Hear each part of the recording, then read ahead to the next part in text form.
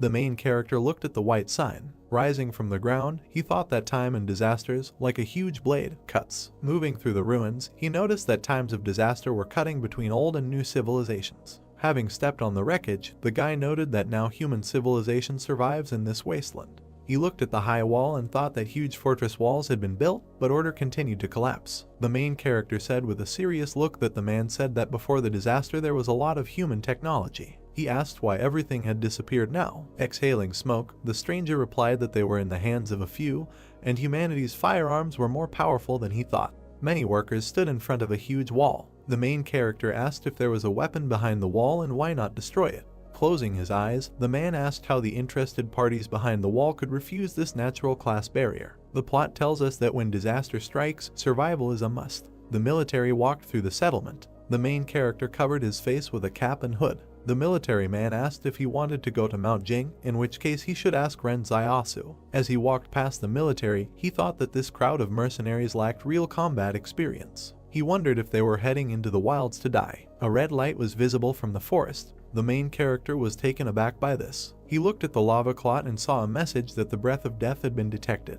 The monster began to crawl out of the magma. A crowd of demons ran towards the main character. A huge spider appeared and an inscription said that the breath of death had been discovered. A blue aura emanated from the wolf. There were drops of blood on the ground. Frowning, the protagonist wondered what, for them outside the walls, is their first weapon in the face of danger. A crowd of monsters stood in front of him. A message appeared asking if he wished to unlock his bonds. The main character was furious. There was a powerful energy in the area. He cried out that he wanted to unlock the shackles. It was raining heavily. The rat's corpse lay under the trap. Sitting in the bushes, the main character thought that it was bad luck and acid rain began to fall before the arrival of the prey. He noted in his mind that if he didn't bring the loot today, Yuan and he would die of hunger. As he continued to lie down, he emphasized the fact that even a sparrow would do. He saw the wings of a bird in the sky. Watching her closely, the main character thought that this was great and that this was really a sparrow. He looked at the bird. Her eyes glowed red. He jumped up sharply. He dodged the huge bird. The main character reached for the frying pan.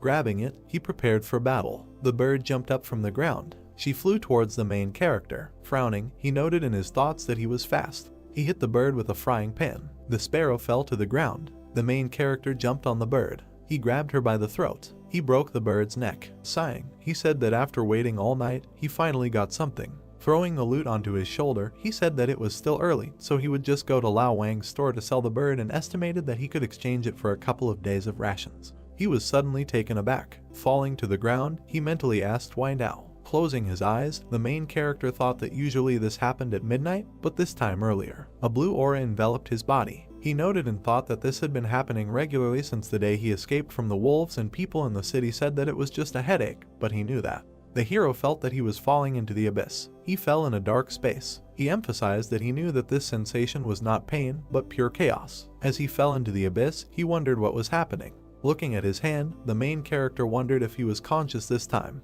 He looked at the bright light. Squinting, he wondered what it was. He saw the outline of a palace in front of him. The main character stood on a white floor in a dark space. He approached the palace gates. He opened the doors. The main character began to examine the dark walls with golden patterns. The walls were enveloped in dark energy. He continued to look around with a serious face. As he approached the table, he wondered where he was. Frowning, he looked at the streams of mana. His gaze fell on the table. He asked what was on it. He narrowed his eyes in pain. Red lightning struck in the sky. The bald man was hiding behind a tree. He watched the main character, who was unconscious. Opening his eyes, the main character wondered if he had come to his senses so quickly this time. Taken aback, he noticed in his thoughts that the rain was getting worse and he needed to get away from there. The man took the sword and walked behind him. Swinging his hand, he ordered the prey to be given to him. The main character looked back. He hit him in the face with a frying pan. Holding his face, the guy wondered how this happened and why he became a victim. He noticed that the main character is strong and his movements are very fast. Zio looked at the screen, on which he saw that his task was to transfer the loot to a stranger. He was dumbfounded by this. Turning around, he looked at the bald guy. The guy sat on the ground and cried. The main character stood over him. Holding the bird in his hands, Zio asked if the stranger needed the sparrow. The surprised guy started shouting that he wanted him. The main character gave him the sparrow. The man smiled at this. Zio looked at the screen and saw that the task was completed. A white sheet of paper was flying towards a table in a dark room. He was heading towards the printing machine on the table. A piece of paper flew into the car. The machine began to print on paper that the task was to transfer the loot to a stranger, and for completing the task, he was rewarded with a basic profile skill which allows him to study the abilities of other people. Closing his eyes, the protagonist thought about the skill acquisition profile and whether he could use this to learn other people's skills. The guy cried and said that Zio was a good person. The main character looked at him out of the corner of his eye. He snatched the sparrow and declared that he would never get it even if he wanted it. The guy looked after Zio as he ran away. The enraged stranger screamed that this world was definitely heading into the abyss. Sunlight was breaking through the clouds. Zio walked through the dense forest. The main character covered his head from the sun. Beads of sweat ran down his face. He approached the dark gate. Many birds flew over the fortress. Cloudy skies enveloped the settlement. The main character walked among a crowd of people. Many passers-by looked at him with dissatisfaction. They whispered that Zio was back with his prey. Zio looked at them with a dissatisfied face. He grabbed his sword. A man with an angry face walked towards him. The main character narrowed his eyes. A grin appeared on the man's face. The guy grabbed him by the shoulder. With a serious look, he asked the stranger not to contact the main character. They looked after Zio. The guys looked at him and said that he was completely sick. Steam was coming from the high wall. The main character was heading towards a high wall. He approached a small hut. Having placed the bird on the table, Zio asked how much they would give for it. The merchant extended his hand. With a dumbfounded look, he asked to be more careful. Taking the sparrow, he said that this glass was very expensive. The main character frowned at his words. He looked at the empty shelves. The merchant began to weigh the sparrow. Smiling, he said that everything was correct and he weighed 3 jin 6 liang. Zio watched intently as the merchant cleared accounts. He said with a serious face that market prices are good now and sparrows cost 200 per jin, so the total is 700. The main character said with an embittered look that this was too little. The salesman adjusted his glasses. Shifting the scores, he stated that the maximum was 800 and there really wasn't enough meat in the fence, but everything had a price and they had to live by the rules. Zio grabbed the abacus and declared that it was almost winter, and there were few sparrows these days and below 900 was out of the question. Crossing his arms, the merchant began to quickly shake his head. The main character grabbed the bird and began to leave. The seller asked where he was going. Zio replied that he would go to Old Lai and ask his price. The merchant stood in front of him with a smile on his face and offered to negotiate, asking how much he wanted to sell it for. The main character said that first he would find out the price and then they would return to this issue. Smiling, the seller asked if Zio wanted 900 and then agreed, adding that he did not want to delay payment for Yuan's tuition. He noted in his mind that today someone from the fence came to buy game and he couldn't let Old Lai take advantage of it. Zio, with a straight face, clarified what the merchant said at the end. He began to tremble and asked what the price of the main character was. Smiling, Zio replied that he wanted 1,200 for the sparrow. Veins appeared on the merchant's face. The main character asked whether he agreed or not, noting that if not, then he would go to Old Lee. The seller began counting out the bills. He continued to count them with a puzzled look. Having given the money, he said that this was all there was. Having taken the money, Zio said that there was nothing wrong with it and the merchant would return it tomorrow. The main character looked up. He pointed his finger at the jacket and asked him to take it out, noting that it would be just right for Yuan. The merchant reached for his jacket with his cane. Putting it on the counter, he asked if Zio would like to buy it for himself, noting that he knew the price. For him it would cost 490. He noticed that he doesn't carry jackets very often, so if he takes one jacket now, he might end up dead in the winter. The main character replied that he was not cold. Zio's gaze fell on the medicines and he asked why anti-inflammatory medicines. The seller replied that one capsule is 210. This medicine is taken for 3 days in a row and he will give 3 capsules for him for 620 and will also give a dose of iodine as a gift. Looking at the cut on his hands, the main character asked to forget about it, adding that in winter there is usually no inflammation. After giving the jacket, the merchant asked the next time Zio catches a sparrow not to kill it, noting that there are noble people behind the wall who want to keep it for fun.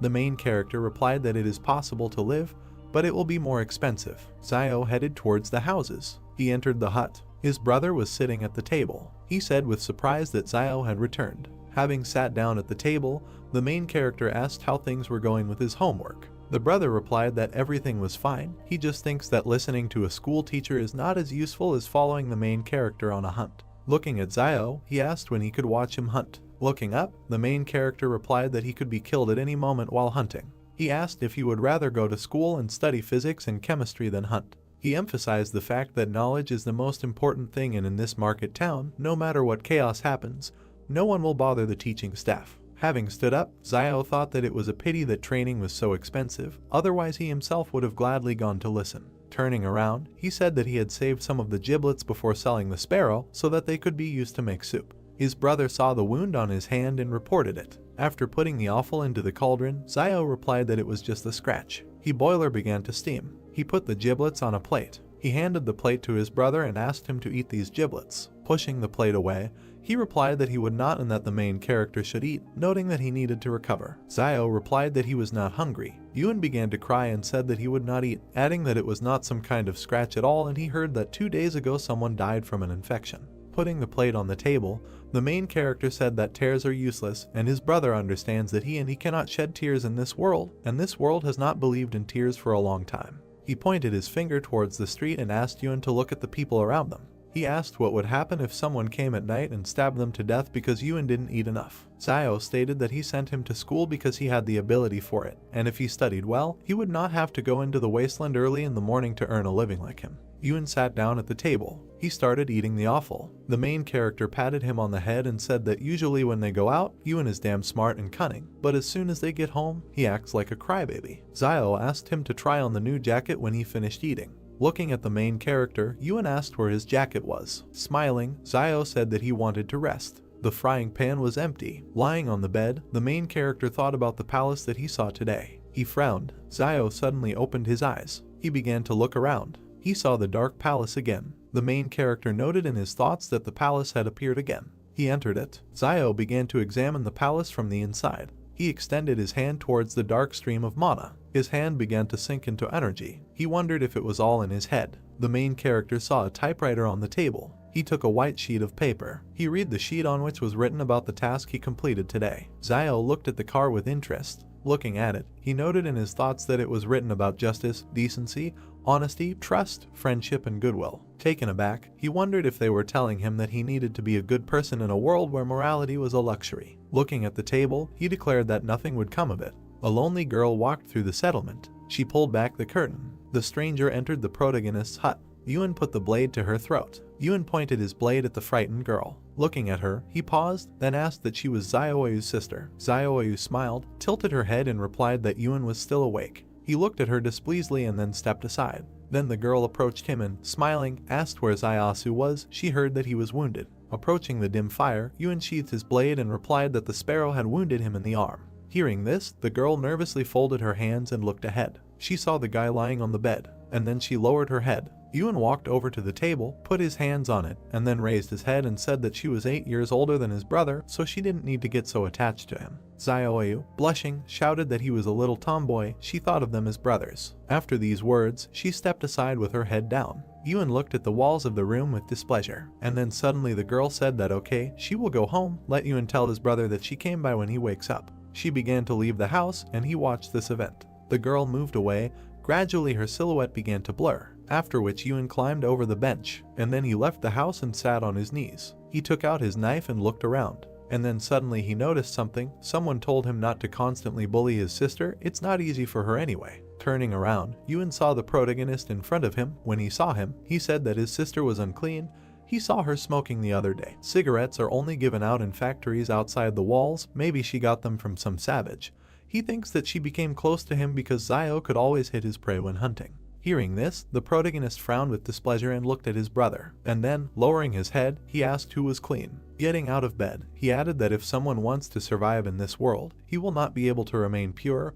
All this is imposed by life, you just need to keep your distance from it and not bully. Yuen, looking at his older brother, replied that everything was clear to him now. The protagonist sat down next to him, and he continued to say why he couldn't sleep, couldn't he? With his hands on the floor, Zio replied that he had something to think about. Looking around, he added that perhaps he also has some abilities. Hearing this, his brother said what he wanted to tell him. Zio did not listen to Yuen and, interrupting him, replied that he was not quite sure yet, he needs to try it to be sure. After which he carefully examined the sky. He remembered how he was hiding with Yuen in the forest in green capes. He thought that in the city they say that some people have special abilities, but before he did not believe in it, and only after meeting Liu Yuen did he believe a little in this. That day, Yuen closed his eyes and crossed his arms and said that he hoped he could hit the prey. Seeing this, Zio thought that his ability was this. A second later, the bird began to fall from the sky and he thought it was luck. Looking at the dead crow, he continued to think that, however, making a wish would have the opposite effect, and there would always be some minor illnesses and disasters. Suddenly, Ewan extended his hand upward and pointed his finger at the sky, saying that there were falling stars. Many stars were falling from the sky. Zio frighteningly grabbed Ewan's hands and shouted that he should not make a wish because suddenly it would come true again. Zio was sitting with his hands behind his head when suddenly his brother asked what he thought, why shooting stars fly so fast, that if someone is late to make a wish, to which the protagonist replied that what should he think? They fly quickly because he doesn't want to hear any of their wishes. We are transported the next day to a small building. A man with glasses appears in front of us, with children sitting next to him. He says that they will talk about technology in the era of civilization. Opening the book, he adds that they know what the term technology means. Ewan, covering his mouth with his palm, yawns and replies that he doesn't know what the teacher is saying, so then he should be silent and listen carefully. Zio watches this process through the window, and the teacher continues to say that he will use this example to explain to them what technology is. After looking at the book, he turns to the board. Zio, standing on his toes, carefully looks out the window and listens to the teacher. How suddenly he closes the book. And, looking at the class, he says that they have had enough for today, they need to go home and eat. Afterwards, he narrows his eyes and looks to the side, his gaze is drawn to an empty small window. Suddenly the protagonist turned to the side, the teacher told him that from this day on he could. Zio entered the classroom and bowed, and the man in front of him added that he could stand and listen to the lesson at the door, but he was not allowed to enter the classroom, to which the protagonist responded well. He raised his head and, smiling widely, added that he was very grateful. A plate of soup appears in front of us, with steam coming out of it. The teacher brings it to his lips. Suddenly Zio appears in front of him, holding out a cigarette for him and shouting that he is grateful that he was allowed to stand at the door and listen to the lesson. The man, taking the cigarette in his hands, examined it carefully, and Zio, contentedly placing his hands on his belt, said that he allowed him to listen to the lesson at the door, so he had to show his gratitude, since he had not paid for the training. The teacher struck a match, and then he slowly brought it to the cigarette and set it on fire. Raising his head, he released a large cloud of steam. Looking at his student, he said that in their turbulent times, there were not many students who listened as intently as he did to why he enjoyed attending class so much. The protagonist, looking around, answered, placing his hand on his chin, that learning something new would never be a bad thing, and teachers also enjoy the greatest respect in this hectic world. Then he put his hand forward and pointed his finger at a small bed of vegetables and said that no one would dare steal, for example, the vegetables in their yard right here. He was right. Hearing this, the teacher began to cough, taking in bad smoke. Looking at this, Zio said that he had been worried about one question for a long time. The teacher looked to the side in surprise and told him to ask. Zio imagined a huge city under a purple dome in his head and said that the teacher said that before the disaster, many technologies were available to humanity. Squinting his eyes, he added that why did it all disappear? His interlocutor, releasing another cloud of smoke, replied that this was due to the lack of offspring. Looking ahead, he added that in the post-disaster period, humanity was lucky to survive. How could it worry about learning? Hearing this, Zio asked that it is always possible to retain some information, to which the teacher narrowed his eyes and answered yes. And then he looked at the high walls and added that only this information is in the hands of a few. Zio turned to the wall, looked at her dissatisfiedly, and then said that the information was behind her. After taking a few steps and clenching his fist, he asked that in that case, why don't they destroy the wall? Spreading his hands to the sides, he added that most animals are afraid to attack people while they live together. Even without this wall, wolves will not dare to take a step. Not to mention the fact that the destruction of the wall would allow a lot of technology to be released so that civilization could be restored. Hearing this, the teacher pressed himself tightly to the cigarette and inhaled the smoke. And then, exhaling, he said that as long as there is danger in the wasteland, the renegades will live near the wall of the shelter. He imagined in his head men working tirelessly, and added that there would be a lot of cheap labor at the wall, and the consortium behind the wall would not allow it to collapse. The bare-chested man looked at the wall and wiped the sweat from his face, at which time the teacher continued to talk about how the interested parties behind the wall could give up this single-class barrier. After a second, he put out the cigarette and thought that he should save half to smoke next time. Then, putting it in his pocket, he said that they should stop talking and go to class, after which he thought that this guy quickly turned away so that he could hide the cigarette. Then, walking forward, he added that he would go to change his clothes smelled of smoke, and it would be bad if the students smelled it. For his sake, he said that everything was fine, that he had just inhaled this smoke, and he didn't even tell him to step aside. Hearing this, the teacher looked in front of him with displeasure. Suddenly, the protagonist looked in front of him in surprise and saw a task that said that the pursuit of knowledge is never easy, but what he is taught is what he will teach in the future. We are taken to the classroom. The teacher slowly walks to the blackboard. Zio goes inside and stands at the entrance while the other students inspect him carefully. The teacher, closing his eyes and clearing his throat, said okay, today they will take survival lessons. He, looking ahead, continued to say that they should not think that danger is far away, now their parents are protecting them, but when they become adults, they will have to learn to protect themselves on their own. Hearing this, the students looked in front of them with excitement and began to listen carefully, and the teacher continued to say that next they would talk about what to do if they encountered a wolf pack in the wild. He pointed his finger forward and added to tell him what he should do when he encounters wolves in the wild. Zio, seeing Pa pointing at him, was very surprised, and then, lowering his head on his hand, he began to think, saying that if they meet wolves in the wild, they should try to choose a hill. Hearing this, the teacher smiled contentedly, and the protagonist continued to say that with a good open view where there would be a tailwind. Extending his finger forward, Zio winked and added that such a place would be a wonderful cemetery according to Feng Shui. Hearing this, the master turned pale and stared ahead. There was complete silence in the class for several seconds, and then Zio, looking in front of him in surprise, thought that it was strange. Why the task was not completed, he didn't seem to teach anything bad. Suddenly the teacher put his hand to his mouth and cleared his throat. The protagonist, seeing this, bowed his head, and then, putting his hand forward, he imagined 3 huge wolves in his head and said that, probably, the teacher had never seen a wolf, let alone a pack. Even with a lone wolf there was practically no chance of survival, so it was better to immediately find a good place for yourself for the grave. Hearing this, the mentor looked ahead anxiously, and then he said that from now on he could sit in class and listen to lessons, and he would teach survival lessons. Zio, hearing this, smiled widely and asked what he would teach, and then thanked him. Suddenly, a system message appeared in front of his face with the message that the reward for completing the task of the first force appeared. Purple energy appeared around him and his clothes disappeared. Looking at his arms, he thought that he really felt an increase in muscle strength. Clenching his fist and furrowing his eyebrows, he continued to reflect that it seemed to him that the palace was not a figment of his imagination, it had a special power. Putting his hand to his chin, he squinted his eyes and imagined a muscular guy in his head, and then thought that if the strength value of an adult man is 3, before he had 2.5, but if he adds 1.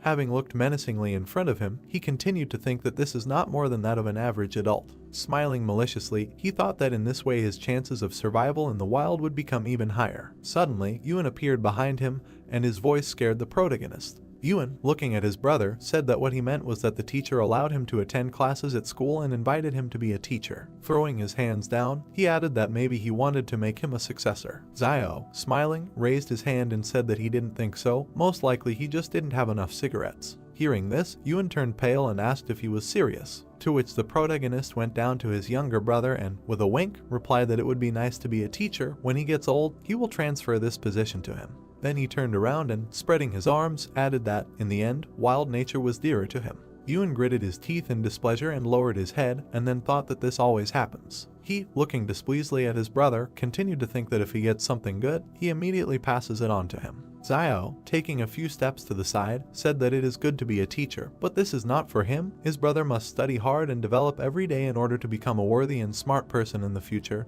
He understands this. Having not heard the answer, the protagonist and the task did not turn around, and then, extending his hand to his brother, he asked what he was doing, let him not lag behind, to which Yuan, running up, said that he was coming. Zio looked down and smiled. We are taken to the soldiers. They walk in an even column past the heroes. One of the fighters, with his hands behind his head, said that he just wanted to take a few days off, and now he was asked to go to Mount Sing. Zio, looking at the squad with displeasure, thought that these people were mercenaries. Passing by, another fighter looked at his comrade and said exactly what.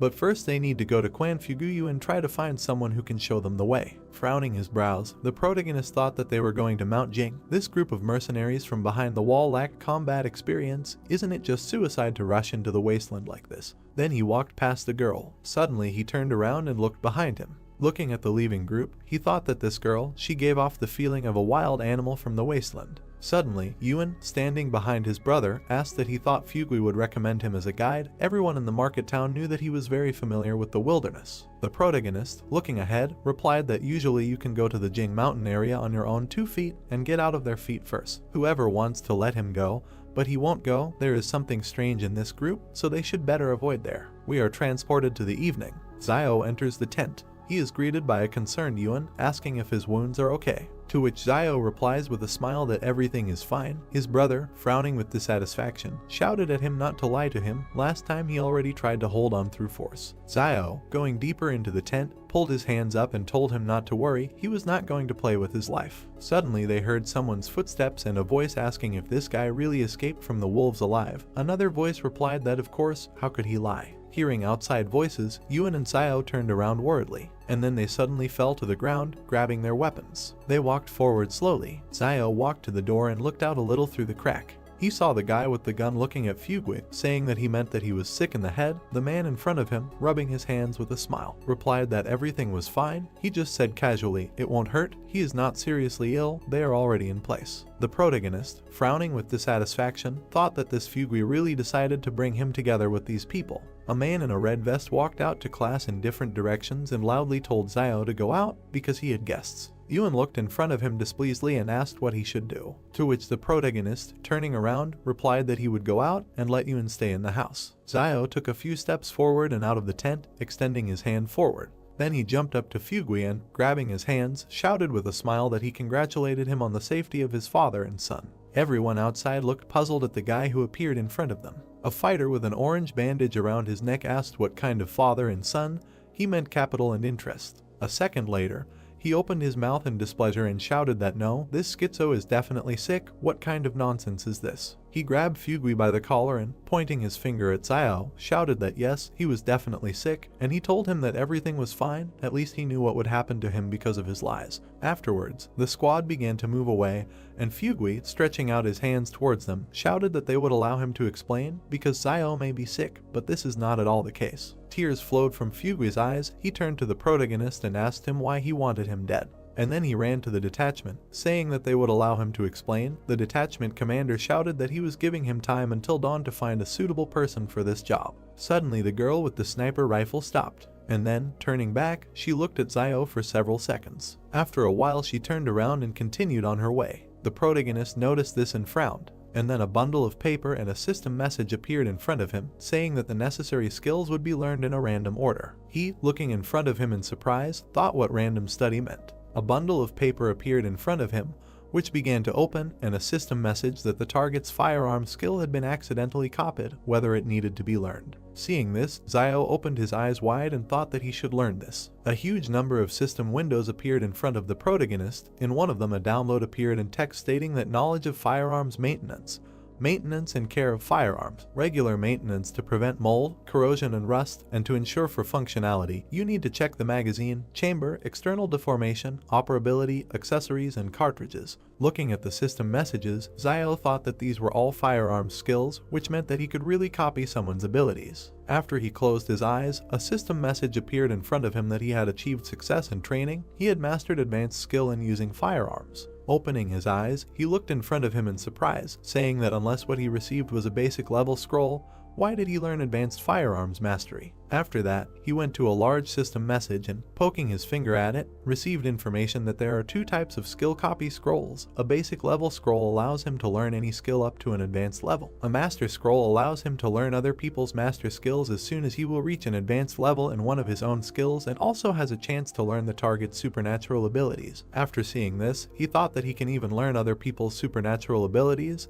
This is generally normal. An image of a girl appeared in front of him in the system message, and he asked that he could find out the firearms proficiency level of that girl. He looked in front of him in surprise and thought that she was fluent in firearms, but why was she serving in a private army? Something is really wrong with this group. He then narrowed his eyes and scratched the back of his head in puzzlement. Suddenly he turned around, hearing his brother's screams. Yuan grabbed him by the cape and asked why he was looking at the back of this girl all this time. Suddenly someone came out of the tent and asked whose back it was. Turning around, they saw Zio coming towards them. Looking at her, Zio opened his mouth in shock and asked what she was doing here. The girl straightened her hair with a smile and said that she had swapped with a family of 3 who lived here before, and in the future she would move here and live next door to them. Hearing this, Yuan clung to his brother and asked in a whisper that he was still a virgin. Because Zio spent a lot of money on this, she used to live in a stone brick house. Hearing this, Zio annoyedly grabbed his younger brother by the hair and shouted that he was already old enough. So it's time for him to talk about this aspect of your education.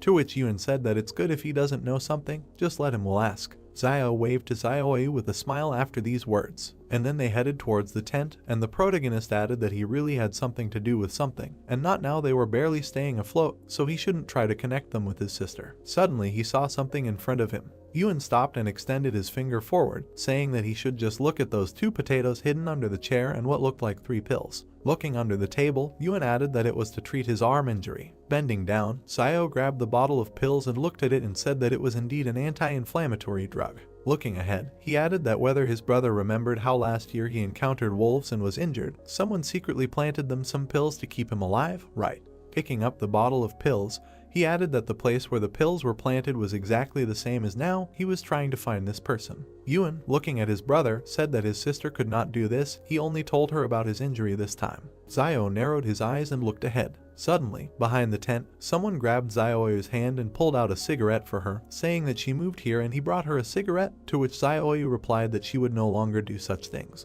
Yuan and Zio turned to the exit in fear as they heard a man's voice laugh and then shout that she would eat and drink if she didn't do such things, who would give her a cigarette. The protagonist grabbed his dagger. Meanwhile, the guy tore Zioyu's clothes and she raised her head and screamed for him to let her go. Zio, gritting his teeth, jumped out of the tent like lightning. Looking ahead with dissatisfaction, he saw a system message that he had a new task to help. Squinting his eyes, he thought that even without this task he would have helped. Then, grabbing his dagger, he made a quick dash forward. The man in front of him looked ahead in fear, and then, smiling, he thought that the little guy with the bone knife wanted to stab him. Then he took out a huge machete and, smiling, thought that he had real iron here. Suddenly, in a second, Zio's machete cut him into 2 pieces. The man looked at his broken blade in fear and shouted that how was this possible. The protagonist then let go of his dagger, and, grabbing the scoundrel's hand, he hit him in the stomach with all his might. Then, literally in a second, he went behind his back and began to break his arm. And then at great speed he hit his face on the floor. Blood flowed from the man's face. He clenched his teeth in displeasure and thought about how old he was and how he could be so strong. Zio then looked at the frightened Zioyu and asked who he was, to which she replied that he was a foreman at a coal mine. She imagined in her head how several men were killing a guy, and then said that last night a man was stabbed alive in the market town, and he took the lead because he heard that this man had a habit of saving money, and so it turned out that he owed the casino money, and so he decided to do this. Zio looked displeasedly at the foreman, and then he picked up the broken machete tip from the floor. Raising his attacker's hand, he grabbed the dagger and looked at him menacingly. Suddenly a system message appeared in front of him that he had a new task: he must leave the enemy alive. A second later, the protagonist cut the attacker's side, and he screamed in pain. The foreman, cringing in pain, pulled his hand towards the cut, and meanwhile Zio, rising to his feet, said that he had about 3 minutes left. Looking down, he added that if he went to the clinic in the market town and got stitches, he might be able to survive. The foreman, gritting his teeth, slowly began to rise to his feet, and then, leaving bloody footprints on the floor, he ran towards the trading city. A system message appeared in front of the protagonist that the task had been completed. The reward was a basic scroll of copying skills. Since he now lacks weapons, he begins to complete a side task. Looking at these system windows, he thought that the first task should be to rescue Zioyu. He can't believe that he finished the second one. How did the damn palace make a decision? Afterwards, Yuan approached him and asked that he would simply let him go if he recovered and took revenge on him. He was not a good person. To which the protagonist, smiling, replied that he really still thought that the clinic in their trading city would heal his wounds. Yuan smiled and exhaled, answering that seeing him so ruthless made him feel relieved. Zio then pulled his hand towards the broken blade. Picking it up from the floor, he looked around. He saw Zioyu standing nearby with his head down. Then suddenly she raised her eyes when she heard Zio ask her if she could quit smoking. The girl, looking worriedly ahead, nodded her head several times. Zio began to walk forward, saying that these cigarettes are not very addictive, but as he knows, they add poppy seeds. Strike the floor with your blade. He added that Van also said that their share was very small. Stopping, he added that she could quit if she wanted. Then he grabbed his head and, closing his eyes, added that he wanted to clarify something. Although he was very handsome, it was impossible between them. Zioyu looked at him, puzzled, and then she said that she just treats him like a brother. The protagonist scratched the back of his head with a smile and, laughing, said that this was it. It turned out awkward. A second later, he grabbed his younger brother and, running to the side, shouted that this is what his stupid talk was leading to. Zioyu, watching this, covered her mouth with a smile and laughed. Suddenly a dark space appears in front of us, around which there are many bookshelves. In the center there is a table with a typewriter. Characters are quickly typed on the keyboard, and a message appears on the sheet that a side quest has been opened. The protagonist, smiling, thought that the side quest was a little interesting. A hand lifted a piece of paper over the table. The main character held a piece of paper in front of him. When he began to read the contents, he thought that the task was related to weapons and decided that it would be nice to get a new one. On the parchment it was written that since he lacked weapons, a side quest was opened, which was that he must receive 100 sincere thanks in order to unlock the weapon, and that also thanks could be used to exchange for items. Zio pursed his lips and looked down when he became indignant at the need to collect thanks, and sincere ones at that. The guy's attention was caught by another sheet of paper in the typewriter. It was written on the parchment that one thank you had been received from Zioyu, and that the unlocking of the weapon was 1/100th. Then the main character thought that the palace was quite accurate in its judgment, so he was glad that he saved not an insensitive person. The demon inside the guy rubbed his hands as he thought that it was a pity that instead of gratitude one couldn't collect negative emotions. Otherwise he would have tried so that in just a few minutes the whole city would be filled with negativity in his direction. Yuan was sitting at a table with a candle burning on it. Zio sat on the bed and asked the boy to thank him. Yuan opened his mouth slightly, sweat appeared on his face. He asked his brother what was wrong with him, since he asked so suddenly that the boy was already a little scared. Zio bared his sharp teeth and appeared behind the boy as he told him to speak up and not be afraid. Long dark hair covered his eyes as Yuan thanked the boy for always taking care of him. The main character smiled, clenched his fist in front of him and thought that he did not expect it to be so easy when a system notification appeared that he had received gratitude from the boy. Zio put his elbow on the table, rested his chin on his hand, and asked his brother to say thank you again. Sweat appeared on the boy's face as he weakly thanked the main character. Zio raised his hands to the place where the system alert should have appeared and did not understand why he did not receive anything this time. He pointed his finger at the boy and told him that he had not thanked him sincerely, and asked him to be sincere next time, and then added that sincerely meant it was from the bottom of his heart, and asked his brother to do it again. Yuan, sitting at the table, exclaimed words of gratitude, and Zio, standing next to him, told him that he was putting little feeling into it and ordered him to repeat it. The boy folded his palms in front of him and drawled out the word thank you. The main character crossed his arms over his chest, shook his head and replied that this was still wrong, and that first of all he should experience emotions. Suddenly Zio stretched his hand forward, smiled broadly and said that it worked this time and that he needed to do it again. Tears flowed down the boy's cheeks. He did not answer. A cartoon appeared with Zio and his brother with the caption that 2,000 years had passed. Yuan put his head on the table and asked the main character sitting on the floor if this was his ability, and then said that his abilities had a bad effect on his voice, and Zio at that moment was thinking that after half a night of work, he only got one sincere thanks. The guy grabbed his head with both hands and said that he needed to come up with something else. 2 coins fell onto the wooden table. The main character put his hands on the table and looked up. He took the coin in his hand and looked at it. It turned out that there was a heart on it. On the back was an inscription that she was grateful to him for being with her all her life and for giving her the courage to be who she was, and that she was grateful for what he shared with her as her destiny, and for the flowers that bloom and fall, and the promise that she will cherish them all. Zio raised his hand with the coin to his face as the melody enveloped him. The guy looked back, where there was some movement. He turned around and saw a large metal device behind him. The main character came up and began to examine it while he was thinking about what it was for. Zio saw 2 narrow holes. He looked down and thought about trying to throw a coin there. The guy raised his hand to the slot and placed a coin there. At the bottom of the device there was a shelf into which a black jar fell. The main character took it in his hand, looked at it and thought that it was medicine. That's what it said on the jar, and Zio continued to look at it and wonder if it was possible to tell what the medicine was for. Suddenly the guy opened his mouth and eyes wide. He found himself at home in front of the table at which Yuan was sitting. The boy opened his mouth wide and turned to his brother, asking what kind of magic he had done and why a small jar suddenly appeared in his hand. The main character was trying to open the medicine bottle while he was thinking that since there was only one word written on this medicine bottle, could it be a panacea? He used his fingers to remove the black contents from the jar and decided that it was worth a try anyway. Zio sat down, closed his eyes and brought his fingers with the ointment to the wound. He applied medicine to the cut. The guy gritted his teeth and thought that this was reckless because this substance could be poison. Suddenly, the main character's eyes widened when he realized that the wound no longer hurt. Zio grinned as he held the jar in his hand and thought that the anti-inflammatory medicine needs to be taken for 3 days in a row, but this cream works in one go, and that one anti-inflammatory medicine costs 200, which means that the cost of the ointment, if rounded up, is 100 millions. It was then that the guy decided that he had to figure out how to get as many thanks as possible. A crowd of children stopped at the entrance to the building early the next morning. 2 pairs of shoes stopped at a wooden fence. The man with glasses worriedly asked the guys in front of him what happened to them.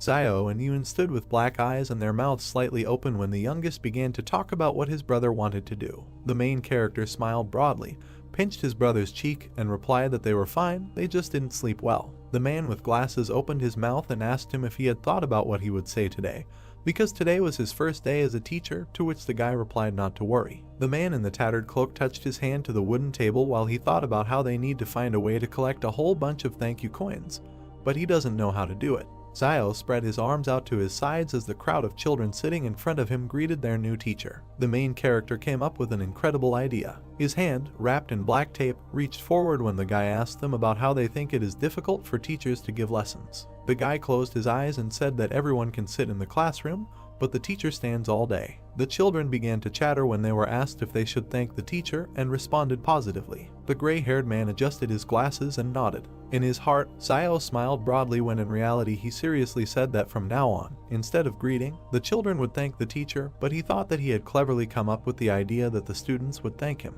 The main character extended his hand in front of him when the children bowed their heads and told the students to try to do it all together because now is the beginning of the lesson. The guy looked up and thought about why nothing was happening and how none of these little brats sincerely thanked the teacher. He touched the back of his head with his hand, closed his eyes and agreed that 9 times out of 10 life doesn't go according to plan, so he decided to come up with something else. The stone wall near the treetops was shrouded in fog. Zio stood at the board and drew an animal's face on it while he talked about how today they would talk about basic survival skills in the wild. One student began to yawn and the other opened his mouth and looked forward. Another student gritted his teeth and touched his face with his hand while Zio was talking about how rabbits in the wild do not attack people, and that they are about the height of a person's shin, and have great strength, and the boy was thinking that this guy is too talks a lot and that he still hasn't finished the lesson. The main character smiled while he talked about how the children should be more careful because it is very difficult to survive in the wasteland. One student raised his hand and turned to the teacher, saying that if he did not finish the lesson, it would get dark outside and it would no longer be safe to return home. Zio nodded as his hand with the chalk froze at the blackboard.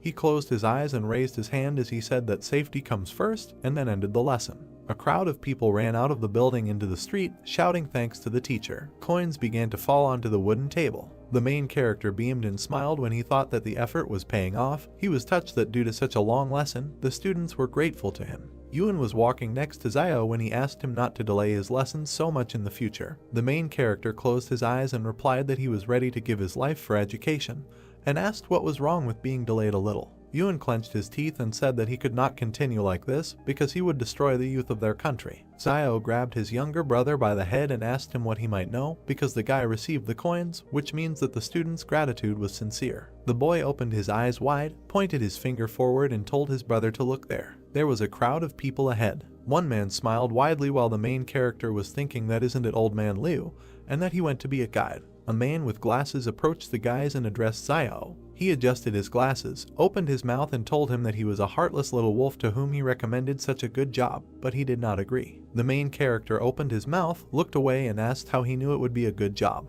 The man with glasses grinned and replied that there are poor and noble people behind the walls of the shelter, but the poor will not be able to get out of there, and that these people who have free access to the territory of the shelter must be noble people. There was a high stone wall behind the guy when Zio realized that it was blocking not only the people outside, but also the people inside. He opened his eyes wide and looked to the side as he thought about how those inside the walls have a hard time getting out, but those outside are desperately trying to get inside by any means necessary. The man with glasses smiled and touched Zio as he said that he had heard from the staff that they were looking for a good guide from the trading city to take him beyond the wall so that they could use his services, and asked the guy about when else would he have it was such a wonderful opportunity. The main character looked to the side and remained silent when Yuen asked him why he didn't talk to those guys from the group again, because he was much better than that old man Liu.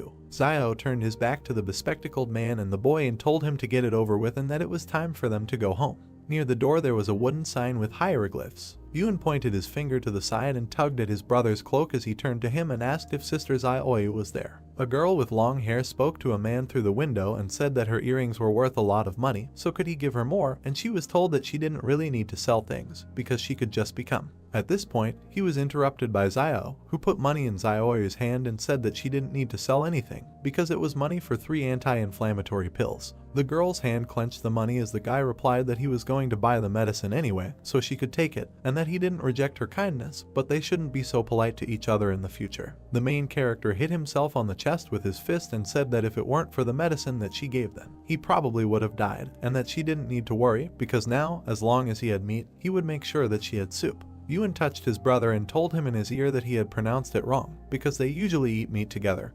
But he said that while he eats meat, she will eat soup, and then the boy added that they don't have meat at home now. Standing behind him, Yuen nodded as Zio looked determinedly and asked to be allowed to say differently. The protagonist pointed his finger at Zio and exclaimed that in the future, if he has a full bowl of soup, then she will always have a bowl to wash it. The girl smiled, closed her eyes and replied that from now on she would wash the dishes and laundry for him. The man knelt down and began to beg the doctor to help his family. A man in a white coat stood next to the wounded guy while the man at his feet talked about how their family could not survive without him. The man looked down and asked what was the point of visiting a doctor if they couldn't afford it. Zio and Yuen stood and watched as the door slammed shut in front of the kneeling girl. The main character opened his mouth, turned to his brother and said that he should remember this, because in front of him is their reality. Drops of rain began to hit the roofs when a voice said that acid rain was coming and that they should go home quickly. The girl and two guys ran in different directions, trying to hide from the rain. Yuen turned his head to Zio and said that it is very easy for doctors to receive gratitude, because they all thanked the old doctor when he was still here. The main character lowered his hand when his brother said that it was a pity that he didn't know anything about medicine. The guy asked what kind of nonsense he was talking about. Zio's eyes widened when he thought that even if he didn't know how to heal, he could learn. A piece of paper appeared above the typewriter when the main character added that if he became a doctor, he would be able to earn money and receive gratitude, and thus solve two problems at once. The door that led into the building was illuminated by the sun. Zio sat against the wall of the house with a sign and thought that he didn't know what time the clinic usually opened, but it wouldn't hurt to come early. The clock struck 2 o'clock in the afternoon when the guy wondered if it was time for him to show up. The door opened slightly. The man in the robe came out, stretching and yawning. Suddenly, he opened his eyes wide and screamed. He stood on one leg next to the guy sitting on the ground and asked him what he was doing here, squatting, and Zio told him to mind his own business and not pay attention to him. The man in the robe touched the door and said that if he wanted to see a doctor, he had to bring money, and that without it he could sit here all day. A piece of paper appeared in front of the main character, and he laughed when a system notification appeared that the target's skill would be learned at random. The guy's hand squeezed the sheet. An alert popped up asking if he wanted to learn the target's skill called Deception, which was randomly selected. The paper disappeared from Zio's hand. He opened his eyes and mouth wide and thought that he was here to learn medicine, and that there was no point in learning Deception, and also that this random skill was too random. The main character turned his head and gritted his teeth as he thought about how this guy was so disgusting that he had a skill in Deception. The man in the robe was holding something in his hands when he turned his head and looked towards the guy. Sweat appeared on his face. He opened his eyes wide when he remembered that he knew Zio, and thought that it was not for nothing that he seemed familiar to him, and that he was a well-known cruel guy in the city. The man was scared when he did not understand what he wants from him, because he didn't contact him. The main character pointed his finger at the system window in front of him and wondered what level of medicine this doctor had. In response, a message came with the words that from the information about the target it is known that he does not have any medical skills. Zio clenched his fist and gritted his teeth as he protested that how could he be a doctor without medical skills. The guy threw a frying pan at the head of a man in a white coat and shouted at him that he had been making money from fraud all these years. The man began to cry and told the guy not to talk nonsense and that he was not deceiving anyone. Zio turned around and walked away from the man in the white coat, holding the frying pan and touching his face with his hand, thinking that he would have to think again about how he could become a doctor without studying medicine. He looked at his hand and realized that the wound was almost healed. The guy remembered the metal device and smiled when he realized that he could heal cuts. The main character entered the house and asked Sister Zio what she was doing here. The girl was sitting on the bed and holding a black thing in her hands when she said that she saw that the clothes he was wearing were torn, and therefore came to sew them up for him. Yuen was carrying a plate in his hands as he passed by Zio when he asked what he had in his hands, and he replied that it was Sister Zio who had prepared the porridge for them. The main character pinched his younger brother's neck and asked him if he had said thank you to the girl, to which Yuen replied that he had not said so yet. The boy bowed and thanked Zio, and the girl jumped up and told Zio not to hit his brother, to which the boy replied that he could be spoiled with him, but he couldn't be like that with others. The girl sat down by the fire and put food on a plate while she told the main character standing next to him that it was time to eat because they were still growing. The guy opened his eyes wide and beamed when he thought that they had never been told that they were still growing. The girl handed Zio the soup and told him to take the food and sit at the table. The guys bring the plates to their mouths with both hands. The main character looked at the sewn item and said that his sister knew how to sew very well, and then asked why she didn't come and help them when they opened a clinic for treating cuts. Things were lying on the table when a voice asked why he suddenly wanted to open such a clinic. The moon was shining above the house and the stars were shining when he replied that she would know about it when the time came. Zio lay next to his brother with his hands behind his head. He closed his eyes. The guy opened the door saying that it was time to look at what he had received over the past few days. There were 3 coins in his hand when he said that he had exchanged his gratitude coins for a bottle of black medicine yesterday, and that he now had 3 left. The main character sat down on the table, smiled, and said that 1 gratitude is equal to 1 jar of black medicine, and 1 jar is enough for 3 people, and then added that in this case 1 and 3 is the right decision. He held the bottle in his hand while he thought that the more black bottles he bought, the more gratitude coins he would receive, and that he might be able to unlock his weapon faster. He turned his face to the wall when he decided it was time to sleep. The boy stood next to the girl, waving to his brother and asking him to be careful. Zio smiled and thought that those who take risks will definitely get what they deserve. While the pick was breaking the ground, he thought that tall trees are always the first to be blown by a strong wind. The man who was dripping with sweat turned his head to the side when the main character was thinking about what needs to be done so that people don't think that he wants to deceive them. The man opened his mouth and asked Zio what he was doing here, and then assumed that he was cutting the grass here. The guy crouched down and tried to pull out the plant while he thought that since he already had the medicine, he should cut a few blades of grass. He turned his head and grinned as he explained that it was to give the appearance of being a herbalist and not to come under suspicion. Zio approached the man with the herb and said that it was not a weed, but a medicinal herb, and when he asked again, the guy replied that if you add the herbs in different proportions and boil them, they can be used to heal wounds, and then he asked the man what he thinks about how the main character recovered from his previous injuries. The man opened his eyes wide and assumed that the guy endured everything by willpower. Several people stood at the entrance to the house. Zio sat by the fire and looked at the crowd outside. He opened his mouth and smiled. Men on the street stood and discussed among themselves. Birds were flying over the roof of the house. The main character gritted his teeth and looked away irritably when he thought about why no one was asking anything.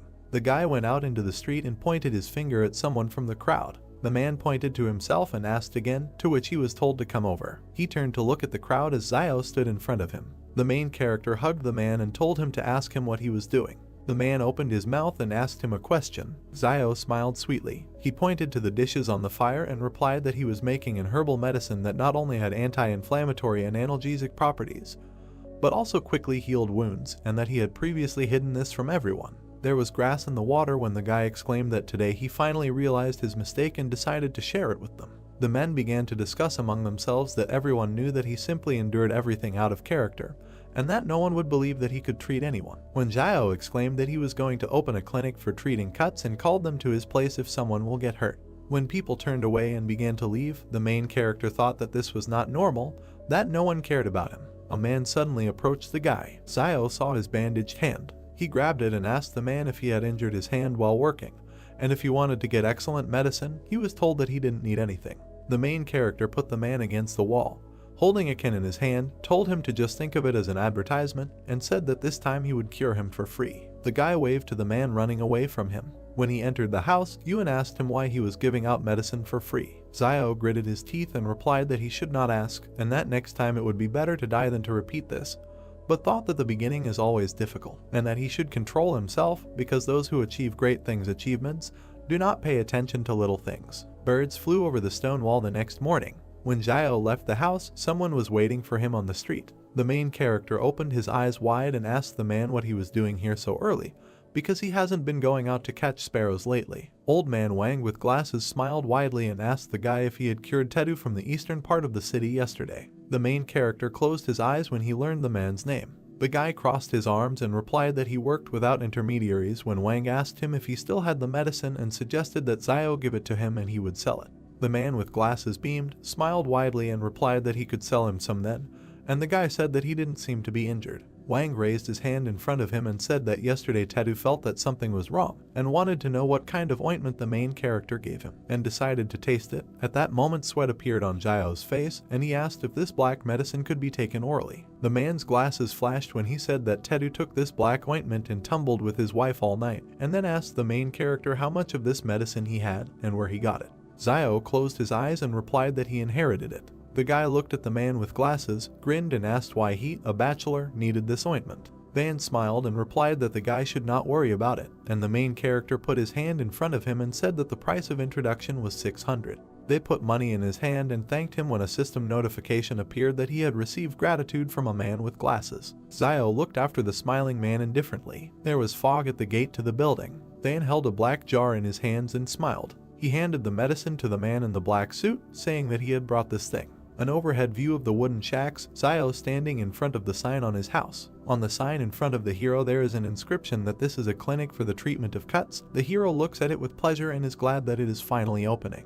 3 pairs of male legs, blood dripping on the ground, someone complaining that he can't do it anymore and that he's in damn pain and can't run anymore. 3 wounded villagers, one is bleeding from his arm, another is holding his shoulder, and the third is holding his leg. The man in the center, in a purple shirt, says that they need to hurry. The hero notices men passing by who are heading towards the charlatan's clinic. A man in a white jacket happily notes that they are already near the clinic. Zio's eyes begin to shine when he realizes that these are his first clients. A task window appears that says that the hero needs to save 3 patients. Zio thinks that he did not expect the first patient so soon. Zio puts his hand on his head, sighing and asking for an apology. He runs up with a sharp jerk towards the men, who have not even had time to notice him yet, grabs them from behind, jumping on them. The hero throws the wounded near his hut, tying them up. A man in a purple shirt, lying on the ground, asks the hero what he wants. MC stands with a serious face against the sky and says that the doctor at the clinic they were going to see is a charlatan, and he is trying to save their lives.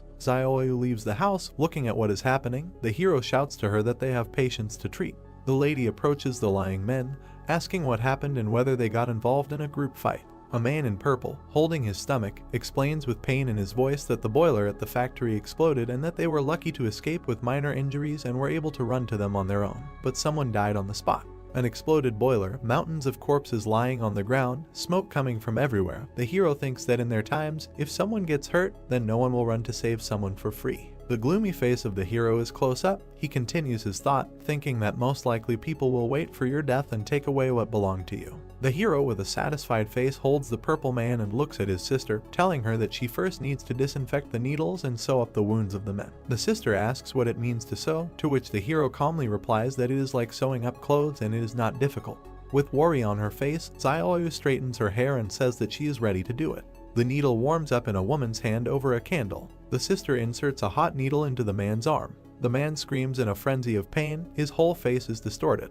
He turns to Zioyu and shouts that he can understand that she heated the needle to sterilize it, but couldn't she have waited for the needle to cool down before stitching? MC replies with a happy face that everyone makes mistakes sometime. Their nurse is not entirely familiar with the process on her first day and will get better with time. MC sticks his fingers into the medicine, about to take some from the jar, and says it's time for the medicine. The hero with a predatory face turns to the men, saying that his medicine is very valuable, but he will not charge them much and that it will cost them the same as in the clinic, namely 600. Zio hugs the man, holding his medicated fingers over his shoulder.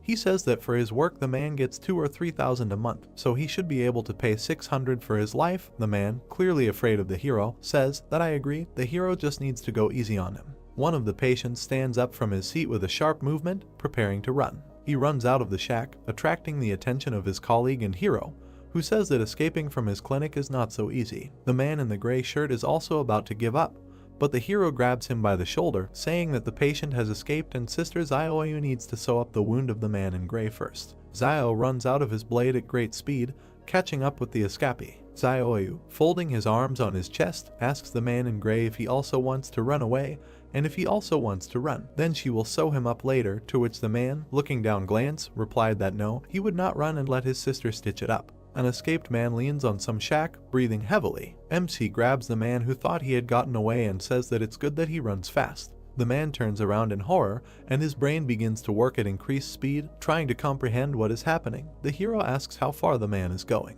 With a dissatisfied face, Zio towers over the man and says that it is time for them to go get treatment. The hero carries a man on his shoulder, where 2 people are already lying calmly, resting on a mattress. He says that they have returned. Zioyu sews up the hand of the man who was just brought in. He sighs, enduring the pain. The 3 of them lie on the mattress. The escapee notices that nothing hurts anymore and it seems that the medicine is really working. The task window reports that the task is completed and the hero's reward is 1 point each of strength and dexterity. A task window pops up in front of the hero, where it is written that his new task is to cure 10 patients. The hero thinks that this turns out to be a chain of tasks. Night falls and the crescent moon glows brightly above the shack. A view of a shack with a light on inside and someone shouting that something terrible has happened and that wolves have broken into the town. Zioyu and Yun wake up and try to understand what happened. The brother asks MC if the wolves will come to the trading city. Close up of the hero's serious face, He says that wolves are smarter than you might think, so they won't risk coming to the city. The wolves surround the plant, and the hero says that they were most likely attracted by the bloody smell in the place where the boiler exploded. MC says with a straight face that after all, they have a wall standing behind them to support them. Ewan looks at his brother blankly. The view moves away and the younger brother asks how Zio survived when he met the wolves and says that he never told him that. The hero closes his eyes, thinking how to answer him. But they are distracted by a loud scream that scares them both. Someone shouts that they need to gather everyone and that no one lags behind. The hero quickly raises his hand to the burning incense in his home, while someone's voices say that the enemy has been discovered outside. MC extinguishes the candle and he and his brother stand in pitch darkness. Close up of MC's tense face. Ewan asks what is bothering his brother. The hero's back. He gloomily asks what will happen if one day the wall collapses. The sister, screaming, asks if the wall can even collapse, to which the hero replies that he doesn't know, but notes that there is nothing eternal in this world. The gates open and the wind rushes out of them in a furious stream. A crowd of armed people in camouflage uniforms, armed with rifles, emerges from the gate. Close-up of soldiers passing by shacks. The brothers peek around the corner of the door of their shack. Ewan asks if the soldiers have weapons on their backs, to which the brother replies that the younger one should not ask too many questions. Offended and dissatisfied, the younger one asks if he still has marital status in their house. Without looking back, the hero with a serious face replies that the younger one should not think about it too much, and that his place in the family is simply to live. Two soldiers walk behind each other. The one in front stretches his back, asking if they can't just go back if only a few people died in the factory, and complains that they will now have to kill wolves all night. The second soldier walking behind, shouting, replies that he should shut up, because this is a task from above and he needs to stop complaining. But the one walking in front, carefree, answers, asking what his colleague is afraid of because the officials do not hear them, and they, most likely, are still in bed with women. A close-up view of the weapon that is hanging on the soldier's back. MC thinks that his study skill is very useful and he knows everything about their weapons, and that once he can get his hands on the weapon, he will immediately be able to use it. View of the ever-retreating soldiers walking among the shacks. The hero, coming out of the corner, tells his brother that he is going to Sister Zio this evening and that he will return when Zio returns. Ewan shouts at his brother's back, asking where he is going. But with a sharp movement, the hero runs away from his shack without answering his brother. The quack doctor pushes, trembling all over, and thinks that something is not working.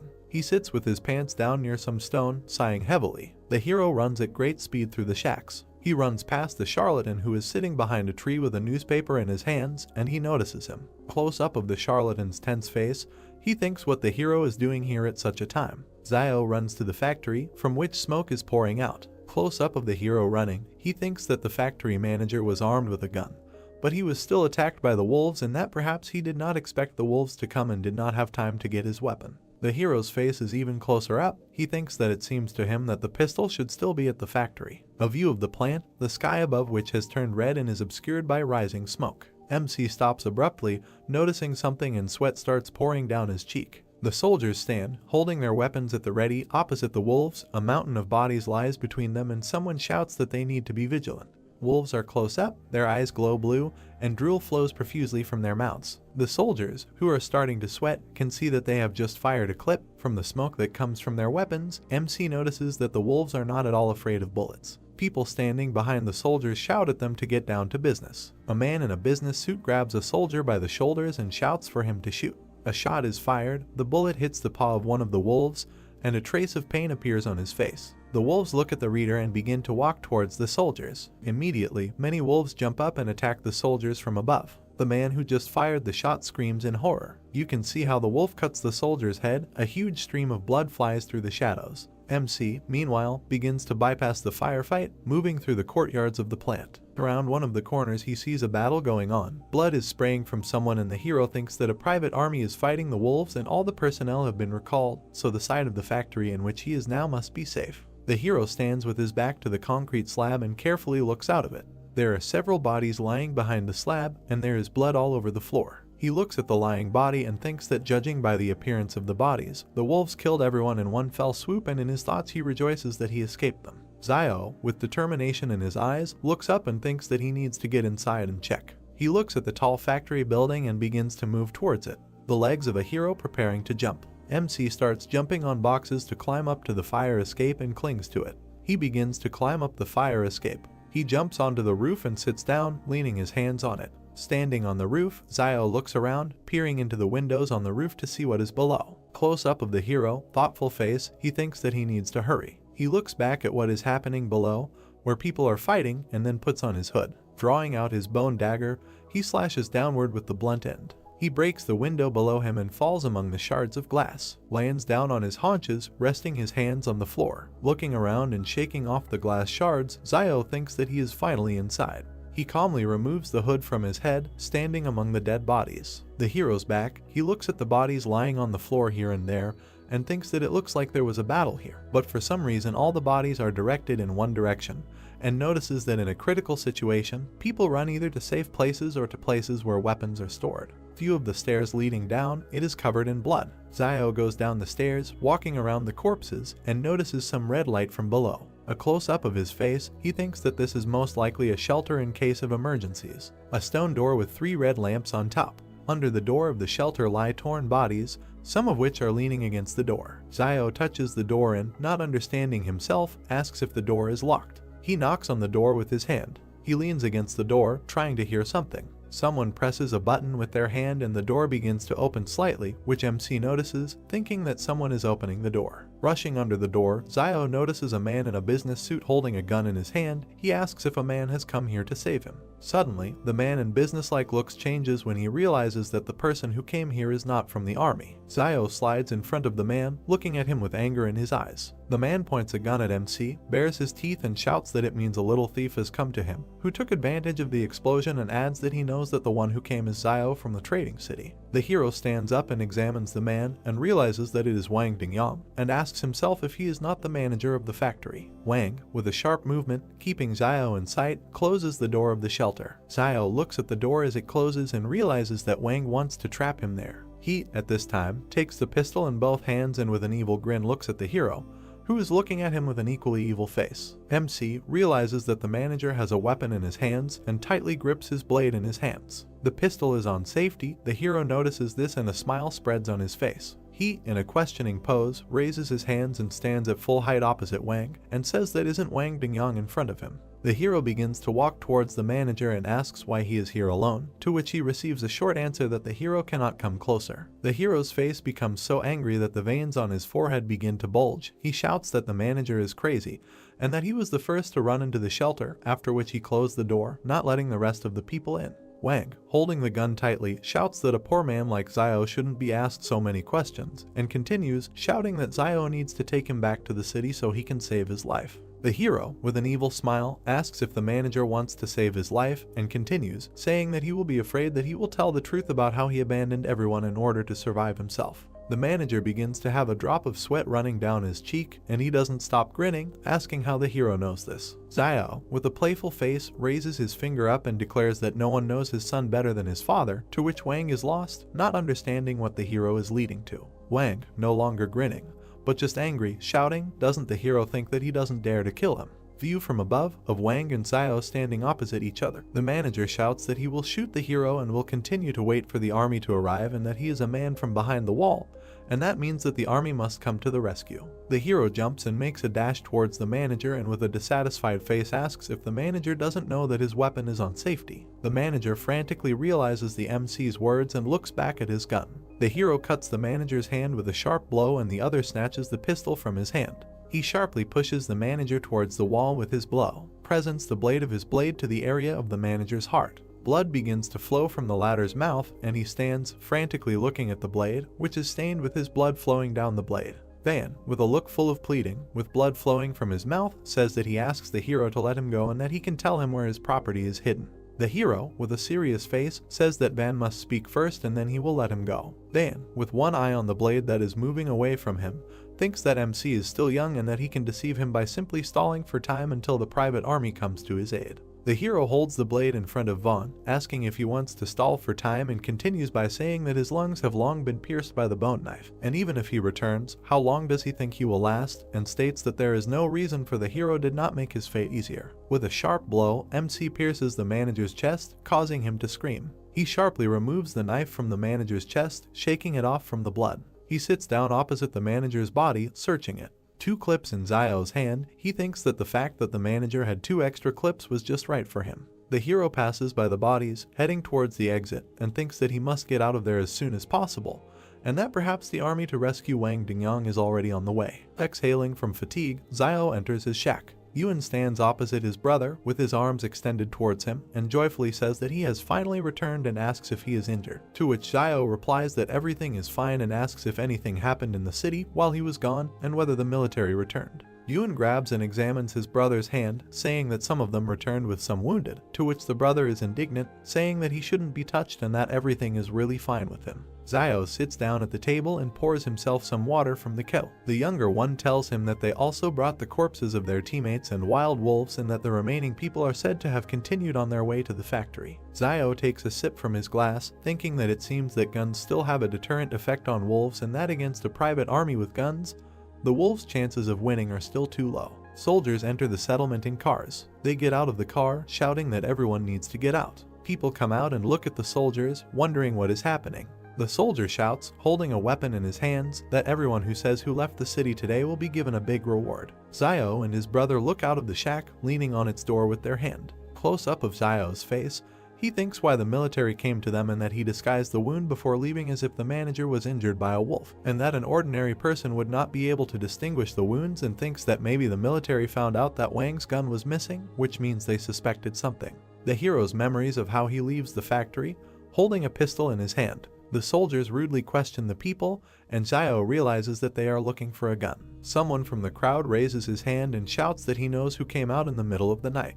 The quack doctor shouts that it was Xiao and that he saw it with his own eyes. He turns and points his finger in the hero's direction, shouting that it is him. The hero's eyes are close up, sweat begins to flow down his cheeks. The soldier points in the hero's direction, instructing his subordinates to search Xiao. Old man Wang rushes out of his seat, waving his arms and shouting that Xiao is the same guy that Boss Luo asked to keep an eye on over the wall, and that they can't treat him like that. The head military man asks what Old Man Wang means, to which he replies that they can ask Boss Luo themselves why he is being looked after, but he has no right to speak. The military man remembers a man with a red shirt and rings on his fingers, realizing who Boss Luo is. He raises his head to look at Old Man Wang and shouts that even if Xiao is one of Boss Luo's men, then this is a serious matter and that the culprit must be found, after which he will personally go in the evening to make amends to Boss Luo and explain everything.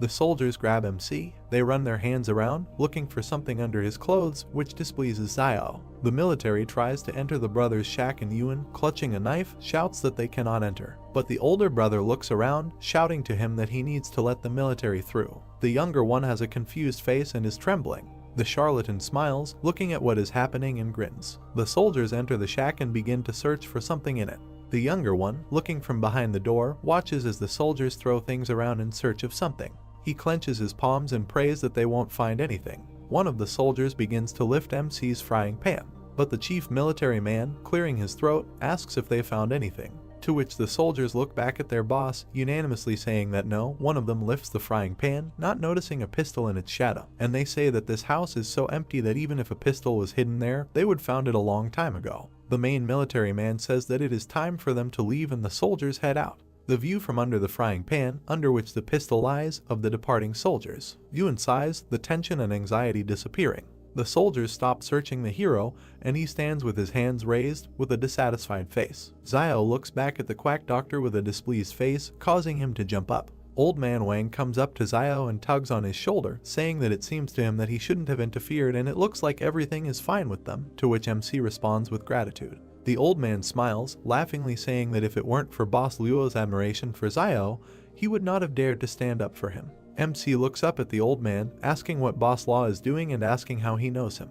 The old man, leaning close to the hero, says that Boss Luo is a representative of the consortium beyond the 113th wall and that he is simply delighted with his medicine. Xiao suddenly realizes that Wang sent his black medicine right beyond the wall. Holding the hero's shoulder, the old man continues, saying that Boss Luo said that from now on, if he delivers the portion on time every month, then he will guarantee that there will be no problems in the future outside the walls. Xiao looks around, asking if Wang could talk to Boss Luo and get them behind the wall. The old man wrinkles his face with displeasure, saying that they are all polluted people and how can they get behind the wall, and asks, saying that who will collect herbs for Boss Luo in the field if MC gets behind the wall. Wang sighs, saying that he also wants to get inside, and Xiao understands that if this Boss Luo still wants to benefit from him, then he would not let him go beyond the wall. Yuan, holding his head, approaches his brother, addressing him. He grabs him by the jacket with a trembling hand, sweat streaming down it. Xiao looks back at his brother, who has already simply fallen down. He looks down in horror and screams his brother's name, realizing what happened. The hero sits on the bed, touching his hand to his brother lying next to him. Xiao frowned and looked at him, telling him not to be so stupid. He might die from this fever. He thought that his brother had made a wish again to save him and would get hit back. Yuan opened his eyes and said, "But what if something happened to him?" The girl squeezes water out of a towel. She placed it on the boy's head. He turned his head, looking at her, and asked for forgiveness for causing her problems. She touched the towel on the boy's head and said with a smile that the two of them were just big kids. But if they weren't more mature than other kids, they wouldn't be alive now. He added that basically his brother is amazing. The hero looks thoughtfully at his brother, whom the girl is caring for. Xiaoyu and the boy turned around as the boy got out of bed and told them not to worry. He would lead them all to a good life. A doorway, a faint light inside the hut, a basket hanging on the wall. Yuan asked if it was really him. It was so cheesy. The sun illuminates the entrance to the house. The guy bent down, moved the fabric hanging over the doorway with his hand, and held a bucket in his other hand. He raised his head with a question. They called out to him and congratulated him. A man with glasses stands in front of him, holding a box in his hands, smiling, and asked if he hadn't heard that Tong was scared to death last night and ran away with the money, and now he is the only doctor in the city. The man extended his hand to him, said that the manager behind the wall had allocated Xiao Tong house, and he could move there today. He added that he had prepared a small gift for the brothers. The guy was surprised. The man put a box in his hands and said, "They are growing, so let them eat this to support their bodies." Xiao asked what it was. He opened the box. There was a nest on a white cloth. The man explained that this was a swallow's nest, which he had kept for many years. It was an excellent tonic. The guy took it with 2 fingers, looked to the side, said that he heard teacher Zhang say that swallows' nests are held together by liquid, and that he thought that ordinary water should not be so viscous, so most likely the swallow uses for this your saliva. The man raised an eyebrow, sweat running down his face, looking puzzled. Xiao, with a sly smile, hands the nest to the man. He put his hands forward, loudly said that he should not give it to him and not be so disgusting. He added that there is also a bloodbird's nest, and asked what her nest is made of. Then, as he thinks, the hero suggested that it was from sputum with blood, and admitted that he was just joking. Let him not pay attention. The man put his hand on the guy's shoulder, suggested without further ado that he get straight to the point, said that Xiao had not gone to buy herbs for the last few days, so that black medicine should soon run out. He asked if this was so. The guy looked at him thoughtfully. The man shuddered. Xiao said, "Didn't he buy it recently?" He pushed the hero away with his hand. The hero smiled. He said loudly that the guy knew that he bought it for the big man behind the wall. Xiao turned away. Picking his nose, the man raised his fist, asked him not to pretend to be stupid, because without him sending the medicine, the hero would not have been able to get the clinic for almost nothing. The hero has a small black cylindrical box in his hand. He offered 12 for it. The man snatched the box from his hand, putting money in another, shouted that it was sold, in a notification of gratitude from Wank. Man leaves, waves his hand at the guy. The hero thought that he was quite interesting and sincerely thanks him. The man advised him to pack his things and move. Many have already had their eyes on that brick house. The hero with his younger brother and girl approach a brick house. They stand in front of the door. On the left there is a wooden table with an inscription. They entered and looked at the wall where the red tapestry hung. The boy pointed his finger up and asked his brother to look at the banner hanging in the center. There is an inscription embroidered on the banner with golden threads. Xiao squinted and read, "Skillful hands bring it back to life." He frowned. A screen appeared with a quest chain and a question asking if he wanted to continue rescuing 10 patients. He agreed. He turned around. Behind him a man put his hand on the shoulder of a woman in a pink jacket. They need a doctor. The guy turned to them, folded his hands, smiling broadly, and asked what injuries they had. He allowed himself to tell them that it was the right decision to come to him. The man put his hand on the woman's stomach, said that this is wonderful. His wife is 4 months pregnant. This morning her stomach suddenly hurt a little. He was afraid that something had happened, so he came for advice. The guy, smiling, hesitantly asked for advice. He was petrified when he realized she was pregnant. He closed his eyes, hand on his chin, frowned, thought this was a little difficult. The couple became nervous when the guy asked who to save, the mother or the child. The man clarified, to save. They closed their eyes, knitting their eyebrows, misunderstanding and fear on their faces. They fell upside down. Xiao scratched the back of his head, apologized with a smile, said that he knew nothing about gynecology, and it would be dishonest for him to continue to deceive them. He put his hands on the shoulders of the couple standing opposite him, said that they could borrow a few books from Mr. Zhang at school, and should not take any pills. He remembered that pregnant women should not take medicine. If they still don't understand something, they can ask teacher Zhang. They looked at each other in bewilderment. The guy waves his hand, wishing all the best. The man looked around awkwardly. The woman admitted that she felt Zio was a little better than the previous doctor, who was afraid that she would not buy his medicine when she was sick last time, and in the end she did not feel better even after taking it. They bowed, thanking him. The guy looked up in surprise. On the glowing screens both thanks were from the woman. He closed his eyes, lowered his head, did not expect that with a little hint he would earn 2 thanks just like that. He goes back into the house and decided that from today he will treat what he knows, and what he doesn't know, he doesn't know. The boy takes away a basin of water. Zio examines the hand of the man lying on the bed. He told him to be patient, called his sister. 9 out of 10 patients were saved. The girl sews up a wound on her hand. He shouts that it hurts a lot. The guy bowed to the man and the elderly woman, wished them all the best, let them come again. They stuttered and answered, okay. He thought, is it normal to say something like that to a doctor? They bowed. Zio waved his hand, told the man when he returned, let him tell his mother to drink more boiled water. He received thanks from the man and a reward of 1 strength. The task of the next stage to save 20 patients. Zio stands with his back against the dark blue background, thought that the difficulty had increased again, and asked the palace for his current strength and agility scores. A guy in a room with blue walls with gold ornaments, on the screen strength 5.5 and agility 4.1. He thought, not bad. Ewan holds a box of surgical instruments and said to his brother, why don't he treat all these patients? It's also money. The guy raised his hands, put the bottle on the top shelf, asked what he would do if he didn't know how to treat them. Complicating their illness would be even worse. He held his hand on the shelf, looked back, added that the previous doctor also did not know how to treat, but still treated patients. Palm on the cabinet, looking at his brother standing opposite.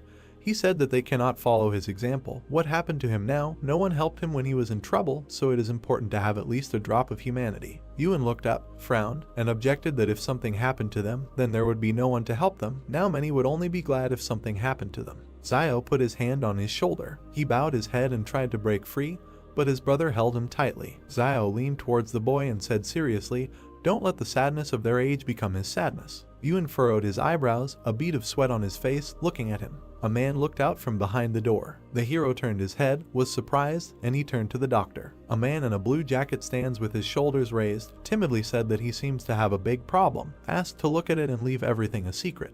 The man began to sweat. Ewan looked displeasedly at his brother, who, barely holding back a smile, asked what was wrong with him and added that he would not treat him if his baby was no longer standing. He asked not to talk nonsense. He entered the room and closed the door behind him. He turned around, narrow eyes, a grin, said that he would demonstrate, just don't let them be scared. Menacing look of the guy, silent. The man raised his head, his cheeks puffed out. Zio covered his mouth with his hand, and the man standing opposite spat out something. There is a large glowing bubble in front of the hero.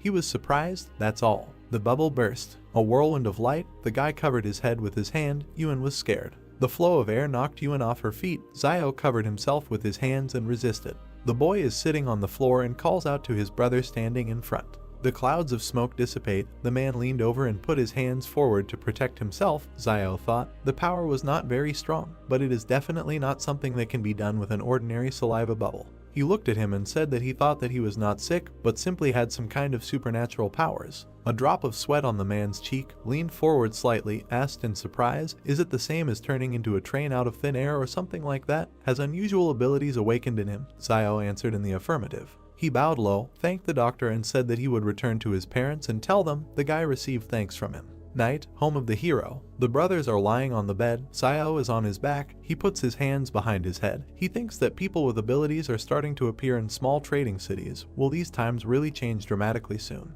He closed his eyes, smiled, thought, the world is becoming more and more dangerous. It's good that he has a palace. Today he has collected a lot more thanks. He hopes to unlock the weapon as soon as possible. Someone grabbed the stone fence with his hand.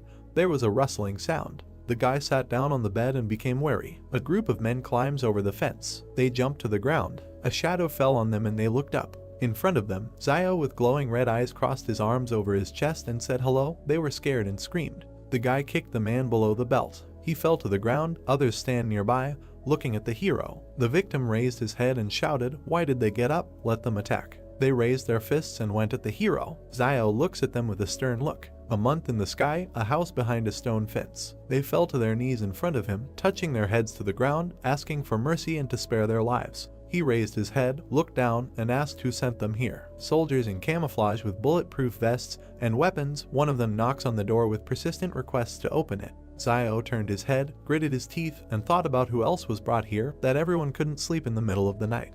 The guy opened the door slightly. The man said that there was a search order. The soldiers are perplexed and silent. The guy asked what it was. Zio stands at the door with a banner around his neck, smiling, asking if he can find out why they are all gathered here so late. The soldiers laugh.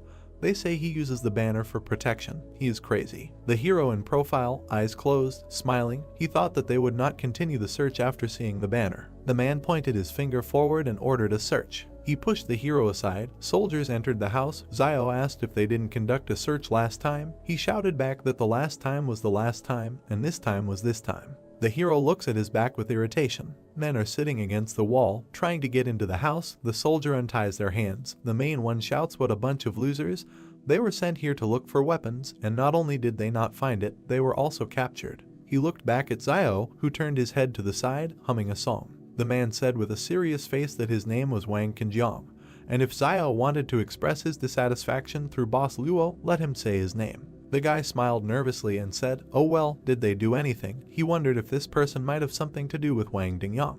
The soldiers leave the house. No firearms were found. The guy thought, and if this is so, will he let him go so easily? There were soldiers lined up behind Qinjiang. He looked at Zio and said, "Until they catch the one who stole the firearms, he will continue to check," then warned him to be careful, gave the order to leave. The man put his hand on the hero's shoulder and said that if he had been born behind the wall. The guy looked around. Songyang removed his hand and, leaving, said, then he would become an excellent soldier, not like this heap of garbage. The car's headlights are on. The soldiers are leaving. Zio is standing outside the house, thinking that fortunately he hid his gun on the mountain when he was collecting herbs 2 days ago. He closed his eyes and exhaled. This murder had really caused him a lot of trouble. The hero's stone house, early the next morning. The brothers were in bed, opened their eyes, woke up from exclamations. Everyone looked. The group returned. They left the house. Yuan asked if they weren't only away for a week.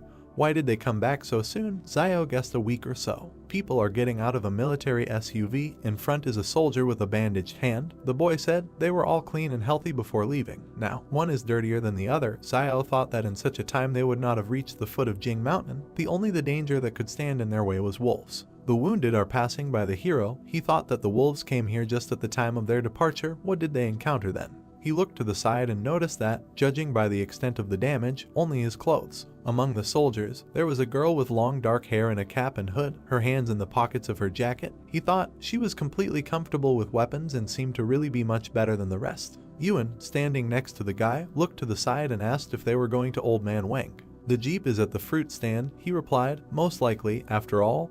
His recommended guide seemed to have returned back. Something must have happened to him along the way. A girl with long white hair with braids and dark glasses, a short top and a skirt and a robe, took off her hood, indignantly said what kind of guide he found for them. They drove around for 3 days and didn't even find the right direction. Van asked in fear, and then what? Where is he now? The guy watches their conversation from afar. She replied that she doesn't know. Something bit him in the river. When they found him, he was already cold. Zio thought the river is outside the city. He had never heard of anything like that. The girl pursed her lips and looked at Wang, who said that he told her right away that if she wanted to get to the mountain, she had to find Zio. And she didn't believe him then. But now the guy doesn't have time to work as her guide. He still has to work for Boss Luo. She asked if he had a relationship with Boss Luo. She frowned. There were wavy lines from her head, and asked if he was talking about that boy who was not okay with his head. The man replied that yes, it was him. The heroes are standing opposite each other. She asked, only he can transport people across the mountain. Van answered, right. The man waves his hand at her. The girl and the soldier get into the car. She shouted, we need to go back behind the wall. Van thought with relief, finally leaves. He turned his head and noticed Zio. The guy goes into the house. The man puts his hand forward, runs after him, saying that this time he helped him get rid of the group, and they should thank him for that.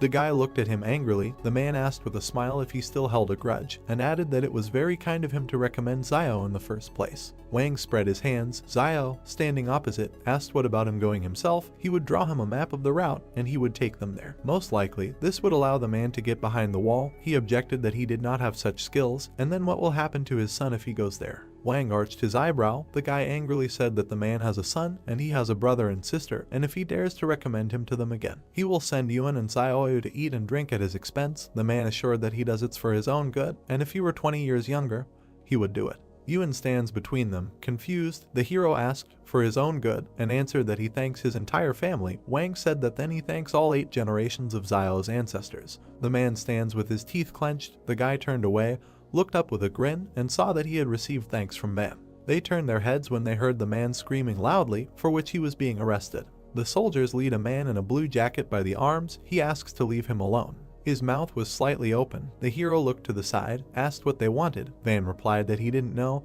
The guy wondered if someone else had discovered this man's ability to spit bubbles. The soldier pointed the machine gun at the civilians and ordered them to retreat. Frightened, Old Man Wang asked what was going on there, noting that although this child was a little mischievous, he had not made any big mistakes. The soldier pointed a gun at the merchant and ordered him to get off the road. Van fell on the main character. Xiao wondered why they captured Zhang Beijing. Frowning, he wondered if this had anything to do with superpowers. Lowering his head, the merchant declared that it was all over and the boy was finished. The main character asked why he said that. Xiao's face was surprised. Man reported that he heard that last night this guy demonstrated his superpowers and his rat friends reported on him.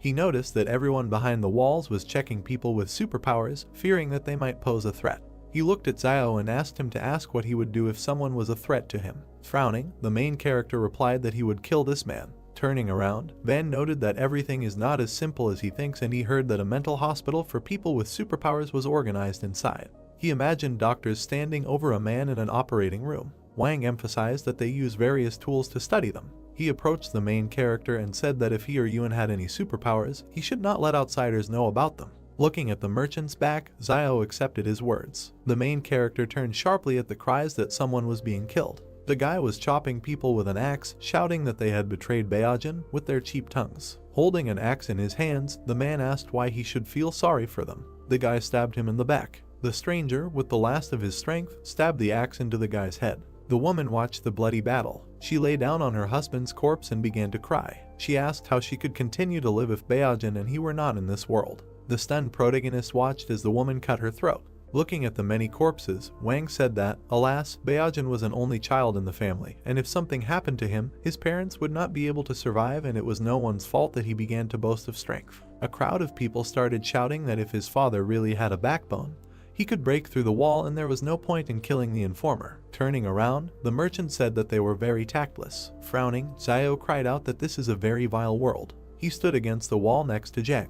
Looking down, the main character stated that today he would like to tell his students about how to confront people. Holding a cigarette in his hands, the teacher replied that for many years, he taught them to resist the natural environment because he did not want them to consider their own kind as imaginary enemies. Looking away, he noticed that he already knew what happened today. Frowning, Zhang said that the misfortune of others should not concern them. He suggested we talk about it. Xiao thought about it. He looked into the classroom. Taken aback, the main character wondered what they were doing. A crowd of children stood around Yuan. Xiao asked in his mind whether his superpower had been revealed. The girl stood over Yuan with a dissatisfied look and asked him to talk to Xiao so that he would not delay classes, otherwise she would complain about him to teacher Zhang.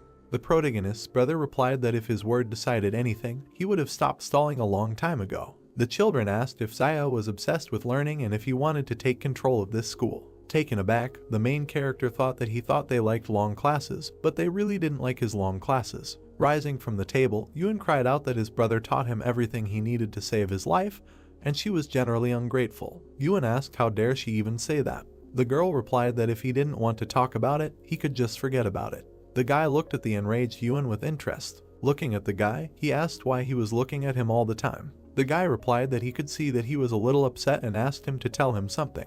He said that yesterday he had a dream that his father found him a stepmother, but she treated him badly. Yuan replied with a serious look that this is normal and dreams are usually the complete opposite of reality. The guy replied that he knew this and asked Yuan not to be upset, noting that he did not think that the students did this on purpose. Placing his hand on the guy's shoulder, Brother Xiao said that it was possible that his father could find him a stepfather. Taken aback, the main character began to think that they were of the same breed. Raising his fist to his mouth, he told the children that classes were starting. Standing opposite them, he asked if they knew which parts of the human body were most vulnerable. He said with interest that he would then start with what they were most familiar with, the neck. Xiao noticed that there are about 20 cartilages in a person's neck, located next to the trachea, and damage to any of them can instantly incapacitate an opponent.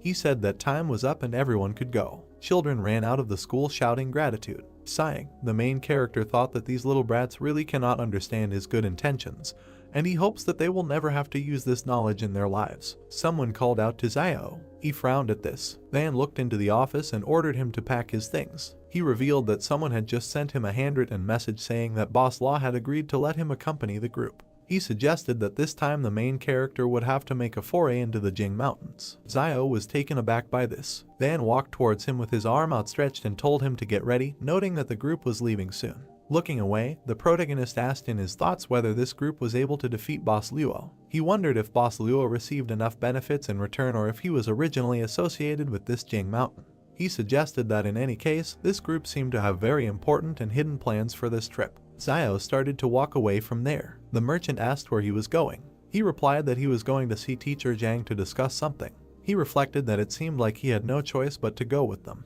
The main character came up behind the school and said that he needed to go to Mount Jing. Sitting at the table, the teacher asked if he had to leave. Xiao replied that it was so. Frowning, he said that Zhang had seen the end of Beijing, adding that his life and the teacher's life were in the hands of this group of people from behind the walls. The main character emphasized the fact that if he refuses now, he is afraid that in the future it will be difficult for him to live in a trading city. Looking at Xiao, the teacher said that during his absence, Yuan would live at the school. The main character bowed and thanked Teacher Zhang.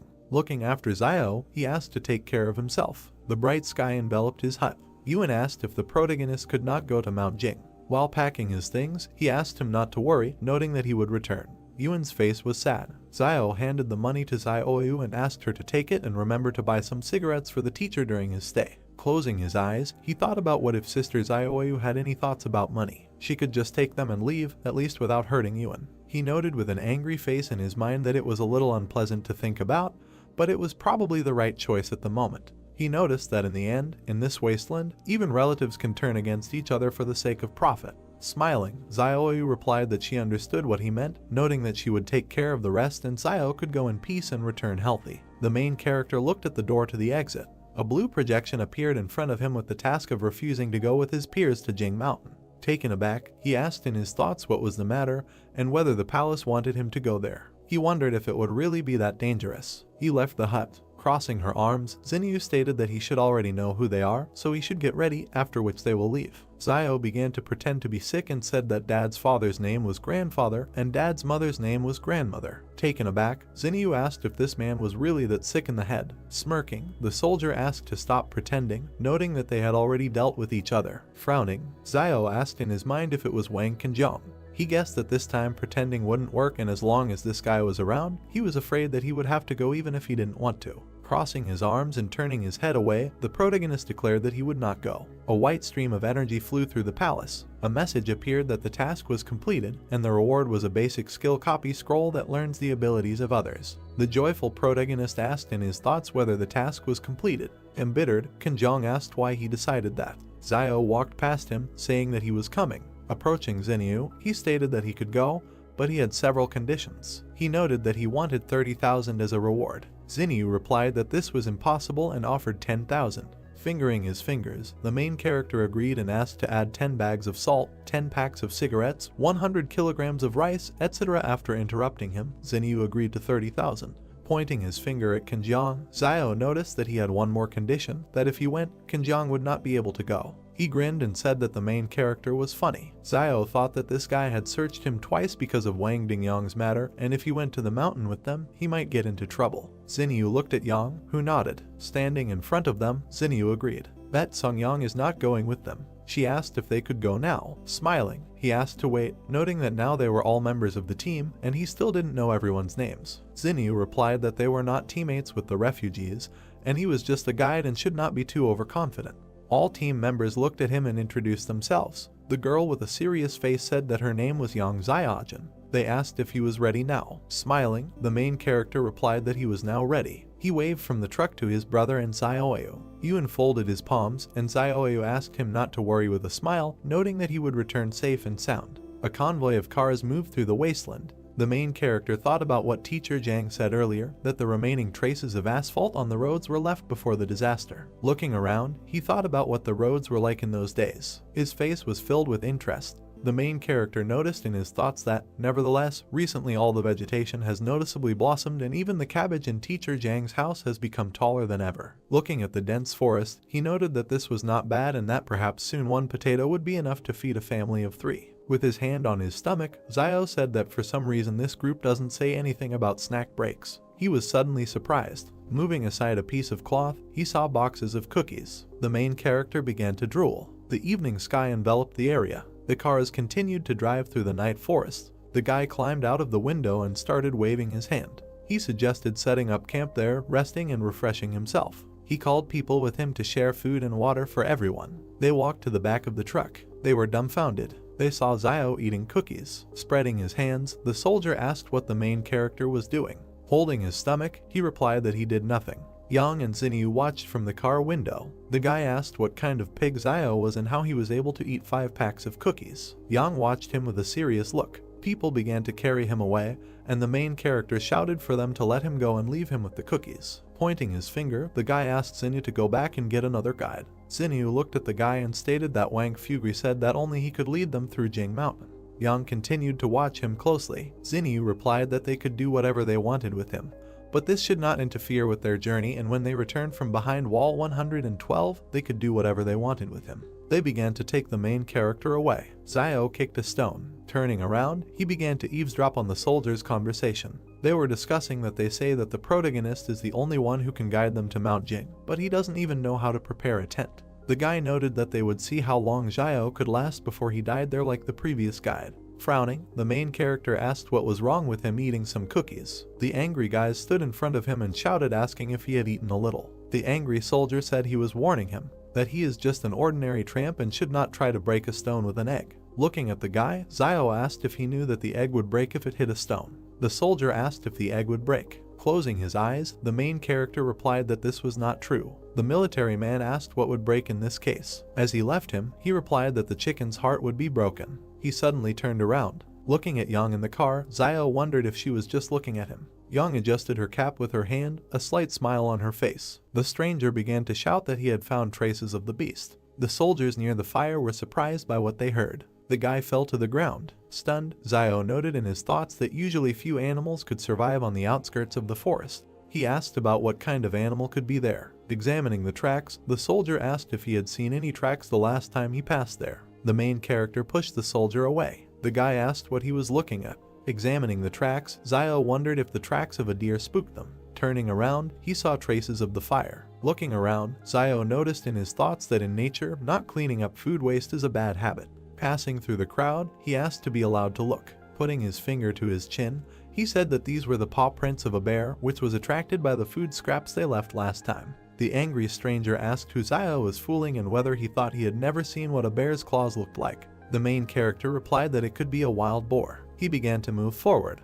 The frightened soldiers asked if he was going into the forest. Turning around, he replied that they were not giving him cookies, so he would go and find something to eat himself. The guy said that he could tell that their last guide died somewhere there, so he shouldn't die like him and not waste their time. Walking into the forest, Xiao replied that then he would just go and see how he died there. Moving through the forest, the main character noticed in his thoughts that from what he heard, the previous guide simply went down to the river to wash himself. As a result, something in the river bit him on the face and he died instantly. He began sharpening the stick and emphasized the fact that he had to be careful in his actions. He began to examine his spear. Putting his sword behind his back, Xiao reasoned that there was usually a source of water near the habitats of large animals, and the tracks of a large deer should lead him to the river where the guide had previously been bitten.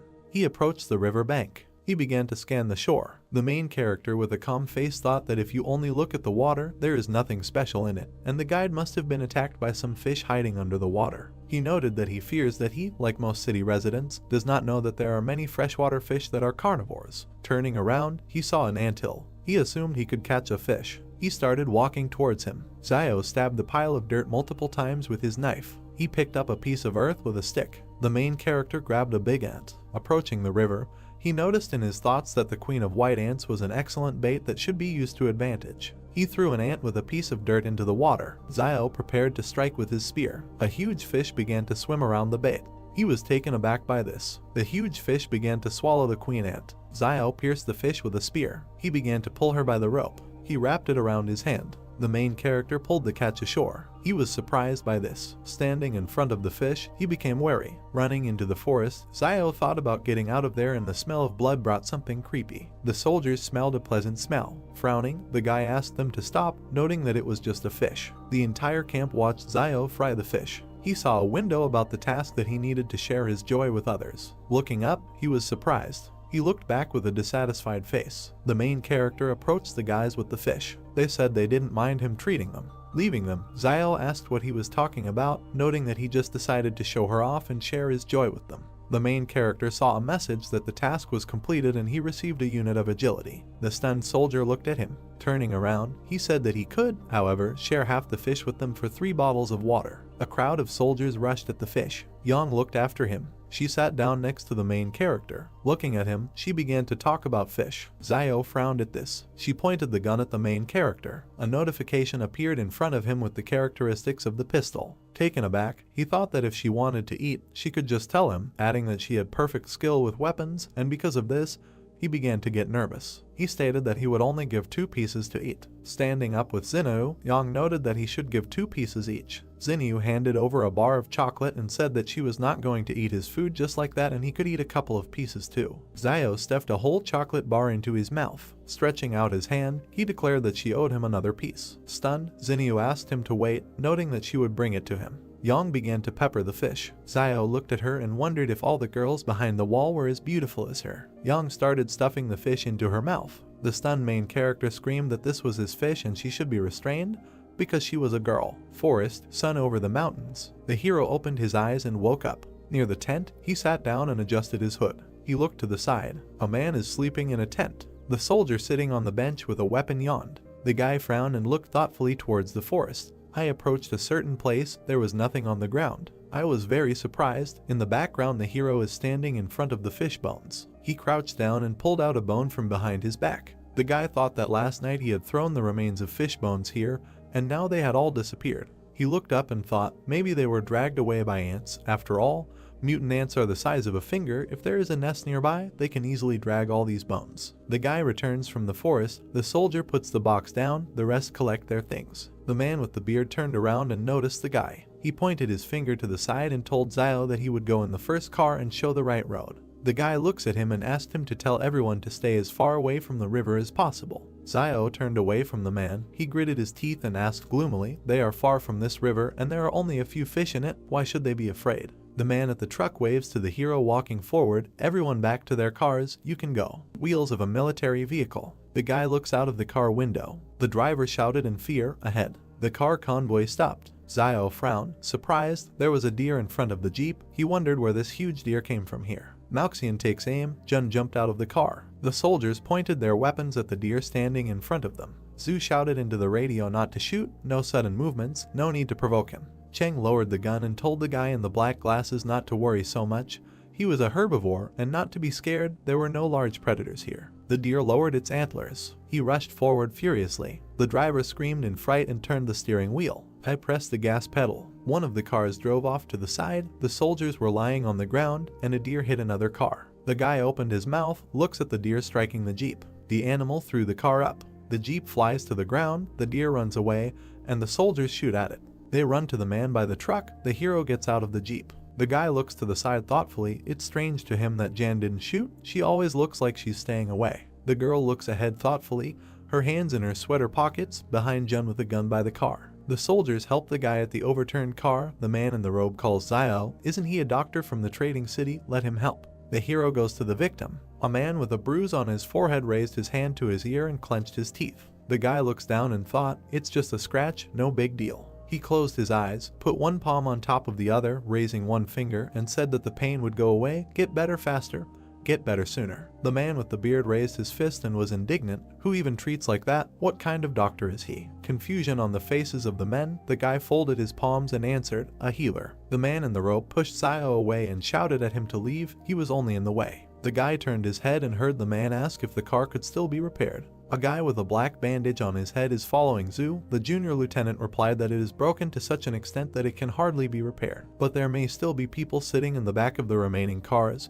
He added that this guy, Zia and Cheng will sit in the back of the car. They will have to be patient a little. Zia and the guy with the headband nervously replied, okay. Smoke from a damaged jeep. People are walking towards the truck. Everyone is in their car, moving on. Zia jumps into the back of the truck. The guy standing next to him complained why they didn't tell this tramp to ride around in the back of the car, all because he's a conductor. Zia screamed, clutching his throat and rolling his eyes. He fell next to the car. The soldiers ran towards them, asking what was the matter. Zhu inspects the body with a pistol and said loudly that there is nothing unusual there. He sat up and checked the guy's neck for a pulse. He froze in surprise and said that he was no longer breathing. Zio frowned, a drop of sweat on his cheek, looking ahead. A man in a black robe runs towards the truck and asks what happened and how he died. The guy with the black bandage on his head said in fear that he didn't know.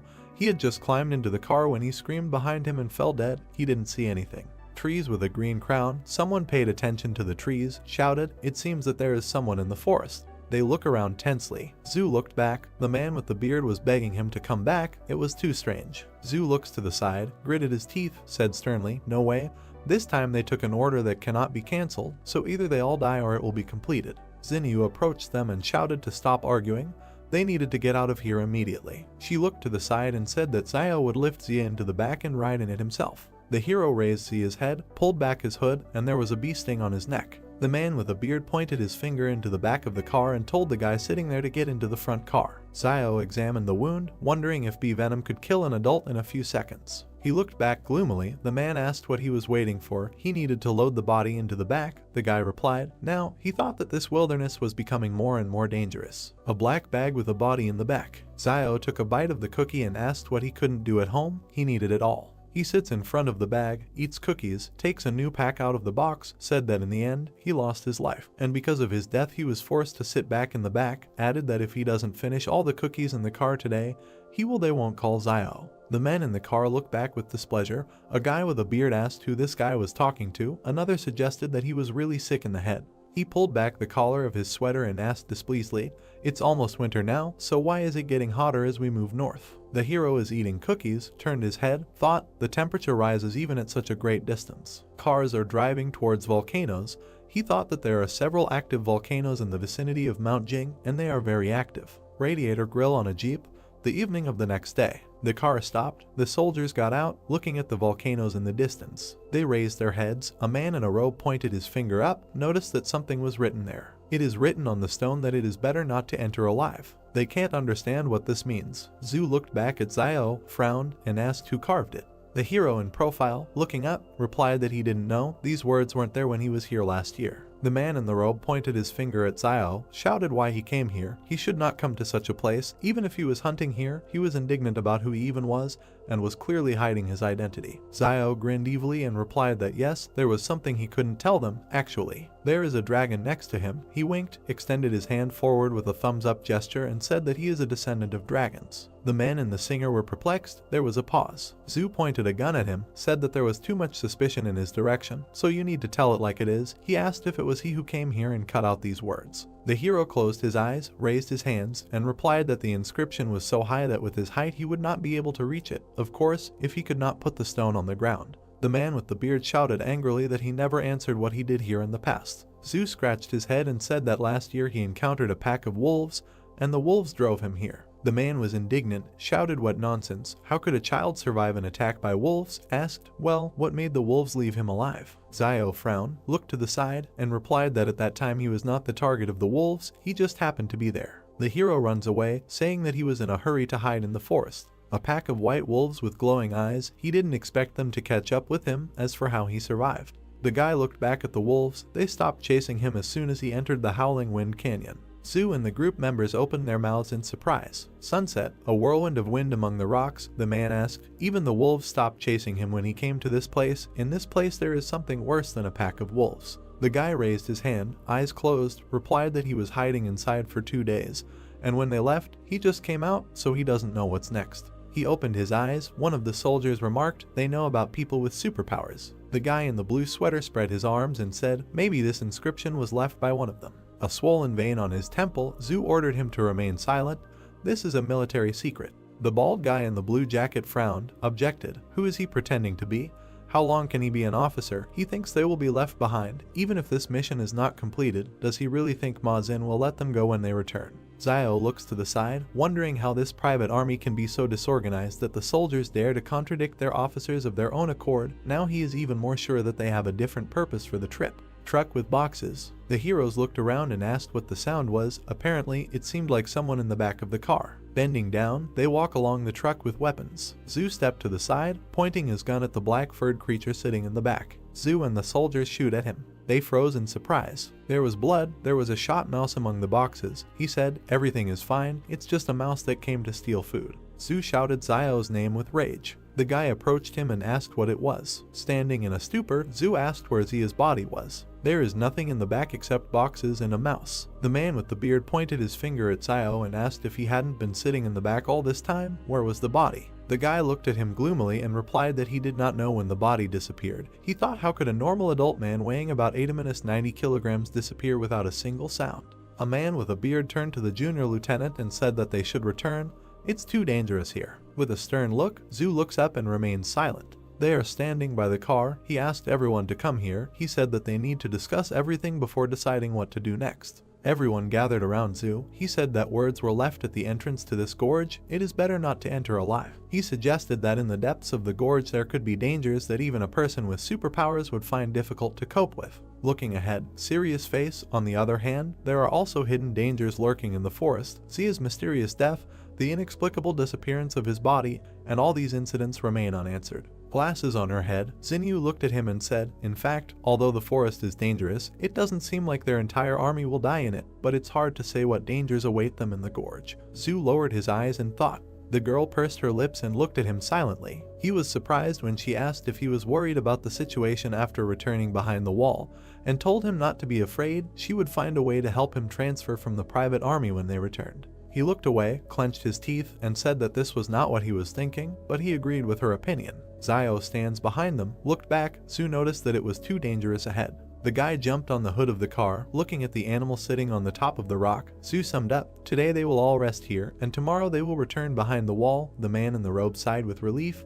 This is great. Zio frowned and opened his mouth in amazement. A white wolf with glowing eyes bared his teeth. The guy turned and shouted, there are wolves here, quickly into the gorge. Xinyu looks up in surprise. The guy in the robe shouted, has he gone crazy, wants to die. Zio jumped into the back of the truck. He looked back and angrily shouted at them to run into the gorge or die right now. He grabbed the dead mouse. A pack of wolves is heading towards the gorge. The wolf attacked one of the soldiers, the others ran away. The predator jumped into the back. The hero with the mouse in his hands looked back. The guy jumped down, the wolf behind him. A man in a robe points his finger forward, pushing away a guy who is trying to get into the car, shouting to let them go quickly. Zio bent down, his hand on the wheel of the truck. The wolf pounced on the soldier by the jeep. The wolf eats its prey. The hero looked at them and ran past. The car overtook him and turns around. The jeep drove up to the hero. The car stopped next to him. Jan opened the door, extended her hand, and asked her to climb in. The girl's pistol is pointed at the driver's seat. The hero looks at her. He thought, she didn't seem to be around. Maybe she was leaving to reconnoiter the situation, and in order to save him, she actually threatens the driver with a pistol. Frowning, he wondered how a car could outrun a wolf on this terrible road in this wilderness. Yang pulled out another gun and pointed it at him.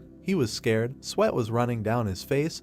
The girl screamed for him to get into the car. The wheels of the cars hit the gas. They leave the pack in cars. Wolves in blood, glowing eyes. The predators turned and went into the forest. The soldiers got out of the cars, looking back in surprise. They really weren't trying to enter the gorge. They were saved. The man with the beard, embarrassed, looked to the side and said that it seemed that the tramp had not lied to them earlier. The guy was holding a rat by the tail.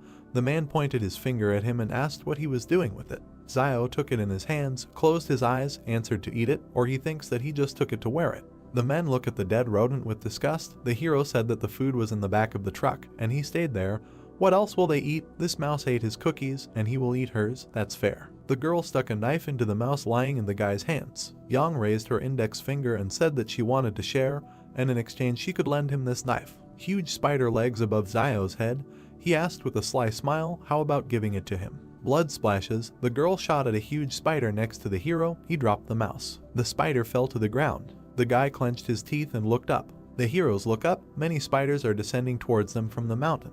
A spider with glowing red eyes opened its mouth. The guy shouted what it was. He looks up and shouts to everyone to run away. A blue screen appeared in front of him with a task. He needed to help at least 10 people escape from the gorge. Zio shouted with rage that he should not interfere with his help. Dark silhouettes stood near the vehicles and shouted about what it was and that they needed to run. The insect flew over 3 cars. When the beetle was near the car with the cargo, someone started shouting for people to get into their cars. The insect flew further. It noticed a man running along a car without a body. The monster readied its chalicery while the man continued to run and call for help. The man turned around, sweat appearing on his face. An insect with glowing eyes knocked the man to the ground. Many monsters with red eyes descended into the gorge and chased the fleeing people. Someone tripped over a stone and fell. The man was trembling, sweat appeared on his face. A monster with red eyes was preparing to attack him when he stuck his hand out in front of him. Red liquid splashed to the side. Zio cut off the monster's head with a knife. The main character opened his mouth and looked away. A man lay on the ground with empty eyes and foam at the mouth. Zio grabbed his clothes.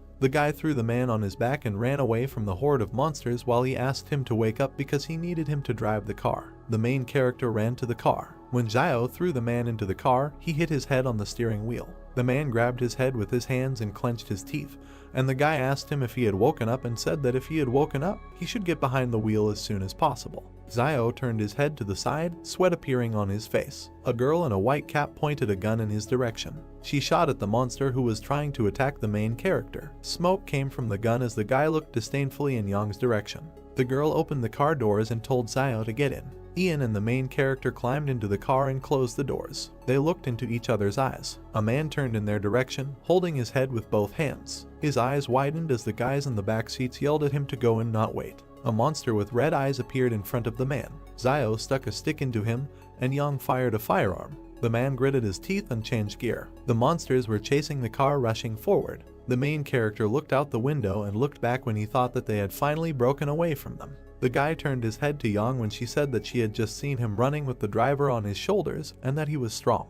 The man with the earring in his ear turned his head, opened his mouth wide and asked the guy if he saved him, and then thanked him and said that if it weren't for Zio, he most likely would not have survived. The main character looked up, where a system notification appeared stating that he had received the 74th gratitude coin from the driver. The car was driving along the gorge when the guy replied that he didn't have to thank him, and that he only saved him because he needed a driver. And the man replied that everything was fine, because in any case he was grateful to him, and that he regrets what happened before and promised that he will repay him for everything. A system alert appeared about another gratitude coin received from the driver, and Zio smiled widely and was surprised that he sincerely thanked him twice. The main character looked at the man and asked him to thank him again, and sweat appeared on the driver's face. Yang looked away and exclaimed that there was clearly something wrong with the guy. Zio looked back carefully. He sat down next to the girl, who crossed her arms over her chest, coughed, replied that he was just joking to diffuse the atmosphere, and suggested getting out of the gorge before these insects caught up with them, and also reminded them that they needed to meet the cars that had gone ahead.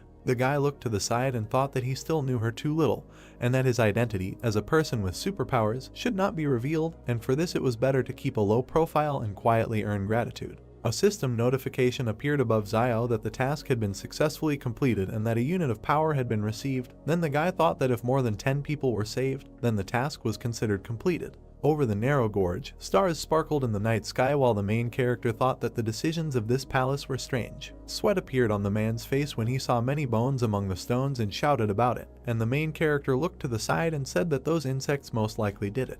Zio remembered one monster and thought that insects have human faces on their shells because they eat people, and that they seem to eat their souls. The car passed the skull, kicking up dust. The car drove out of a narrow gorge. A crescent moon was shining over the mountains when the car approached two more cars. The main character was looking at the standing people when someone said that there were only 11 people left. Sweat appeared on the man's face as he said that they had lost a lot. The man opened his mouth wide and began to shout that he said that they needed to turn back, but they still went into the gorge, and that it was not for nothing that it was written on that stone that it was better not to enter alive. The man wondered why they didn't listen right away. People stood opposite each other and did not understand what was the point of talking about this now, and that if someone wanted to return, then let them leave, because the wolves were probably already waiting for them. Someone said that they had no choice but to go into the gorge and that they were lucky to survive. The man covered his face with his gloved hand, clenched his teeth and muttered that they were taking a break, and that it was useless to argue, because now the most important thing was to work together and get out alive. The girl with glasses on her head opened her mouth and asked him what kind of mission he came to these mountains with. The main character stood and looked decisively forward. Zhu opened his eyes and sweat appeared on his face. The man clenched his fist in front of him, looked at the lieutenant and asked him what the purpose of his visit to the mountain was. Behind the lieutenant stood Zio as he asked the man who asked the question who they were so that he could tell them his purpose and reminded them not to forget that they were just strangers in the company. The main character sat on the hood of the car and thought that he had heard that the group was just trying to get to the other wall and decided to go along with these privateers, and that it was not unusual that ordinary soldiers did not want to talk about it.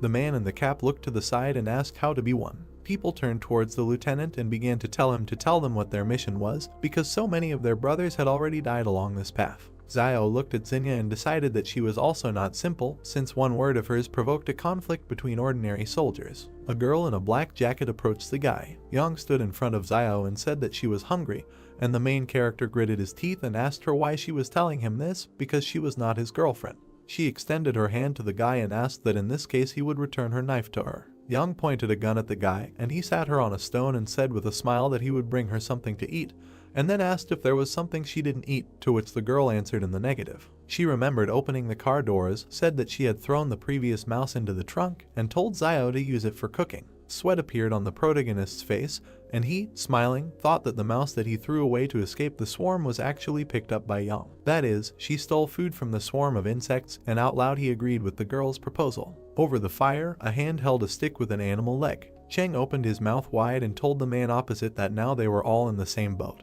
and that if he did not tell them, then perhaps they would all die because of this, to which Zhu replied that he had told them everything that knows. The man's nose smelled some kind of aroma. People stood in a semicircle near a piece of meat that was being cooked over a fire. Zio stood holding a rat in his hand, from which a piece had been cut off, and thought that everything else was useless. The main character swung his hand and threw the remains into the sky when a man shouted at him asking why he threw it away. Zio turned to him and asked if he was going to eat it, and then said that if he wanted, he should go and get it, to which the man bared his sharp teeth and shouted that he was not going to eat something so disgusting. Zio was shown in profile as he added that it was because he had not eaten anything even more disgusting, and that he had heard it said before that many rich people behind the wall like to eat birds' nests, and also that he did not know where does the swallow have so much saliva. Perhaps it has tuberculosis. Sweat appeared on the man's face because he did not understand anything. Zio added that it is not surprising that there is an idiom about a sick swallow circling in circles, which describes swallows that spit. The men covered their mouths and opened their eyes wide as they listened intently to Zio. There were many sticks lying in the burning fire. The main character looked at Young and thought that he still had a basic skill copy scroll that he did not use when he completed the quest to refuse a trip to the mountains. He closed his eyes and decided that the girl must have other excellent skills besides firearms. The guy found himself in the palace and asked him to give him a list of all Young's skills when a system notification popped up saying that there was no display permission.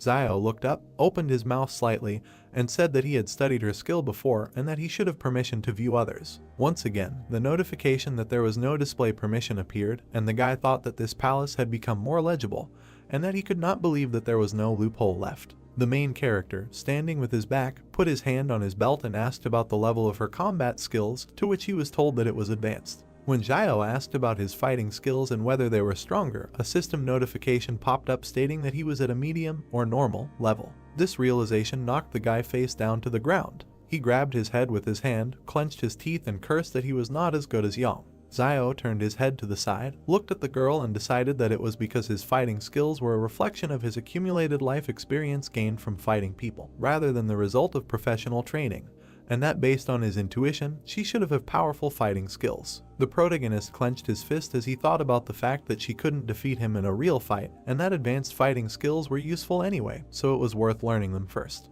The guy pursed his lips and looked to the side as he decided to use the skill copy scroll. A system notification appeared congratulating the target for randomly selecting the advanced skill of jumping rope and asking if he would like to learn the skill. Zio raised his hands to the notification window, showed his sharp teeth and shouted about why this particular skill was chosen, and why this skill was even considered an advanced skill, and how it worked. For example, would he be able to do a backflip while he was jump rope? Young opened her mouth slightly and looked to the side when she asked when the meat would be ready, and then added that if the meat was overcooked, it would not taste good. The main character handed the girl the meat on a stick, laughed and said that it was already ready, and that in the wasteland food needs to be fried longer and water needs to be boiled for more than 10 minutes before drinking. The men's stomachs began to growl. Zhu spread his arms out to his sides and opened his palms, asking the people around him if anyone on their team had any food left, to which he was answered in the negative. The guy took a bite of the piece of meat he was holding in his hand and thought that now they were all silent, and none of them admitted that they were hiding food, and then added that he did not understand how you could share something that saves a person's life with just anyone, and decided that there was nothing wrong with it. Lieutenant Zhu, with Cheng and Jun standing behind him, pointed his finger at the main character and said that no one knew more about survival in the wild than him, so he could help everyone find food and cook it. Zio looked ahead seriously as a system alert popped up telling him that he had a new task, which was to help his team find food. The guy stood up with a piece of meat in his hand. He pointed his finger at the man in the cap and said that he saw him steal food from the truck before entering the gorge, and that it should be in his bag. At that moment, a system notification appeared saying that the task was completed and that the reward is a basic skill copy scroll. Zio smiled and looked away as he thought about how it was said to find food anyway, but there was no mention of where to look, so everything was fair, and then he added that he liked the way the palace graded tasks more and more. Zhu extended his hand in front of him with his palm open and ordered the man in the cap to take out the food. Cheng opened his eyes and mouth wide and screamed, asking what they were doing when he went for food, and then he himself answered that they went for clothes, a tent, and the star went for his cosmetic bag, after which the man asked again about that. Why should he share food with them now? Zhu frowned and exclaimed that he was doing this for the benefit of the entire team. Cheng pulled out a weapon and pointed it in front of him as he asked the lieutenant if he still thought he had any power now. Zhu opened his eyes wide and became angry when the barrel of a gun was pointed in his direction, and Cheng suggested that he try to touch him. There were other people standing near the two when the guy in the cap shouted that he should not try to take the food from him. Zhu looked at the gun, gritted his teeth and asked him to share with them now, and as soon as it becomes light, they can find food for everyone. Cheng, with a bandage on his face, opened his mouth and said that it was still unknown whether they would get out of here alive or not.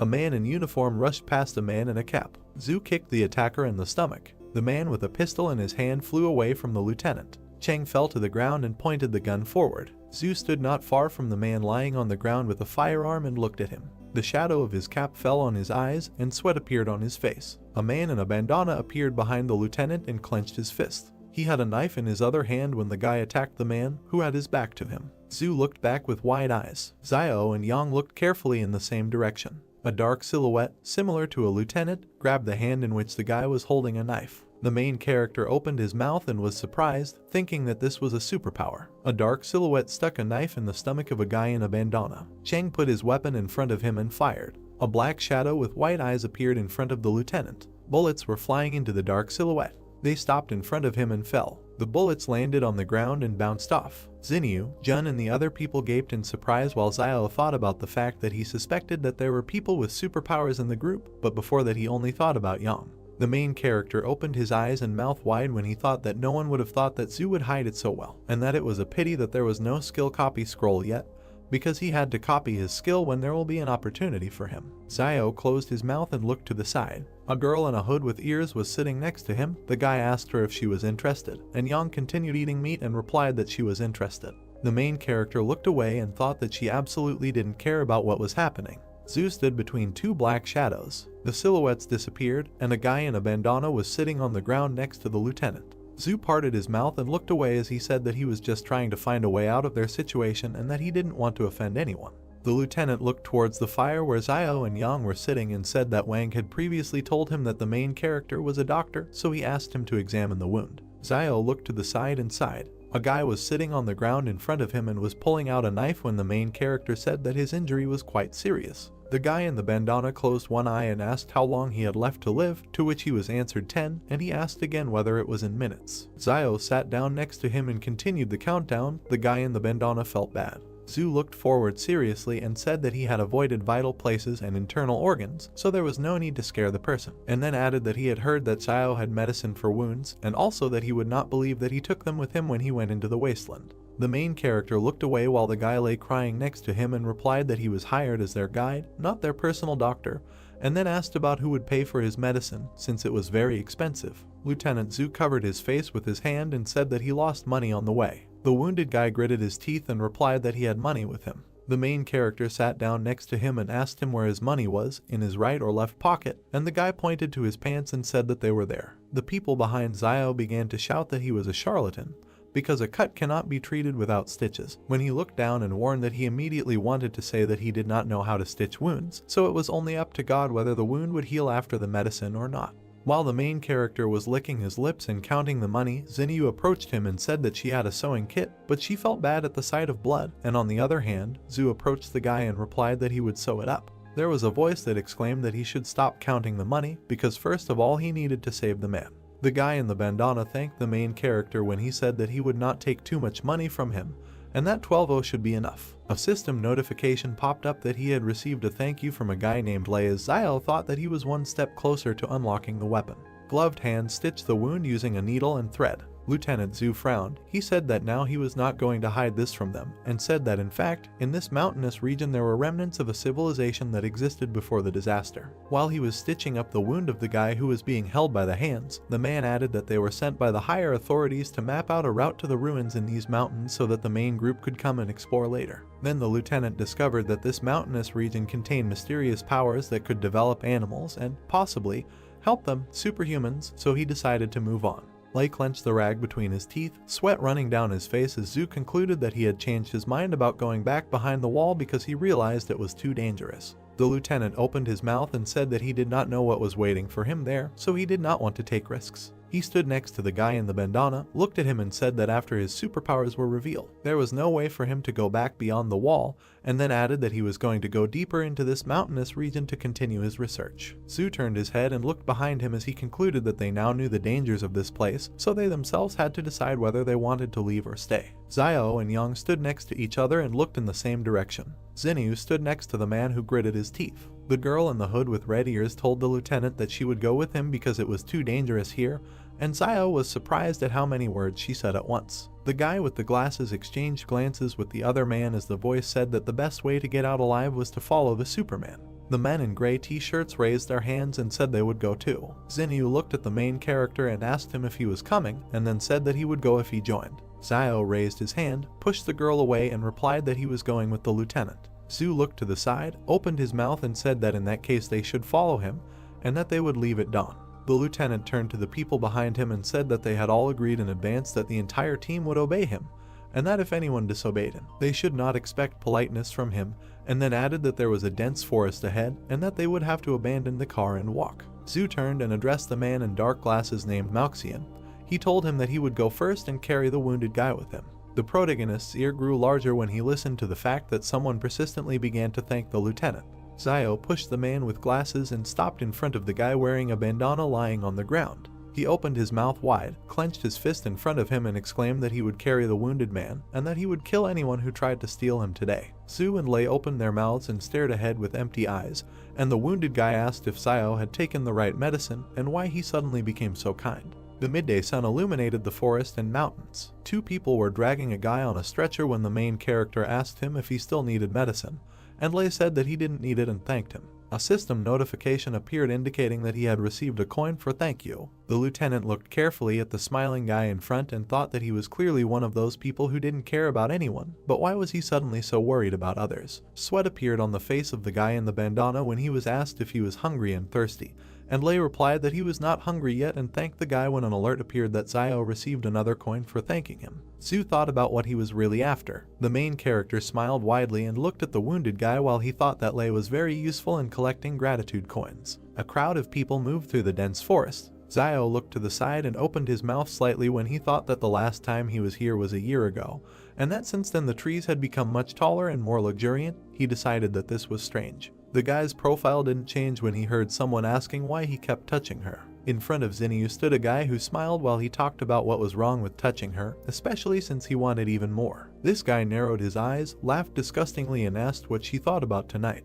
The girl in the top and short skirt opened her mouth and told the guy not to come near her. Steam came out of his nose. They put a gun to the back of the guy's head. He raised his hands while Yang stood behind him and Xiao watched it all. The girl turned to the main character and told him that this guy's gun was his. Xiao pointed his finger at himself and asked if she meant him, and Yang confirmed. The main character threw the stretcher with the wounded guy and walked towards the girl when he said that there was no need to ask him twice. His hand removed the firearm from its holster as he exclaimed that he had found it. The guy opened his mouth wide, looked towards Yang and asked her if she knew how severe the charge was for depriving private troops of their weapons, to which the girl replied that if he threatened her again, he would die. Yang looked away when asked about what if she gave the gun to this tramp if he couldn't use it anyway. Xiao held a firearm in his hand and looked at it carefully. The guy who harassed Xinyu ran into the forest when Yang told him to get out. The girl carefully looked to the side and thought that the main character was quite skilled with weapons. Lieutenant Zhu looked away and remained silent. He approached Xiao and asked him if he could find food for everyone.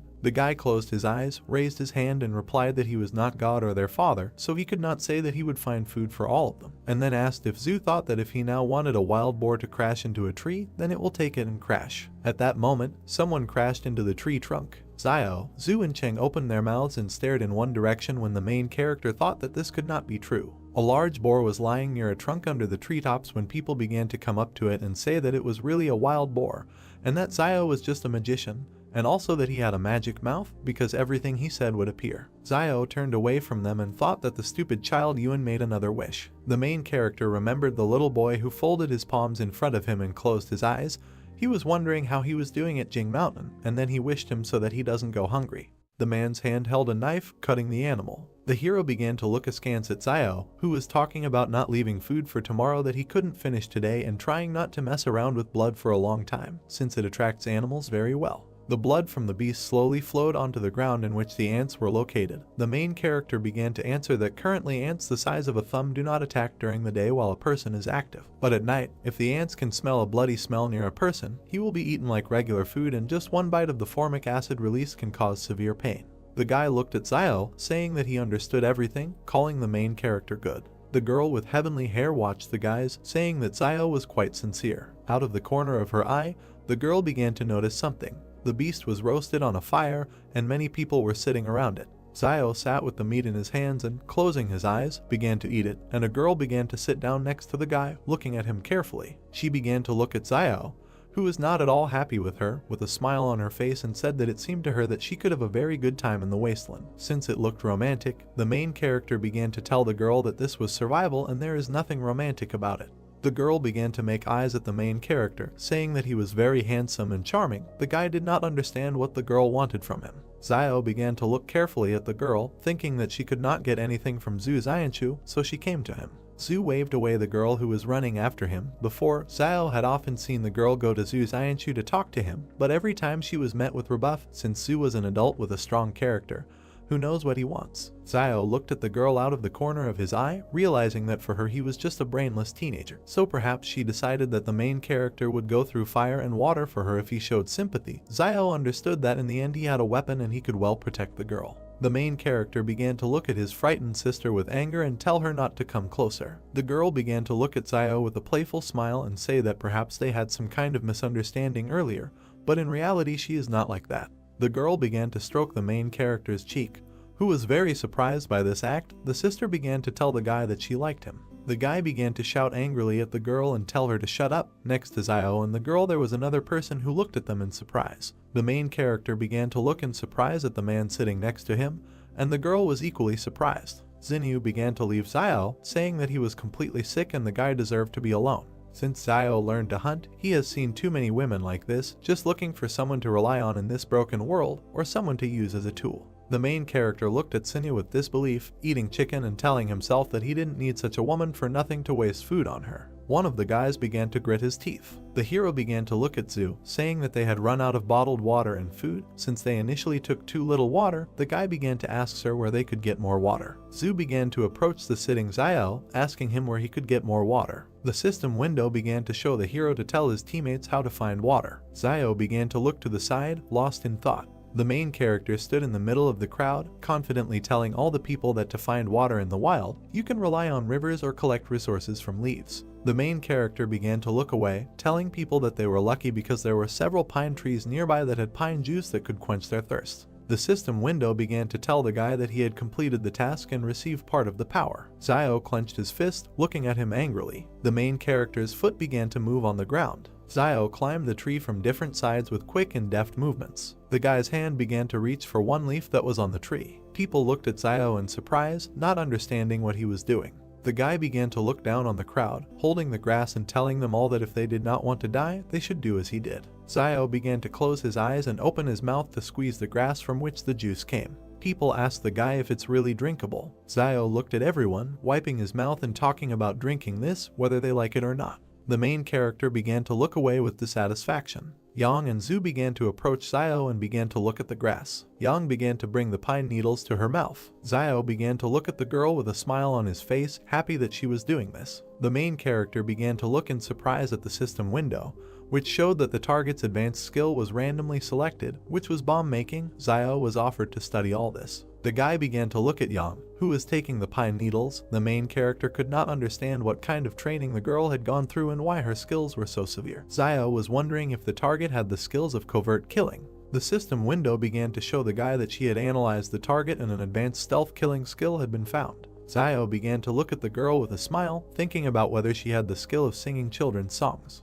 The system window immediately began to show the advanced skill and say that it had been found. The main character looked at the girl with incomprehension, not understanding what kind of disorder was in her skills. Zio quickly jumped from the tree to the ground. Two guys stood near a tree, telling each other that now they need to climb the tree. Although people have not been monkeys for a long time, the guy replied that it would be great to become a giraffe in the next life. Zio began to look at the guys, telling them that animals also do not live as they seem, and the main character heard that giraffes, although tall enough to protect themselves from external enemies, but they have difficulties in mating, so before courtship male giraffes must drink urine to determine if a female giraffe is on point. The guys were disgusted and couldn't figure out what these little known facts were that Zio had learned to disgust others. The mountains began to thicken, forming clouds. Zio began to look at this with confidence, shouting that acid rain was coming towards them. People began to quickly run away from the downpour, looking for somewhere to hide from it. The main character put on a hood, hiding from the rain and looking down. Some people began to carry the guy on the couch, who was unconscious. Cave. People began to stand in the cave, looking at the rain and rejoicing that they had it nearby. Hands began to set the torch on fire using a lighter. The guy was holding a torch in his hands, next to which there were people. The hero began to point in surprise and fear at the wall, telling him to look at it. There was someone's inscription on the wall, which said that they saw strange dark figures in the forest that disappeared. No one could understand what it meant. Huge red lightning began to appear near the cave, shooting in different directions. People looked at the wall in the cave, asking each other about who carved it. If they lost anyone along the way, everyone began to say that they lost Zuzu's body and nothing more. Sir Zu began to look forward confidently, telling everyone that he had not heard that anyone from their 113th wall had crossed the mountain before, and perhaps someone from the 112th had taken refuge here and left a message. However, everyone understood that if they had a satellite phone with them at that time, they would have transmitted the signal. Zio began to look askance at Yang, telling the guys that he had heard Teacher Jang say that there were telephones behind the walls, but no one knew what satellite telephones were. Yang began to look at the main character, calmly saying that people had captured several satellites created before the disaster, and these satellites make it possible to maintain communication between different walls. One of the guys began to open his mouth wide, waving his arms, saying that this time the senior management did not provide them with satellite phones and they must be trying to explore the area with the help of human lives. And if everyone died, it would mean that in the depths of the mountains there is a danger. Su began to tell the guy not to speculate without the slightest information. Sir began to look at all the people, saying that it was already late and someone should take turns on duty today and he would be on the first shift, and the rest, not counting the girls, would take turns. Zio looked carefully at the guy, believing that this was the decision really protects from dangers outside, but also for the main character. Internal security was no less important, and in the end he only took a gun today. Yang began to look at the surprised Zio, saying that the first half of the night would be his and the second her. The main character looks at the girl, noticing that he and Yang have no need to quarrel and they still trust each other, and the girl is not weaker than the guy, and if we think that the current situation is dangerous, they can protect each other. Zio smiled, telling Yang that he agreed with her. The girl began to move away from the guy, saying that she had gone. The guy began to ask Yang if he should go with her, but the girl refused. The guy looked at Yang confidently, not understanding why she was so brave and what supported her confidence. Zinyu began to look at the guy with a smile, telling him that he would go with her, since Zio really doesn't understand girls. The main character began to look in surprise, not understanding what was wrong. Crowds of people stood in the cave, still watching the rain. The two men began to smile and grin, saying to each other that it would be a pity if these two girls went missing. The rain didn't stop pouring. Zinyu began to approach the guys who asked him if there was anything unusual. The girl said that everything was fine and there was nothing there. The three guys began to look at Zinya and say that this was good and they would also go out to relieve themselves. Zhu began to look at the guys, telling them to go and come back quickly. Without stopping for a smoke break, the heroes said that they would do everything. Zio sat on the top of the cave, looking at all the people. The main character began to look at something. Xinyu looked at Yang with a smile. Xiao understood that Xinyu was behaving like a star who was trying to go to the next wall to expand her fame. The guy could not understand why Yang took such a risk. Xiao heard that the girl had previously given Xinyu some money because she wanted to follow the team to wall 112 to find relatives. The guy couldn't believe it was so simple. The main character looked at the girls with disbelief.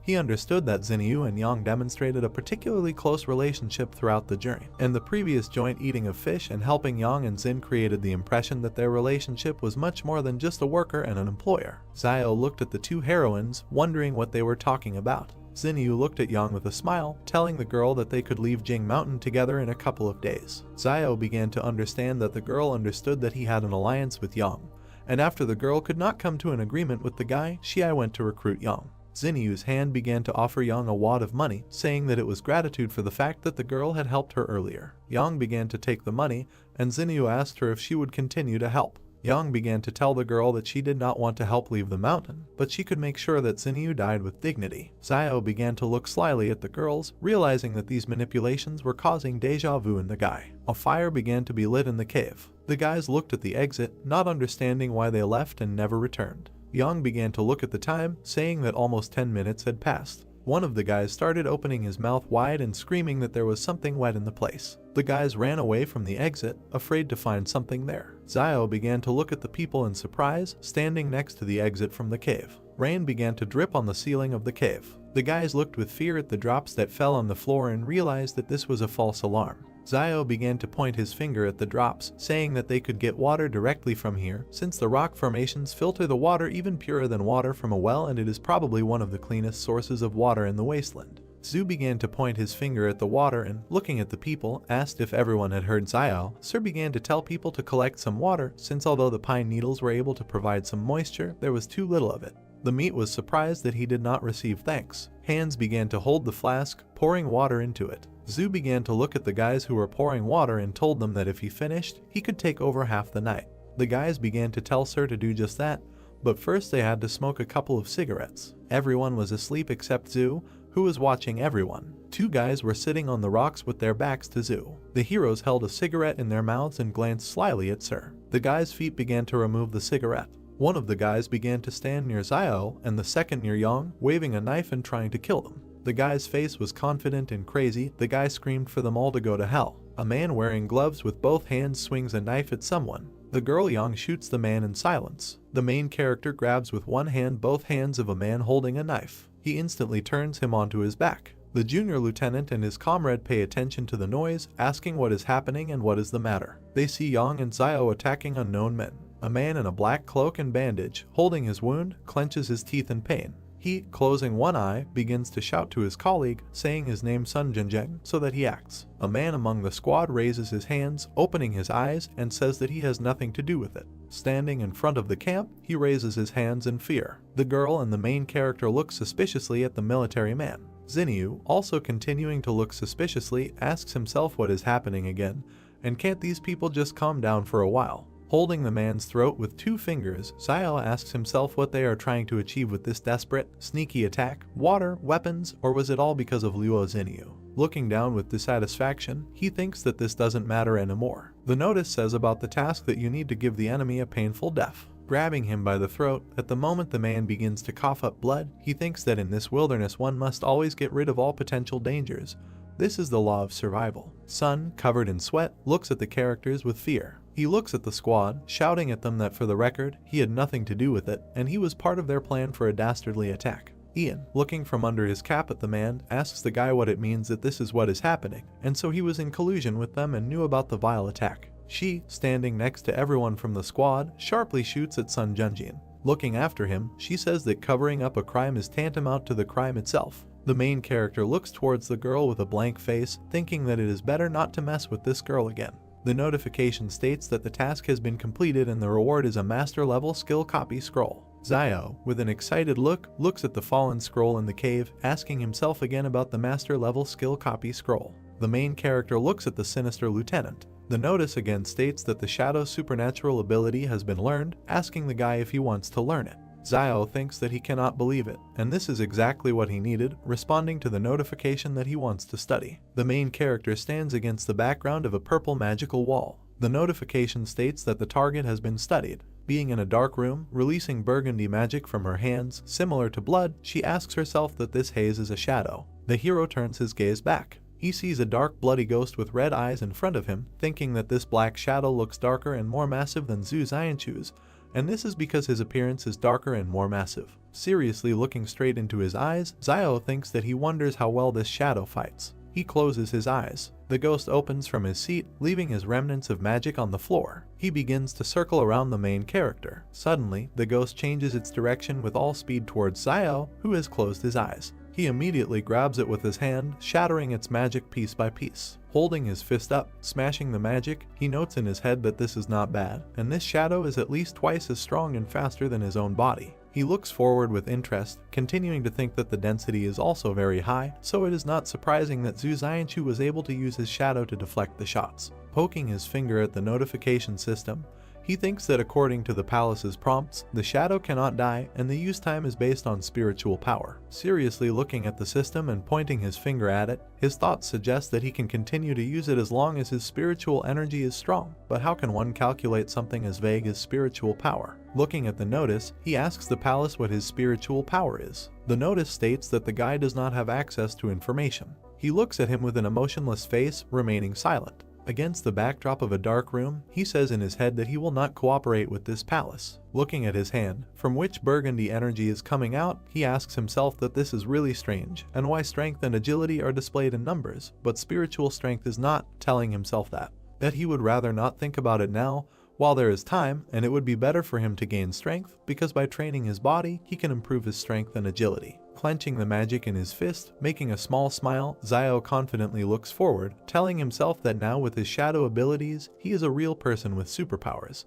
The lieutenant, looking at the corpses of the men and the guy and girl standing next to them, says that they themselves are to blame for sneaking up on them and being killed in response. Xianchu, tensely, tells them that Sun Zhenjiang was not involved, so he did not deserve to die. Turning away from them, he says with anger against their background that, however, it is too late to talk about anything, adding that in this wilderness there is no right and wrong at all. Yang and Xiao look at the lieutenant with hostility, remaining silent. The girl turns to the hero, asking him that he just pretended to be asleep. The main character, looking thoughtfully at the girl, thinks about it. That life in the trading city has given him the habit of being constantly alert, even when he is sleeping, and not losing his vigilance. And this young Xiaojin was clearly pretending to be asleep herself, but decided to ask him, and he does not understand her. Walking away from Yang, Xiao asks if she figured it out, to which the girl says that she is bored. Two burning volcanoes smoke in the blue sky. The main character looks at the bodies lying in a line in the middle of the cave. He looks emotionlessly at the bloody body on the ground, thinking that he cannot understand how Zuxia's body disappeared earlier. Pursing his lips, he continues to look down, telling himself that these three bodies are lying here and nothing happened, and this is at least strange. The lieutenant and the hero stand at the exit from the cave, looking into the cave, informing them that it is already dawn, and let them prepare to hit the road, although they do not know what dangers lie ahead for them, but they cannot remain in place. Looking ahead, the lieutenant explains that they must find their next campsite before dark.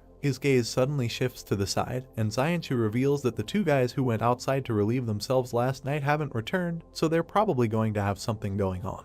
Looking at the military, Xian, Yang, and the protagonist, he says that he hopes that next time they will not go alone, and after all, they have seen what happens to such people. The man in the bandana, looking uncertainly to the side, apologizes to everyone, asking if someone could kindly help him up. Xiao appears in front of the man, to whom he reacted by opening his eyes. He grabs him by the bandages on his stomach. The man begins to scream at the top of his lungs that he is being killed. Hitting him with his hand, the hero asks why he is shouting and let him get up and walk, because the wounds have already healed. Lifting his jacket and exposing his stomach, he touches it, asking again that they have indeed already healed. The man sits, turning to Xiao, who has turned to him, that this black medicine of his works very well, thanking the guy, to which he replies that this is an inheritance from his ancestors. The notice reads thanks from Wang Lei. The lieutenant sternly addresses the nodding protagonist, asking if he still has the medicine. Xiao passes by the military man, saying that he is no more, to which the man says that he will pay for it from his own pocket and offers double the price. The guy turns around with a crazy face, asking what he just said, changing his mind, and now saying that then there is still a little medicine left. The main character looks suspiciously at the lieutenant, holding his hand on his chin, asking him what he didn't say earlier, that he had no money, to which the man replies that the three they killed had it, so he borrowed from them. In a funny way, clutching his heart, the main character thinks that he seems to be too inexperienced and did not search the corpses.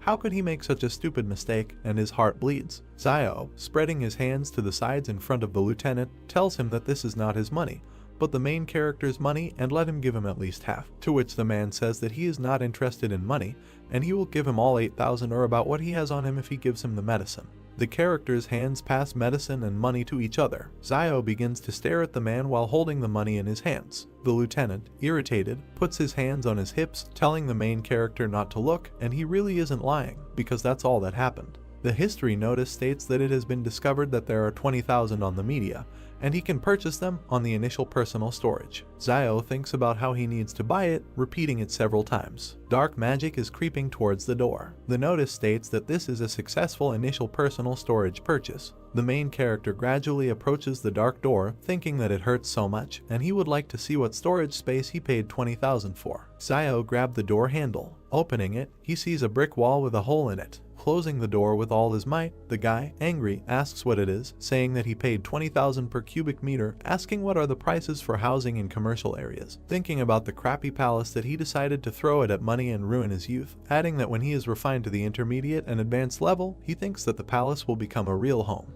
Walking away, attracting the girl's attention, the main character thinks that his heart hurts so much, and he gave 20,000, noting that it was so painful to part with them. The squad is walking through the forest when suddenly someone asks that there is a city in front of them. The main character turns to the lieutenant, walking with his back to the entire squad. That earlier he said that this is the remnant of the civilization that existed before the disaster, and the secrets remaining there can help them, superhumans. Seriously looking away, Zio asks what the secret is.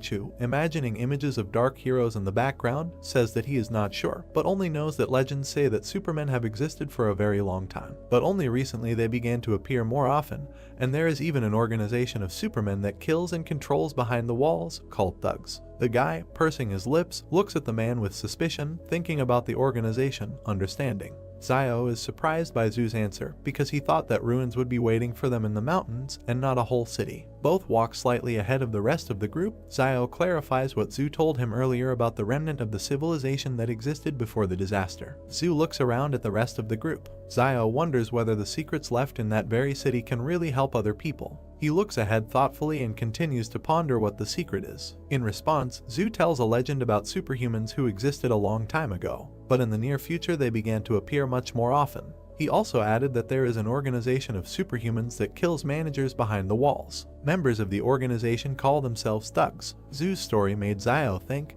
because if there is a whole organization of such people, then there are quite a lot of superhumans. He turned his gaze to Zoo and clarified whether the army was engaged in their capture. A member of the organization, of whom only one silhouette is visible, stands on a mountain of corpses. Zoo gives a negative answer because superhumans are much stronger than Zio can even imagine. Zoo continues his speech against the background of an image of a table, behind which 4 silhouettes of thugs are gathered. He says that currently all fortresses are aimed at superhumans and that no one knows exactly how dangerous superhumans are. However, the leadership of the fortress has created a shelter for superhumans and intends to use the power of the thugs for their own purposes. Thus, Zoo revealed the true reason for their departure to explore the mountains. The other members of the group are not far behind the two. Zoo doesn't know what potential Jing Mountain hides, but he knows for sure that Wang Kanjiang, before setting off, found out information about other teams that are also now on their way to Jing Mountain. Zio was wary and, referring to the fact that the fortress wants to use superhumans, asked Zoo because his abilities probably played an important role in their plans. Zoo is angry at the people from the fortress because ordinary people do not regard superhumans as their own. He crushed the ant and told Zio that he couldn't even imagine what a person is capable of in relation to someone whom he does not consider one of his own. Baring his teeth, he ended up saying that he would never return. Liu Bu overheard their dialogue and insisted that they would not reveal Zoo's secrets. Both turned to look at Liu Bu. Zoo clarified that out of the entire group, he is most worried about Liu Bu. Zio pointedly pointed out that if the main cause of Zoo's worries did not return, then he could calmly return back. Liu Bu became wary and looked at the guy angrily. Zoo also did not remain indifferent and asked if Zio was also a Superman. The guy got nervous and asked again. In fact, Zoo did not suspect anything, but pointedly noticed that Zio had awakened a special ability to irritate people. Zio feels very uncomfortable and smiles nervously. At the same time, he asks the palace whether he has a perfect level skill. Smiling mischievously, he reasons that the skill he perfected at a young age, however, it will not be able to compare with Yang's skills. He stopped abruptly. Xiao turned around and, pointing his finger at Yahello, advised the group to beware of puddles, because stumbling upon a leech at this time of year is deadly. Sunlight shines through the foliage of the trees. Zhu noticed something ahead and asked everyone to look ahead. Liu Bu is confused. He does not understand what is in front of him. A girl in a light dress stands in front of them, bowing her head to a tree. Zhu describes seeing a woman in white and wondering why she is rubbing the tree. Xiao compliments him with bewilderment as to why there is a girl in such a place. He suggested not to pay attention and go around, hoping that she would not pursue them. Clouds and mountain peaks can be seen from behind the crowns. The group looks warily at the place where the girl in white just disappeared. She takes an unnaturally large leap towards them and lands on all fours. Yang and Xiao point their guns at her, and Xinyu looks at the girl in bewilderment. The latter makes an aggressive rotational movement with her arms. Yahello and Liu Bu panic. Zhu decisively takes the situation into his own hands and says that they have nowhere to run, because even if there is something that can stop them now, then there is simply no point in further expedition to Mount Jing.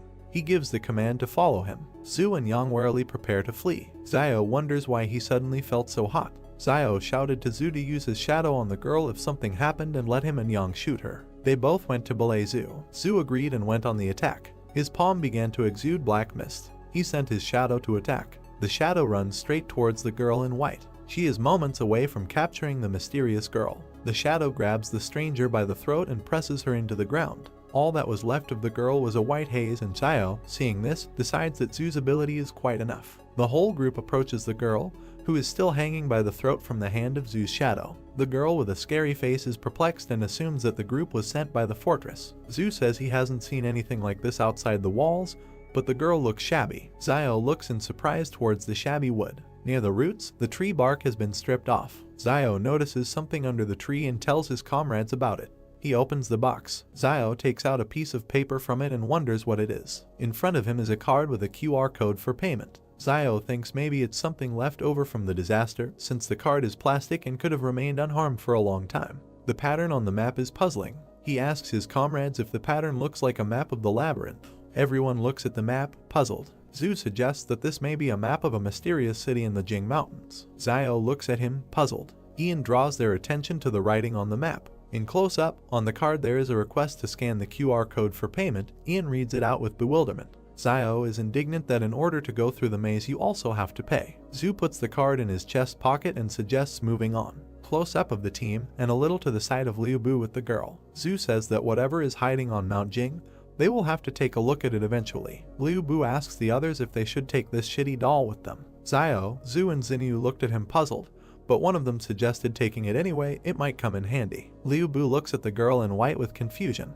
A beautiful sunset can be seen from behind the mountain peaks. The group decides to stop in an angular cave for the night. Zhu looks ahead and notices that there is a pine tree growing nearby, and if anyone is hungry, let him pick up some pine cones for a snack. Xiao cuts the tree trunk with a knife and green liquid oozes out. Zhu is puzzled. He approaches Xiao and asks if he can drink it. Xiao looks at him. They were joined by Liu Bu and Xinyu. Liu Bu asks what it is and if it can be drunk. Xiao raises the knife with a cheerful expression and gives a negative answer. He does this to put some poison on his knife. Liu Bu is extremely surprised. He doesn't understand what kind of person Xiao is, that he even puts poison on his knife. Zhu and Xinyu refuse to comment on the situation and stand stone-faced. Liu Bu climbed a tree and left a girl in white sitting near the next one. He tries to reach the bumps. His foot slips off the bark and he screams. Liu Bu falls from the tree screaming. He lands on his butt and wonders why he is doing all this. There is also a girl sitting in the background. Liu Bu gives into emotions and desperately shouts that at the very beginning they had already decided to return to the fortress,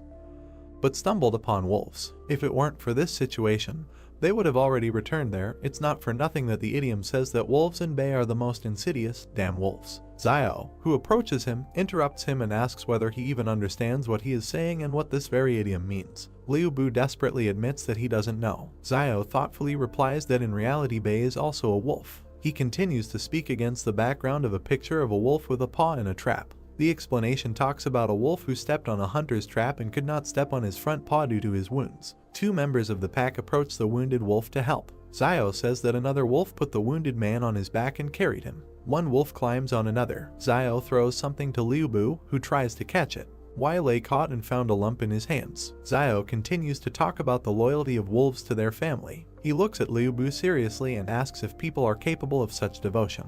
Liu Bu looks at Xiao, puzzled. The The group lit a fire. Close up of the group sitting in an angular cave near a fire. Zio holds a pine cone in his hand and talks about how all the vegetation has gotten bigger, even these pine cones. Zhu shares his reasoning about the reasons for the size of the plants, while Zio and Yang listen to him. He assumes that it's all about the high oxygen content and notices that despite physical fatigue they are still full of energy, which refers him to thoughts about a constant flow of oxygen. Zio is surprised and thinks that the phenomenon is quite reasonable and has a scientific basis. Yang, Zio, and Zhu are sitting next to the fire. Zio asks about the presence of places like Mount Jing near other fortresses. Zhu looked at him gloomily and answered positively, only there is a note that such objects are controlled by a company called Flame Source. Zio also gloomily asks for the name. He then wonders why he hasn't heard of such a company and whether it belongs to some kind of union. Zhu looks thoughtfully at the fire and, against the background of the emblem of this company, answers Zio, calling the company an independent consortium that controls up to 20 fortresses.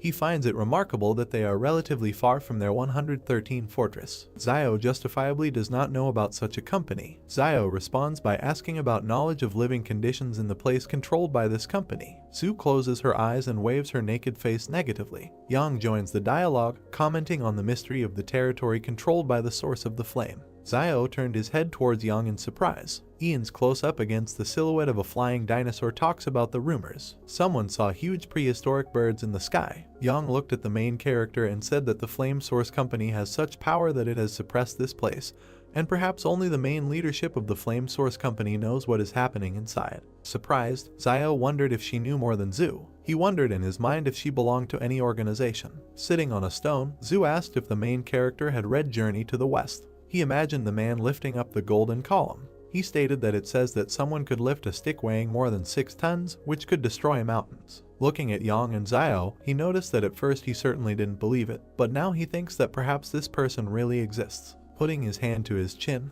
the protagonist thought that he had never read about the Journey to the West, but to argue that more than 6 tons can crush mountains, as is the carrying capacity of agricultural tractors used in trading cities and factories, is 10 tons, so even if there is a slight overload, it can pull 12 tons. The guy started coughing when he tried to eat the cone. He looked at Zio with an angry look. He approached him with a smile and asked him to make another wish or something like that, so that another animal would fall before their feet. Frowning, the main character replied that last time it was an accident. He asked if the guy really thought the main character was capable of this. He noted that if he needs to, then he should speak. The enraged guy cried out that if his wishes were fulfilled, he would have long ago wished that an animal would now appear on his doorstep to eat. There was a noise on the street. Zio and Yang prepared to shoot. They looked at the exit from the cave. Dark streams of mana hovered before them. Many wild animals were walking towards the cave. Holding the gun in front of him, he asked Liu if it was his order. He replied that he just said it in passing. Zio grabbed his hand and asked him to order the animals that they eat vegetarian food today and let them leave. Liu asked if Zio thought it would really work.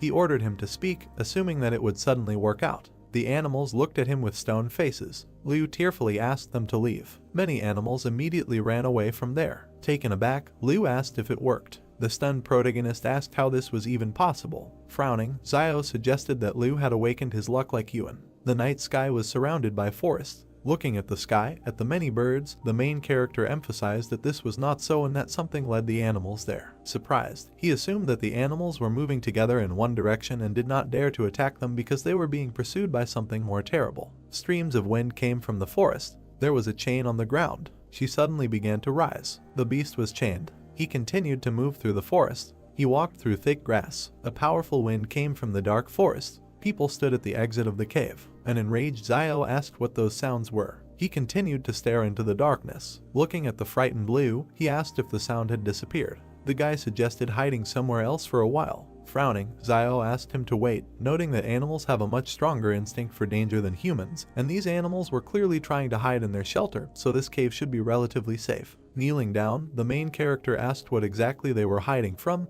and what that sound of chains was. Yang replied that there must be something in the forest that would frighten even them. The main character with a serious face asked if they noticed that. He remembered the many human bones along the rocks. Zio said that they saw human skeletons in the gorge when they passed through it, but it was unusual not to see animal skeletons in the forest. Frowning, he stated that any living creature could die from attack, disease, and old age. He asked how they didn't see a single skeleton. He remembered how the fish bones disappeared in the forest. The main character noticed that, to make sure, he deliberately threw out fish bones in the forest. As a result, they disappeared the next day, and there were no traces left around. Turning around, he said that there is also Suzia's body, which disappeared without a trace, and all these missing people have one thing in common: they all disappeared into the forest. Frightened, Liu wondered if it was possible that after animals evolved, plants also evolved. Xiao replied that it was unclear. Zhu said with a serious face that there was no need to be too nervous and it was good that they realized this earlier, at least they could take precautions in advance. The frightened Lei noticed that there was no danger as long as they stayed away from the forest.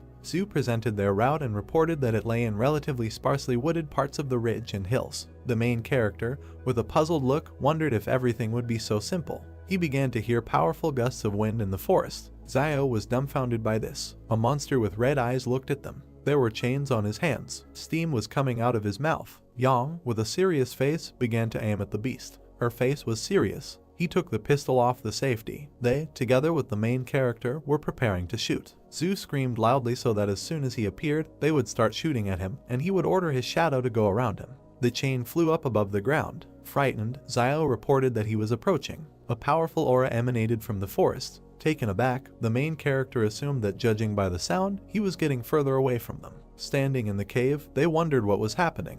Frowning, Xiao noted that this monster was afraid to leave the forest, and the cave is located about 10 meters from the forest and it looks like the animals were hiding there before. Turning around, Xiao stated that there was something wrong with the forest, but they were lucky to escape it. Stretching out his hand, Sui said that the danger had passed, so they should rest and he would be the first on duty today, and after midnight the main character and Yang would replace him. They looked at each other. Standing next to Xiao, Sui said that he couldn't help it if they didn't trust him, but he was on duty first anyway. Light smoke came from the extinguished fire. The main character and Ian were sitting near a rock. The afternoon sun illuminated the forest. There was an explosion. Xiao and Yang suddenly woke up. Coming out of the cave, they asked what was happening. Looking at the smoke in the sky, Xiao guessed that the Jing Mountain volcano was erupting. Stunned, Sui suggested that it seemed that the other teams infiltrating Mount Jing had made their move. With a serious face, he suggested that they speed up, noting that they needed to do it before they learned the secret. The main character looked at Suya and asked if he was tired of living.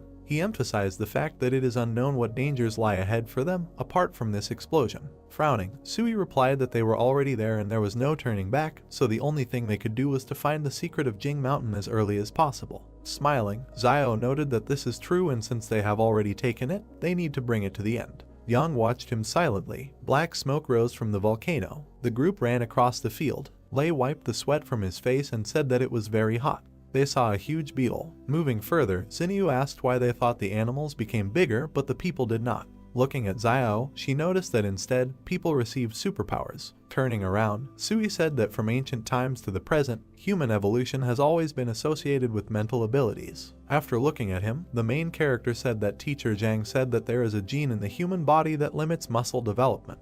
He introduced the human body and the progress of evolution. He noted that this is because smart people are more attuned to their environment, causing the brain to require more energy, so muscle development must be limited to avoid competition with the brain for resources. Xiao emphasized the fact that only humans have genes that limit muscle development, but this is the price they gave for the sake of intelligence. Taken aback, Yang stated that she saw a Superman with a developed physique. She asked what he would say to this. Putting his hand to his chin, the main character suggested that his ancestors had something to do with wild animals. The group was taken aback by this response. Looking at the main character, Xinyu said that Teacher Zhang at their school in the trading city is very smart and he must know a lot. Moving towards the mountains, Xiao replied that this is true, he knows a lot of things, but he starts making up stupid things in class if he comes across something he doesn't know. He noticed that usually the teacher reads books and so on when he is free. There are such people behind the walls of the fortress, and they are all amazing.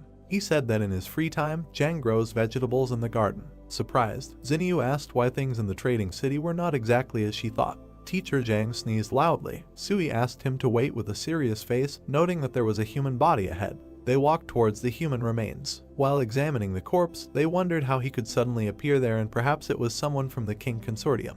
The main character was suddenly taken aback. Holding up the iron pendant, Xiao asked in his thoughts if this was the badge that the soldiers carried with them. He read on it that it was Suzia. The enraged protagonist said that it was Suzia who died from bee venom, and whose body mysteriously disappeared before they entered the gorge. He asked how Zhu could have ended up there. Taken aback, he wondered if something had brought his body there. Raising his hand to the bones, the main character said that judging by the wounds on his body, some animal had eaten his entrails. Examining the remains, Zio asked what animal could have left such teeth marks, judging by the even bites on the body. The frightened Sui cried out that these were marks of human teeth. Turning around, the main character asked if he was sure. Sui replied that he was almost sure of that. Looking away, he revealed that he was bitten on the hand by his first love when he broke up with her while he was still in school. With a cry, Zio asked how he found the time to talk about such things when they were all scared. Looking at the corpse, Sui asked why there were traces of human teeth on the corpse and whether someone had gone crazy from hunger and eaten their own kind. Frowning, Zio asked what the guys thought, whether it was possible that what was dragging the chain last night was a person. The group was scared by this theory. Grabbing her gun, Young yelled that they were getting out of there and using a 3-man tactical formation in case something sneaked up on them. Turning around, Zio asked what a tactical formation was. Young asked if his teacher taught him this, noting that she thought he knew everything. Pointing her finger at the floor, she asked him to go to her left, adding that everyone controls their own sector of vision and should shoot directly at any strange creature approaching. Smiling, the main character replied that he understood everything. Moving along the gorge, the main character thought that Yang seemed to have taken command. As a matter of course, and no one said anything else. He assumed that everyone understood that Yang is not so simple. She is not only ruthless and not afraid of the changes taking place, but also knows details about the source of Flame Company. The sounds of gunfire were heard from the volcano. Looking up, Sui reported that the firefight was becoming more active, and it seemed that they were getting closer to the secrets of Mount Jing. Looking at the floor, Zio asked what was there. Sui picked up the shell casing from the floor. Examining it, he said that it was from a bullet fired by the King Consortium. The group was surprised by this. Looking at Zio, Sui whispered that it looked like the King Consortium was also there and had already made their move. The wild boar ran towards them. The group was scared. He ran past them. The guys targeted him and shouted that he was limping and they would take advantage of it. Liu said he never thought he would eat meat again. An enraged Sui ordered the boar to be left behind. Taken aback, Liu noted that he himself ran straight into their arms and they did not eat for almost a day. Smirking, the main character said that he envied them that they had brains, but they didn't even really need it. Liu asked what he meant. Raising his hands, Sui asked if it seemed like they would give away their location if they started frying meat there and lighting an open fire. Liu asked if the safest thing to do would be to defect to the king people if they were there. Holding her cap, Yang noted that the king had come for the secret of this place and would not let them go if they found it. Looking at the guys, she said that in this case the safest thing is to kill them as soon as they meet them and never show mercy. She noticed that to be merciful to enemies means to be cruel to yourself. Turning around, Sui asked them to move on, adding that turning back was certain death and moving forward was the only way to survive. Lei and Liu walked past Yang. Sui said that they further avoid meeting the King Consortium fighters based on where the shooting is coming from. Lei stated that he thought they would starve to death before allowing the Kingmen to catch them. Yang looked after them. Smoke rose from the volcano. Looking into the dark forest, Sui said that perhaps in an hour they will know what is hidden in this Jing mountain. He suggested that there was much less shooting. Looking at the main character, he whispered that if they had to fight guerrilla warfare in the future, they would have to abandon the other 3, who would not be able to keep up with the 3 of them. Turning around, Zio looked at the tired group members and agreed with Sui. Turning around sharply, Sui asked where Yang was. Standing in the forest, Liu asked where she was and when she disappeared. Stunned, Zio thought that with Yang's power, it was impossible to disappear without warning unless she herself wanted to leave. They looked at each other and nodded. The sounds of chains were heard in the forest. The frightened members of the group screamed that they heard this sound again. Looking into the forest, Liu screamed that this monster couldn't take Yang away. He saw that the people in front of him had disappeared. Frightened, Liu started screaming loudly and asked where the 2 were. Standing in the forest, he asked why the 2 had disappeared. Lei looked back and said that the sound was getting closer. Liu began to run away from there. He closed his eyes in fear. Lei overtook him. Running after him, he shouted that Lei had just been injured and was already running so fast, and Xinyu was a big star and was running very fast. Liu frowned. He tripped Leia. While escaping from there, Liu asked for forgiveness, noting that someone must be sacrificed in order to survive. The monster rushed at Lei. Stunned, Liu turned around. Blood began to flow from Lei. The monster was sitting on him. Liu and Xinyu continued to run. Closing his eyes, he screamed that he just wanted to come back alive, and there was nothing wrong with that. He looked at Xinyu with an angry look. He extended his hand to her and said that in order to survive, you need to sacrifice something. He couldn't reach her. The soldiers pointed their guns at them and asked who they were. Pointing his finger back, Liu said that a monster was running after them. The military surrounded them and ordered them to sit on their knees and put their hands on their heads. Raising his hand to the headphones, the soldier said that an escaped test subject had been found and he was requesting support. The soldiers began to advance into the forest. The monster rushed at them. The military started shooting at him. The animal avoided being hit by bullets. The soldiers tied their hands with a collar. They picked them up. The soldiers found a girl's doll under Liu's cloak. They began to examine her. The monster continues to advance through the forest. As Xiao walked up the mountain, he thought that when Yang was still around, the group held each other back, forming a short stable team, and now that Yang suddenly disappeared, the team instantly collapsed. Frowning, he noted that he and Sui had unspokenly decided to go it alone, and after all, they couldn't trust each other yet.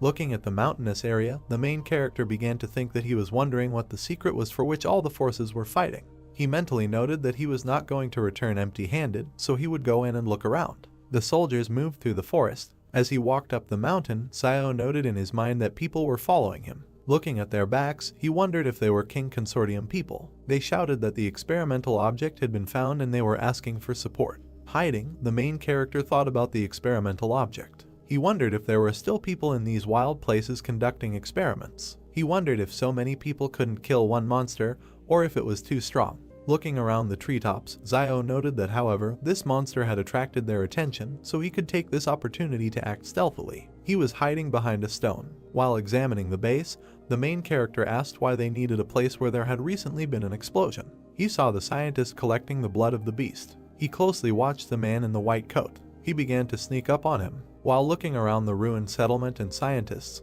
Xiao wondered if the King Consortium was capturing mutant beasts, noting that he feared that these beasts could not escape the fate of being studied. He was suddenly surprised. He saw a man on the roof of a building. Xiao looked at the guy in the white shirt. A man is depicted in a white suit and blue tie, looking down intensely. The main character looks at him, hiding behind a rock, and thinks that perhaps this is the man in charge of this operation. He notes that if on a normal day he saw someone in a white suit roaming the wild lands in a white suit, he would write off would be like a weak-minded person. Xiao stares at him.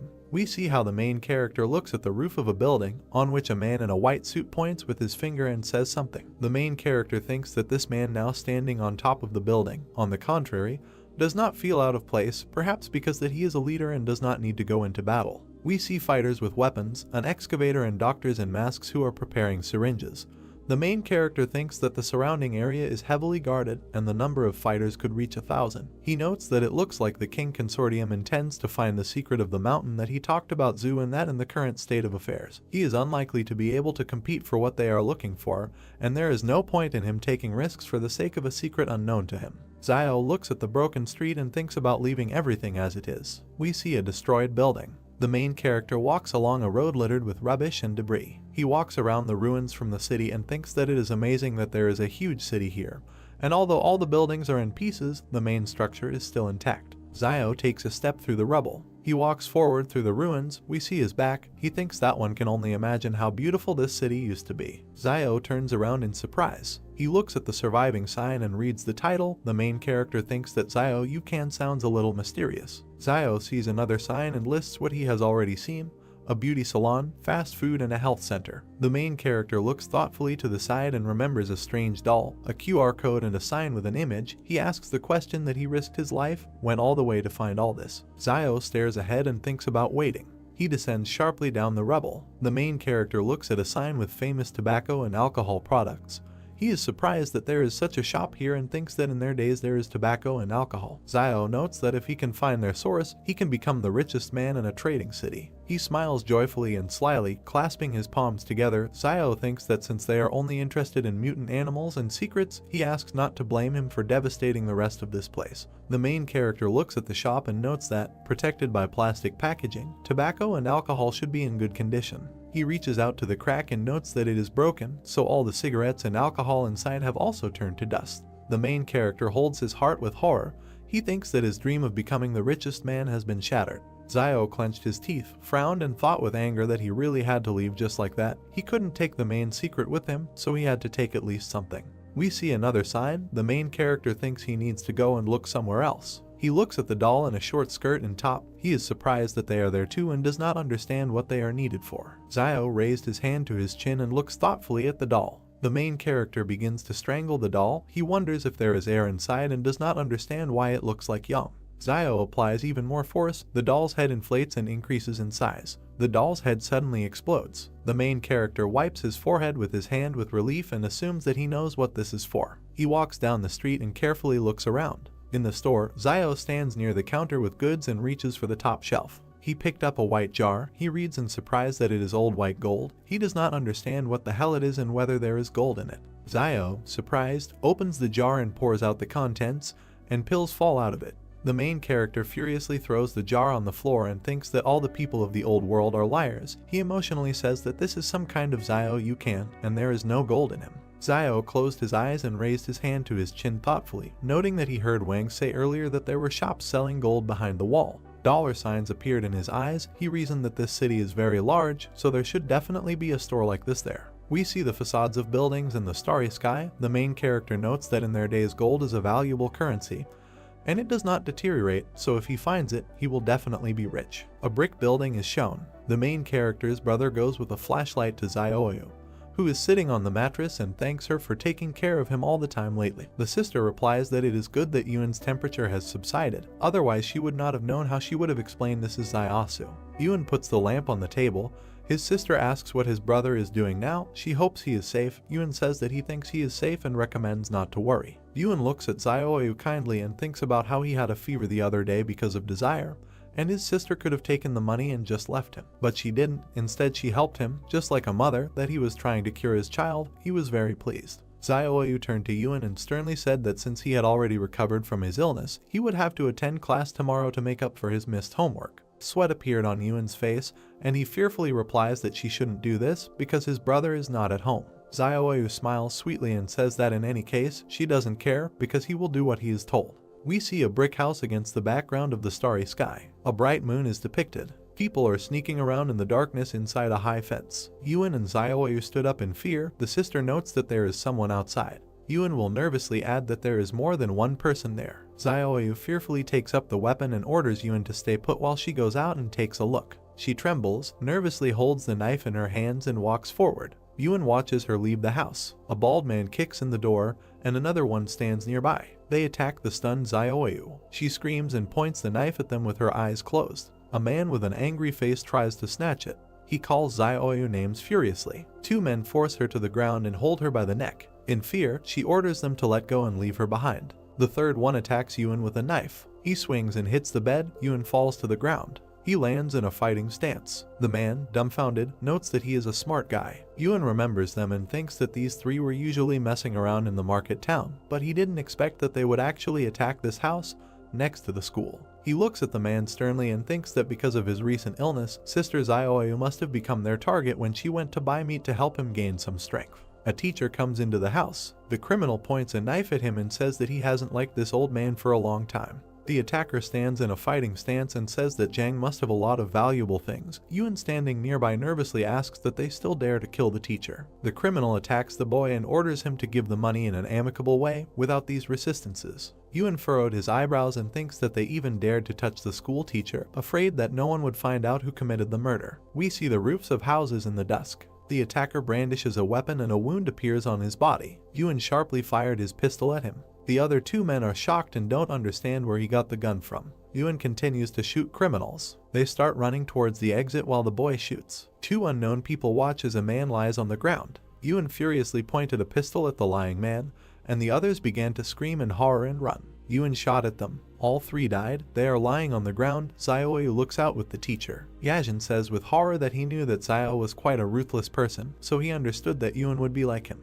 He looks at the boy in surprise and says that he couldn't even think that at 13 Yuan would dare to shoot someone. Yuan holds the gun with trembling hands. He is shaking all over in shock. Zio holds him by the shoulders in horror and screams his name. She hugs the boy and tells him not to be afraid and that everything will be fine because everything is already over. Jaeon watches his sister hug the boy and asks if Zio left this for him. Sister and Yuan look at the gun. The teacher asks if this is why Yuan went alone into the wilderness to make sure no one found him.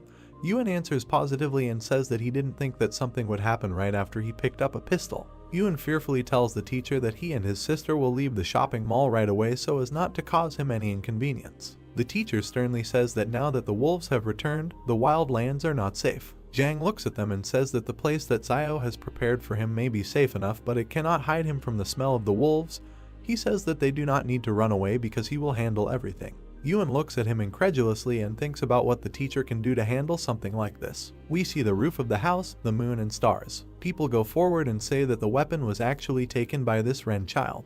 There are many people in uniform walking. One of them angrily says that this child is the only one in this market town who has the opportunity and courage to touch a weapon. Van smiles and tells the commander that it must be some kind of misunderstanding. The commander stands opposite the old man and says that now he is almost sure that Wang Dingyang was killed by Xiao. The first says that the commander and Wang Dingyang were not on good terms either.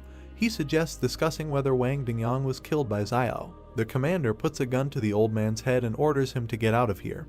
He asks if he thinks that he is as corrupt as the rest of the inhabitants behind the wall. The commander points his finger and orders everyone to be arrested. He wants to see how Xiao will justify himself when he returns. The teacher stood in the aisle and ordered them to stop. He holds out a piece of paper and asks him to take it to the fortress and tell Fat Man Lo to come to him. Zhang stood in front of the two soldiers and said that he had to give this to him and he would understand, and this was no longer something he could handle. One of the soldiers said with a confused look that this school teacher just called Boss Luo fat. Another soldier put a gun directly to the head of the frightened old man Wang and asked what he was waiting for. Zhuo stood still, holding out a piece of paper while the same soldier said that he thought some kind of card would help him get rid of them. Then he snatched the card from the teacher's hands with an arrogant look. The soldier looked forward with a menacing gaze and simply remained silent. Teacher Zhang stared back straight ahead with a serious look. Then the soldier, looking at Zhang Jinglin's card, thought with great surprise that he was from the 178th fortress. The soldier immediately pointed his finger at the teacher and the people behind him, saying that they should watch them, and the other soldiers obeyed the order. Suddenly the soldier got into the car and with a frightened look pulled the gear lever. The car began to move forward at great speed, leaving only dust behind. Several soldiers approached Yuan and Xiaoyu,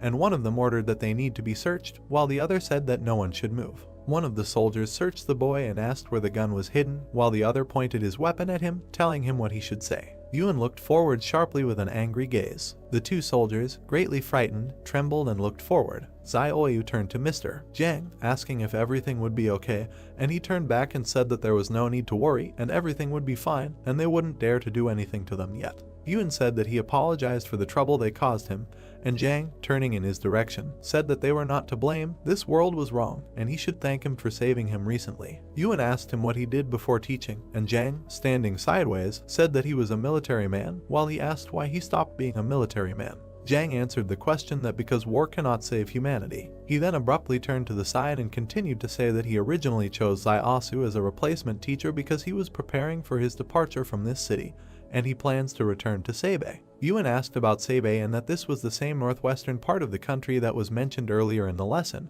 and received a positive answer from Zhang, who imagined beautiful mountains in his head over which birds flew. He continued to imagine in his head a huge number of mountains over which birds were flying, and said that in the northern part of the country the snow and ice had not yet melted, and among the sand and yellow earth not a trace of greenery was visible. Zhang continued to say that Sabei has endless white spaces, which makes people there seem very lonely, and imagined in his head a small stone structure standing right in the middle of the mountains. Yuan, looking ahead, asked why he suddenly wanted to return to Sabei. Zhang, looking to the side, replied that because the world was starting to change, and he needed to be with those who were waiting for him. Yuan looked at him with great surprise and asked about the people who were waiting for him, and he simply smiled. Zhang leaned forward, holding Yuan by the shoulders, and said that he should not be afraid, and they would not dare to do anything to him. The most they could do was send him back to the 178th fortress. Immediately after this, the narrative of the story moves to a camp with a huge number of tents, in one of which the doe with a cigar in his mouth was looking at the card. Lan sharply asked where this Zhang Jinglin was and said that he should take him there while the soldiers standing next to him obeyed his order. The soldiers, stepping on the ground with their boots, walked forward, and one of them said that they needed to open the door quickly. The car, accompanied by soldiers, approached the huge metal gates, which slowly swung open. Lan was driving in the car, smoking a cigar, and said on the phone that Zhang Jinglin was here, and they asked him if he was sure. The doe, continuing to smoke a cigar, said on the phone that he was not entirely sure yet, but if it was true, should he kill him and why should this old man hide with him? A man in a white coat spoke on the phone and asked about his murders, while he was told that yes, and such an opportunity comes once in a lifetime. The man in the white robe looked to the side, continuing to talk on the phone, asking that if he kills him now, do those fighters from the 178th fortress think to leave him alone? The doe, holding the phone near his ear, said that he could do it, but it would be a little script. A man in a white robe, speaking on the phone, asked what he thought. There was an impenetrable wall in this world, and why not just send him back to the 178th fortress, let Sebe continue to guard him. The man in the white robe looked to the side, saying that even if he had to die, he couldn't die at the hands of the king family, let alone them with him. While Lan spoke on the phone that he was the case if he one day, and that he answered him that later it would not be too late to kill him, but for now let someone else have a headache first. Then the man in the white coat asked on the phone what, by the way, if there was a tramp named Ren Zaiasu in his area, and Lan, continuing to smoke a cigar, asked about that medicine seller. The man in the white robe nodded his head, holding his hand in his pocket, not saying that Luo Xinyu is a singer, Ren Zaiasu is a medicine seller, and asked what and who Yang Xiaojin is, while Lan asked about her on the phone and said that he never haven't heard this name. The man in the white robe said on the phone that there were two more questions. How many years had Luo Xinyu been a singer in the fortress, and whether this Ren Zaiasu had relatives or friends. And Lan, sitting in the car, said that Luo Xinyu had become famous in almost 2 years, and Ren Zaiasu seems to have a brother. Suddenly, the soldier sitting next to him said that this Yang Jinglin was his friend, and Lan asked with a displeased expression what kind of coincidence this was. A man in a white coat said on the phone that there was no need to touch his brother for now, and let him deal with the rest as best he knew, while Lan and the soldier were sitting in the car. The soldier looked away with a dissatisfied expression, clenched his teeth, and simply remained silent. Immediately after this event, the narrative moves to a huge city standing right next to the mountains. A man in a white robe lowered his hand with a walkie-talkie in it. The man in the white robe turned sharply to the side, looking forward. The man in the white robe, sharply behind the block, said that he forgot to introduce himself, and he is King Zhen from the King Family Consortium, Luo Lan's younger brother. King looked towards Liu and Xinyu kneeling in front of him, saying that he was glad to meet them. Xinyu looked straight ahead with great disdain as King called them Mr. Liu Bu and Miss Luo Xinyu. King walked forward and said that they should tell him more about these three people, Zhu Xianchu, Yang Xiaojin, and Ren Zaiasu. King arrogantly looked at Xinyu sitting below and asked if there was something connecting Ren Zaiasu and Yang Xiaojin. They say that the names sound very similar. Liu exclaimed with fear on his face that they were not connected in any way. He then looked at King and said that Zhu Xianchu is a Superman who has the ability to release a shadow from his body that can even stop a bullet. Liu gritted his teeth in fear, saying that he could not say much about Yang Xiaojin, but the one to be most afraid of was Ren Zaiasu. King, looking to the side, asked in surprise why. Xinyu looked to the side with an arrogant look and asked that because he could cultivate anyone. Liu looked forward with great fear on his face, saying that no, and he was just very strong. At that time they were all fleeing in the canyon, and imagined in his head how the soldiers were running from a huge horde of insect monsters. Liu continued to say that he was the only one who ran in the opposite direction, and recalled how he turned back and looked at Xiao running away. Liu recalled turning back with a huge look of fear on his face and saying that he couldn't help but look back at him. Liu stood in the middle of the canyon and looked in the direction in which the streams of black energy were directed. Liu stood still and looked with great surprise at Xiao, who was running with a man on his back along the canyon. Liu recalled saying what the hell and how he could run so fast while carrying someone else, and stretched his hand forward towards the protagonist, who was running at great speed along the canyon, overtaking the car. Liu said that he was able to lift an adult man with one hand and still run fast, and he suspects that he is also a Superman, while Xinyu and King looked in his direction with great contempt.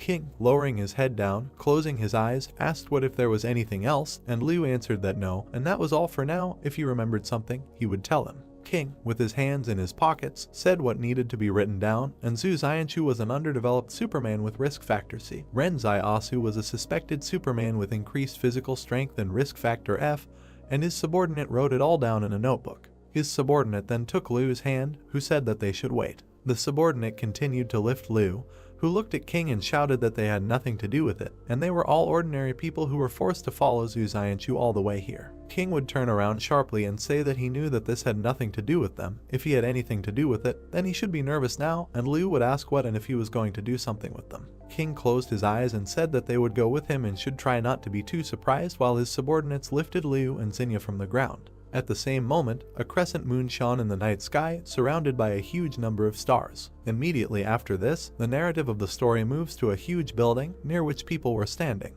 King walked along with the soldiers and spoke to Zuman, saying that he should lead a group to find Zaiasu, Yang Xiaojin, and Zhu Xianchu, and they should return by 12 o'clock at night, and he would take the order. King stopped near a group of people and said that teams 2, 3, and 4 should follow him, and they immediately followed his order. Liu, looking at King with great fear on his face, asked where they were going. King stood in the middle of the city street and said that now they themselves will soon find out. The narrative of the story then shifts to several soldiers standing near a huge cage. King raised one of his hands up, holding the other in his pocket. Liu stood next to Xinyu and was surrounded by soldiers, saying what the same.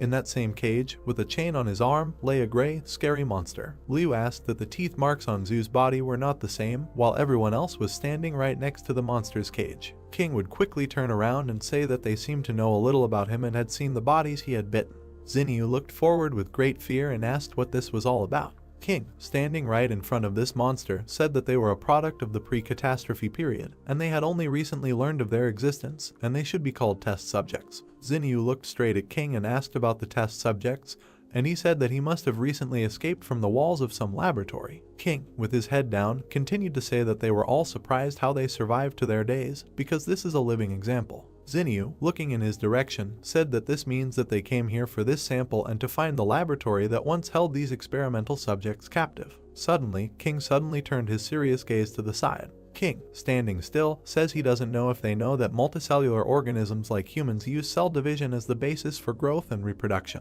He then went on to say that one would assume that cell division should be endless, but the strange thing is that all human cells stop at an average of 50 divisions, after which irreversible decay sets in, and he imagined several microcells in his head. King looked to the side and said that it is for this reason that a person's life expectancy is limited, he grows old and dies. Xinyu looked away as King continued to say that, well, that doesn't mean it can't be changed. King said he suspected the lab had developed a technology that made cells divide endlessly, increasing the body's metabolic cycle and lifespan, and focused his attention on the metal gate in the brick building. King reloaded his gun and said that, but they didn't expect that by doing this, they would create these monstrous and inhumane creatures, and these human-modified test subjects had completely lost their sanity as human beings. King suddenly left his gun directly into the monster's cage and continued to say that, but their physical strength and agility are far superior to ordinary people, while he looked forward with a menacing gaze. The monster abruptly grabbed the gun with its teeth and crushed it, while King said that they had to use 5 battle groups and sacrifice many of their people to capture at least one object alive. King turned sharply to the side, looking at his subordinate, who was writing something in a notebook, and said that he should write down that his teeth were developed, his pupils were narrow,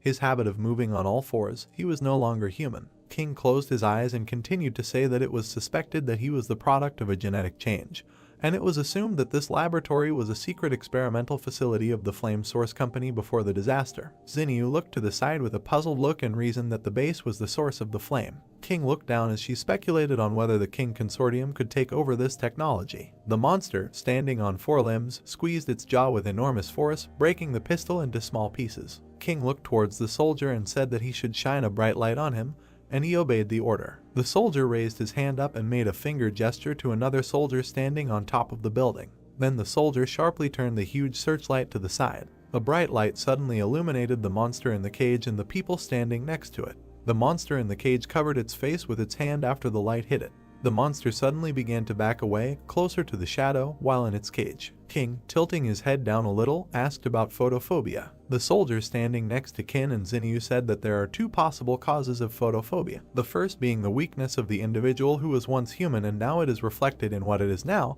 and the second is that it is in a gene edited. The model was based on the nature of the beast. King, turning his head slightly to the side, said that one was enough to study so that they could kill the rest without further losses, and the soldier standing behind him accepted the order. King reasoned with a thoughtful look that if he has photophobia, then why was he recently active during the day, and is he evolving again, or is there something that attracted him and made him go out in broad daylight? King conjured images of Xiao, Zhu, and Yang standing next to each other in his head and wondered if this could have something to do with the 3 of them. A huge number of soldiers stepped with their black boots directly onto the asphalt. Man in a shirt stood in the middle of his subordinates, while through the radio they asked him what they had found, not them. Man in a shirt, using a walkie-talkie, said that there were no leads yet, but an active search was underway, and in response they told him that it was good and they should find them as soon as possible. Immediately after this, the narrative of the story moves to one of the buildings in the destroyed city. Xiao stood near the entrance to a huge building and wondered if all the stores before the disaster were built on such a grand scale. The protagonist focused his attention on the nameplate hanging on the building and reasoned that this was Lu Wang's department store,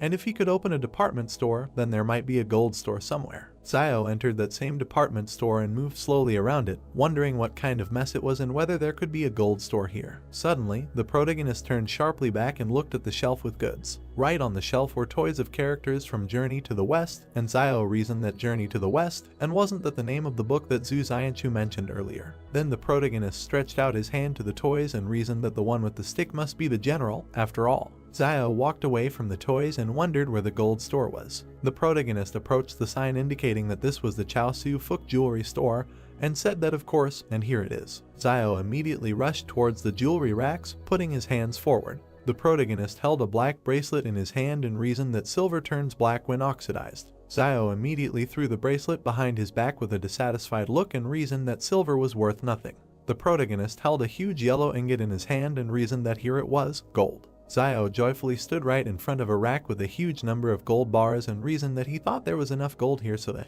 Liaoyuan and sister Zioyu could live comfortably for decades, and if they returned to the trading city with this, then the opening of a gold store would be no longer a dream. The protagonist thought and raised his hand to his chin, arguing that there was so much here and how he could carry it all. Zio suddenly realized something and reasoned that he would definitely do just that. The protagonist was holding in his hands several gold jewelry right above the shelf. Zio was doing something with his hands right above the jewelry rack. The protagonist held a ball of gold in his hands and reasoned that if you look for all the gold jewelry in the ball, you can put it all in the palace vault. Zio reasoned that it was already full and needed to be pushed in, and tried to hold the door with his shoulder, which was barely staying closed. The protagonist, holding a bag made from a cloak on his back, walked forward and reasoned that he would wrap the rest in his cloak and carry it away. Suddenly, several soldiers stepped with their black-booted feet directly on the ground. Zio looked forward with great surprise, his eyes wide open. A squad of soldiers with a man in a black shirt headed forward, passing through the department store building. Zio was hiding behind one of the building's walls, watching a squad of soldiers pass by. The protagonist looked out from around the corner with a tense look, wondering where the king fighters suddenly appeared from here. Zio looked ahead with great dissatisfaction and reasoned that there were so many people, and they were alert enough, and whether there was any danger here. A detachment of soldiers led by Man walked through the department store past a rack with characters from Journey to the West.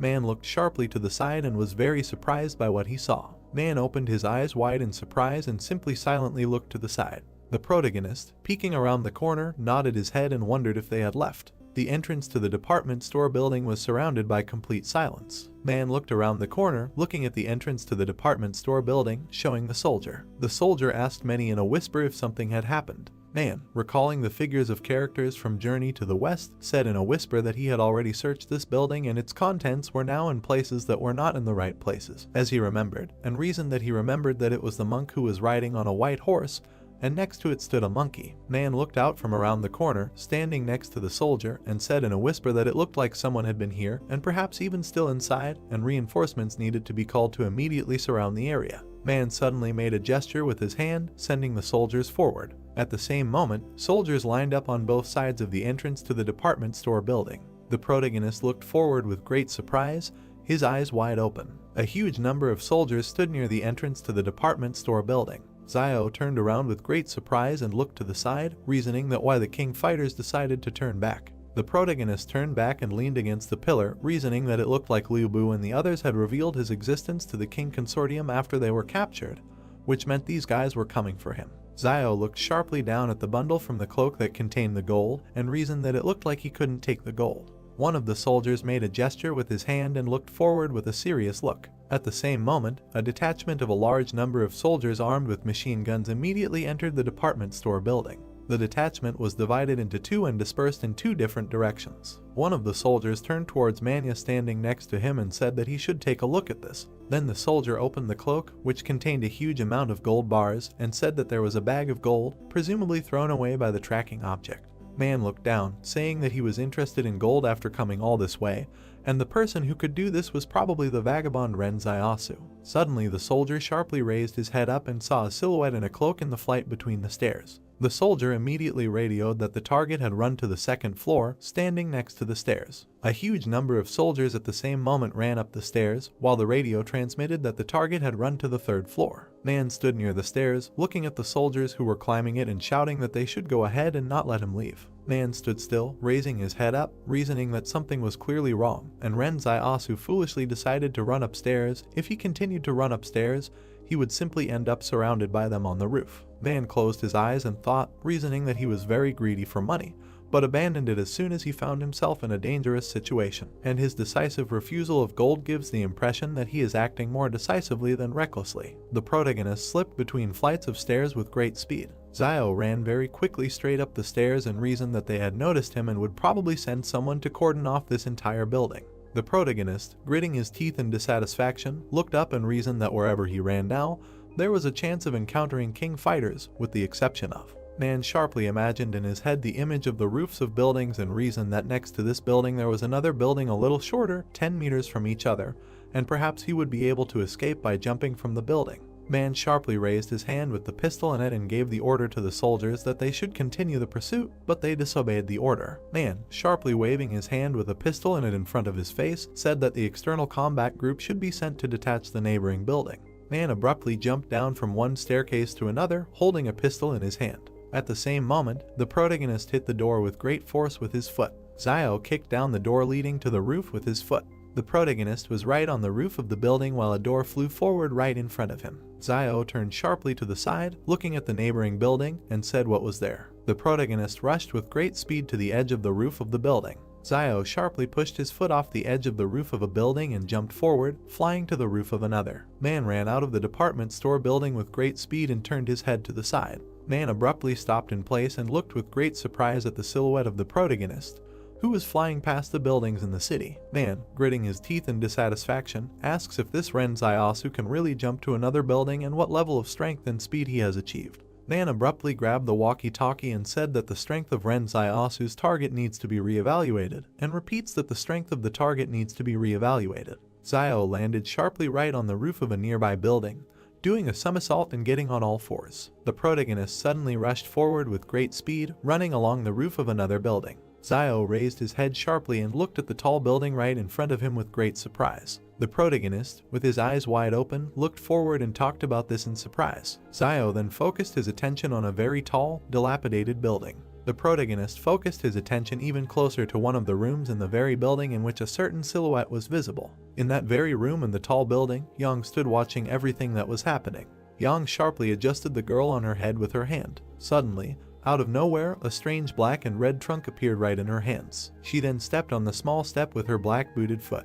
Yang stood still and aimed at the scope of her huge black and red rifle. She suddenly exhaled slowly and continued to aim one eye at the scope of her rifle. Yang stood in place, holding her black and red rifle with two hands and aimed at its scope. Zio continued to run along the roof of the building with great surprise, talking about young Xiaojin. The protagonist stopped abruptly on the roof of the building and looked sideways at the street of the destroyed city. Zio suddenly focused his attention directly on King and the people standing next to him who were near the cage, and reasoned that this means that young Xiaojin's goal was to come and kill this young man in a white suit. The protagonist froze abruptly in place, raising his head up and looking at the tall building on the side of him, and reasoned that she was so far from this man in a white suit. Zio looked to the side with a reasonable expression and thought that at such a distance to the target, the sniper needs to calculate many factors, such as wind direction, temperature, humidity, and various external obstacles and cover near the target. Then the protagonist focused his attention on Kin standing near the cage and highlighted his approximate location on the street, reasoning that how can sniping be carried out at such a distance, even if one has to take into account the deflecting force of the rotation of the earth. King stood still while Xinyu was behind him. Xinyu rose sharply, and the protagonist looked forward and reasoned that the wind had stopped, and now. Zio turned his head sharply towards the tall building standing nearby and reasoned that she had not fired. The protagonist then focused his attention on Xinyu, who suddenly stood up from the ground and reasoned that when did she free herself from the rope binding her thumbs. Xinyu suddenly rushed forward towards King with great speed, holding a knife in her hand. Xinyu continued to rush forward at great speed, moving her hand with the dagger in it and back a little. King sharply turned his gaze back and looked at the woman in the suit who was deflecting Xinyu's blow. Xinyu threw a punch with her hand, which the woman deflected with her white fan. The woman in the suit would then lash out with her white fan, while Xinyu dodged it. Xinyu jumped back, landing on the ground as the woman in the suit collected her white fan. The woman in the suit suddenly took a blade out of her pocket and threw it forward with great fury. Xinyu landed on the ground with a huge look of fear on her face, holding a knife in her hand and looking at the blade flying towards her. Suddenly, a circle of purple energy appeared on the ground right under Xinyu's hand. Xinyu abruptly fell into a dark space through a circle of purple energy, while a knife flew into her place where she had just been. The woman in the suit watched as a flash of black and purple energy remained in Xinyu's place. The woman in the suit said with surprise on her face that she was a Superman, and King stood next to her, watching everything that was happening. The protagonist watched what happened with great surprise and reasoned that Luo Xinyu was in fact also a Superman. Xiao turned sharply to the side and asked that where did that fragile and quiet Luo Xinyu go, and it must be someone else posing as her. King turned sharply to the side, looking at a tall building in which a bright and yellow light was coming from the window. At the same moment, Yang fired her huge black and red rifle. King turned sharply to the side with a huge fear on his face while someone shouted that there was a sniper there. The bullet rushed with great speed straight towards King, who was standing still. At the same moment, the girl in a business suit jumped sharply to the side, gritting her teeth. She suddenly leaned forward, opening her two white fans behind her back. Then the girl in a business suit put two white fans right in front of her and tried to deflect the bullet flying at her. The girl in a business suit clenched her teeth in dissatisfaction and fear and simply remained silent. The bullet fired from Yang's rifle slightly damaged the white fan. The bullet, flying forward at great speed, destroyed the white fan into small fragments. At the same moment, the girl in a business suit fell back while the same bullet hit her chest. King stood still and watched as that same bullet flew right through the body of a girl in a business suit. King looked down at the body of the girl, who was falling down and coughing up a huge amount of blood. King, turning to the side, straightening his cloak, said that what a pity. One of the soldiers sharply pulled the pin from the grenade and said that everyone should prepare for a smoke grenade. At the same moment, a smoke grenade fell straight to the ground, releasing a huge amount of smoke, and a certain voice shouted that it needed to be compacted. King stood in place while a huge amount of smoke surrounded him, and voices were heard in the area to look for a sniper position, and it was an abandoned building in the southeast. King abruptly pulled out a bullet from the destroyed asphalt with his hand. King held the bullet in his hand and looked at it with great seriousness and simply remained silent. King turned his gaze sharply to the side and thoughtfully reasoned that, surprisingly, this was an attack by rebels, and this is a group of people about whom there are vague rumors in the circles of the consortium. King walked up to Liu, who was sitting on the asphalt, and said that being her agent and not even knowing that his employer was a Superman, he was still really very stupid. They took Liu by the clothes and lifted him up, and he said that she was just like that before. Suddenly, that same silver bullet was brought right to his eye. King, piercing Liu's eye with a silver bullet, said that he should rest in peace and in their time there was no place for such scum. Liu slumped straight to the ground and screamed loudly as blood flowed from his eye. The protagonist stood still, looking at the tall building right in front of him, and reasoned that so, Yang Xiaojin and Luo Xinyu are working together. As expected, the more beautiful a woman is, the more dangerous she is, and never thought that they would put on such a show here. Xiao raised his head up and recalled the images of Yang and Xinyu, reasoning that in retrospect, their disguise was not really flawless, and, I remember, before going to Mount Jing, I asked to remove Wang Qinjiang from the squad, and Luo Xinyu glanced at Yang Xiaojin during the decision, but at that moment, neither of them cared about it. The protagonist then mentioned in his head the events of the past, how they sat together near the fire where the meat was cooked, and reasoned that later, when he shared the fish, Yang Xiaojin also called Luo Xinyu. Xiao recalled how Yang pointed her gun directly at Zhu and reasoned that there was also an incident where someone was pestering Luo Xin and Yang Xiaojin quickly intervened. But at the time he thought that she only helped because they both were girls, and who would have thought then that they had known each other for a long time. The protagonist looked ahead with a thoughtful look and reasoned that, but why exactly they wanted to kill King Zhen and why the Superman sacrificed himself to protect him. Yang pulled the bolt of her rifle and a silver bullet flew out. Then she sharply turned the muzzle of her rifle to the side and, holding it with both hands, aimed at the sight. The protagonist stood still and looked at the tall building in front of him with great surprise until a bright light flashed in one of the rooms. Xiao backed away with a huge look of fear on his face as a bullet flew between his legs and hit the roof. The protagonist turned sharply back, looking at the place where the bullet landed, and reasons that she was doing something incomprehensible and did not even try to shoot him, but was simply aiming at the roof. And maybe she did this on purpose to show that they are not at the same time in front of the King Consortium. But was it too much, or was it because he was angry with Luo Xinyu on the road and did not want to help her? Yang, holding a huge rifle in her hands, stood next to Xinyu approaching her. Yang continued to look forward with a serious gaze while Xinyu tilted her head to the side and waved her hand. At that moment, the two of them suddenly jumped into a portal created from dim blue energy. Xiao watched everything that was happening, reasoned that no, and they just left, and don't they want to take him with them. A huge number of soldiers ran down the street, holding machine guns in their hands. Zio looked down from the roof of the building at the huge number of soldiers approaching him and reasoned that this was bad, and so they decided to throw everything at him and calmly leave. And maybe it was convenient to leave, but why involve him in this? The protagonist suddenly pulled out a pistol from behind his back and reasoned that he was careful everywhere, but still ended up in the ass. Man sharply broke down the door leading to the roof with his shoulder. Zio, running sharply forward, fired his pistol and cursed displeasedly. The protagonist continued to run forward straight along the roof of the building while the soldier covered Manya from his bullets with his shield. Suddenly, Man jumped out from behind the soldier with the shield and fired straight forward from his pistol. Zio jumped to the side with great speed, dodging several bullets fired by the enemy. The protagonist suddenly jumped up and rushed forward with great speed, reasoning that there was no more hesitation. He must run before all their troops arrived. Man aimed his pistol, clenched his teeth, and said that it was amazing how fast he could move.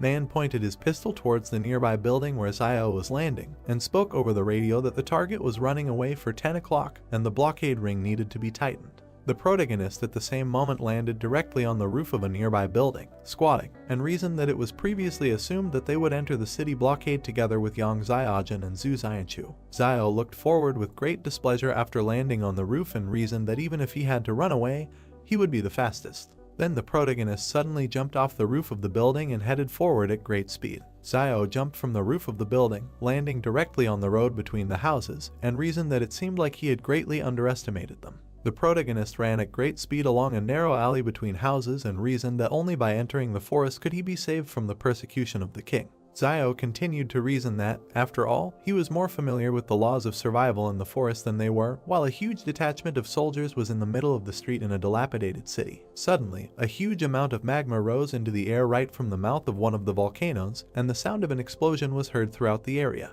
The protagonist continued to run forward at great speed, greatly surprised and reasoning that it was a volcanic eruption. Man ran straight down the city street towards the volcano and was greatly stunned by the eruption he saw. Man continued to run forward along with the soldiers and, greatly frightened, reasoned that if this guy went further and the volcano erupted, there would be no turning back. Zio turned around abruptly with great displeasure, gritting his teeth as a huge amount of magma erupted from the volcano right in front of him. The protagonist continued to run forward at great speed, debating whether they would continue to pursue him or let him go, while a crowd of people ran after him. The protagonist found himself on the outskirts of the city and turned back to the crowd of people shining flashlights, and reasoned that the path back only leads to death. Zio rushed forward with great speed straight towards the forest and the volcano, which began its eruption, reasoning that the only way to survive was to move forward. Man, raising his hand clenched into a fist, addressed all the soldiers, saying that they should not stop. One of the soldiers approached Manhwa and said that the object of research had disappeared, and he shouted that they should look for it, and they accepted his order. Man looked at his watch and said that the control time for the 100 meters is 3.92, and the strength is unknown, and as soon as they find him, they need to kill him on the spot. A huge number of soldiers with weapons and flashlights in their hands moved through the forest, while Man reasoned that no matter where he was hiding, even with a pistol in his hand, he would not be able to shoot so many people at the same time, and if only he appeared, they would turn him into a sieve. Zio, hiding behind one of the trees from the bright light of the soldiers' lanterns, reasoned that with so many people searching at the same time, he did not think that they would start shooting indiscriminately. The protagonist, peeking out from behind a tree, looking at the soldiers who were looking for him, was very puzzled. Zio, peeking out from behind a tree, reasoned that he would soon be found, and suddenly jumped out from behind it straight towards a huge number of soldiers and Manhwa. The protagonist slashed directly at several soldiers, lifting them into the air and landing directly on the ground while screams echoed throughout the area, and Man watched. Man raised his hand with the gun a little higher and asked what was the matter, while Zio looked forward with a malicious grin. The protagonist jumped sharply, landing on a tree branch while the soldiers watched him, and said, pointing his finger at himself, that he was Zhu Xianchu and who would dare fight him. The soldiers looked forward with great surprise and, trying to comprehend what they had heard, simply remained silent. The protagonist jumped sharply upward due to the bullets that destroyed the branch he was standing on, and then landed on the ground while the soldiers shouted that Zhu Xianchu and they needed Ren Zaiasu, and fired their machine guns. Zio abruptly pushed himself off the ground and rushed forward with a smug grin, holding his hand out in front of him, while the soldiers, standing still, fired their weapons and shouted loudly, saying that it was a monster. The protagonist jumped sharply to the side, dodging a huge number of bullets fired by very surprised soldiers. Several soldiers, still firing their machine guns, said that he was incredibly fast. Then Zio rushed forward with great speed, running away from them straight into the forest, and the soldiers shouted that he was running away and needed to be caught up. Man, holding a walkie-talkie watch to his mouth, said that the previous information was incorrect and the target was not Ren Zaiasu, but Zhu Xianchu. Suddenly, straight towards Manya and the soldiers, a certain silhouette of black and red energy rushed at great speed. Man fired his pistol with his hand forward, straight at the silhouette of black and red energy, which dodged the bullet. The silhouette of black and red energy grinned sarcastically while Man, continuing to put his hand with the pistol forward, kissing, said that this was some kind of nonsense. At this moment, Zio continued to run through the forest at great speed and reasoned that he did not expect that he would suddenly encounter so many superhumans. And Yang Xiaojin could create a peerless sniper rifle out of thin air, and Zhu Xianchu could manifest his own shadow, Luo Xinyu could move through shadows, and King Zhen's bodyguard could summon this strange white fan. The protagonist ran straight through the forest and continued to reason that everyone hides their abilities very well and does not show them until they have to. So it is better for him not to reveal his abilities, which is why he had to go by the name Zhu Xianchu. At this time, the shadow of black and red energy was dodging the bullets that the soldiers were firing, and Zio reasoned that now the shadow could be brought back and ordered it to return, and it immediately rushed forward with great speed. A shadow quickly passed between the soldiers, throwing them into the air as they screamed loudly in fear. The shadow grinned a little, running away from them, and immediately found itself right next to the protagonist, who was standing in the middle of the forest and looking to the side. Suddenly, the shadow did not seep into Zio's body, and he suddenly shuddered, greatly surprised by this. The protagonist leaned sharply on a tree and trembled violently in pain, reasoning that it turned out that I had a side effect, and it seems that this shadow cannot be used just like that, and the body also feels all the wounds that it received. Zio, closing one eye, looked to the side and reasoned that, however, in the end, he got rid of the king people, and first he should rest, and once they regained their strength, they would figure out how to avoid it.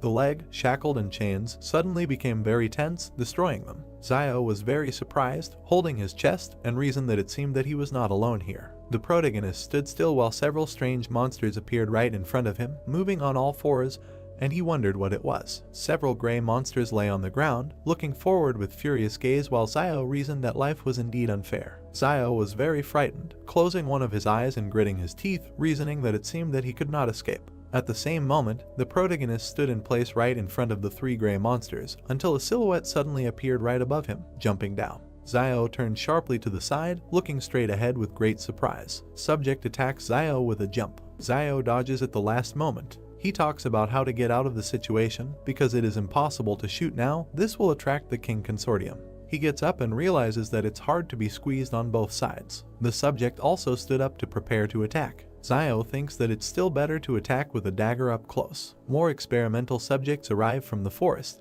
Now Zio can only rely on his dagger. He is very nervous and closely watches his opponents. Zio shakes his head in panic because the dagger is not in place. Zio doesn't understand where the weapon disappeared. He remembers how Yang ran into him before she disappeared. Ian is sitting on a cliff. Perhaps then she stole the dagger. Yang happily looks at the dagger. Zio wonders if she really took him back, although the trust that was between them would make such an act extremely heartless. Zio looks in surprise as the test subject climbs the tree. 3 test subjects crawl towards him. Zio tensed up and decides to attack first, for which he uses the ability copied from Zhu. He casts a determined glance towards his enemies, deciding that this is not the time to be sad.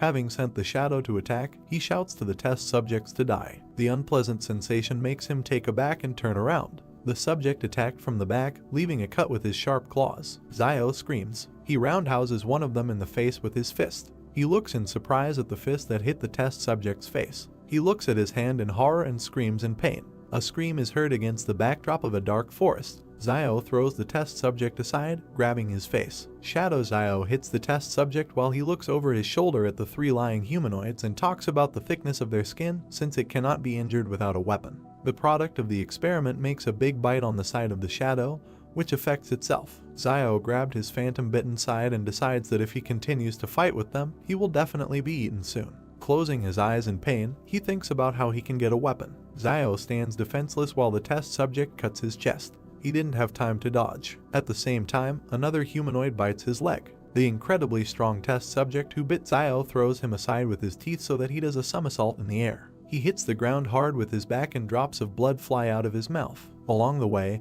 his shadow is eaten by 2 experimental subjects. Another one is already flying, ready to kick a man lying in the chest with his foot. Zio was taken aback. The subject successfully hits the target with his foot.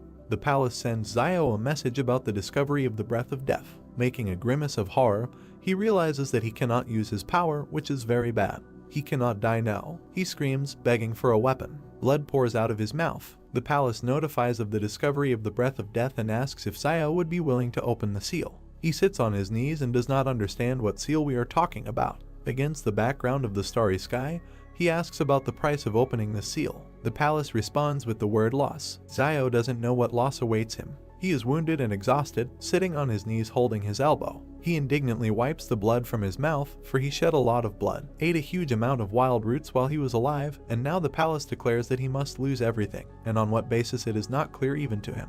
The test subject kicks him in the head and he flies off. Zio asks the palace for an understanding of how he was given all this: the gold, the money, the gun, his brother Liayuan, his sister Zioayu, and even the clothes on his own body. He is on his knees again and asks why the hell does the palace even need his clothes. He does not receive an answer and offers to at least bargain. He gets hit in the jaw. He desperately wonders if this is the end, because he has lived so little. The palace gives him the result of the check, because Zio only has 7 thanks left to collect before receiving the weapon. Zio looks at the inscription against the background of the night sky and wants to thank himself all these 7 times. He cups his face, closing one eye. Zio's first gratitude is that he never shies away from new opportunities. The second is that he is never afraid to face danger, while he thanks himself for the 3rd time for never compromising in the face of trials and tribulations. He is kicked again by the test subject. Zio flies to the side. He stands up and thanks himself for the 4th time for always having a backup plan when faced with temptation. He closes his eyes and extends his hand forward.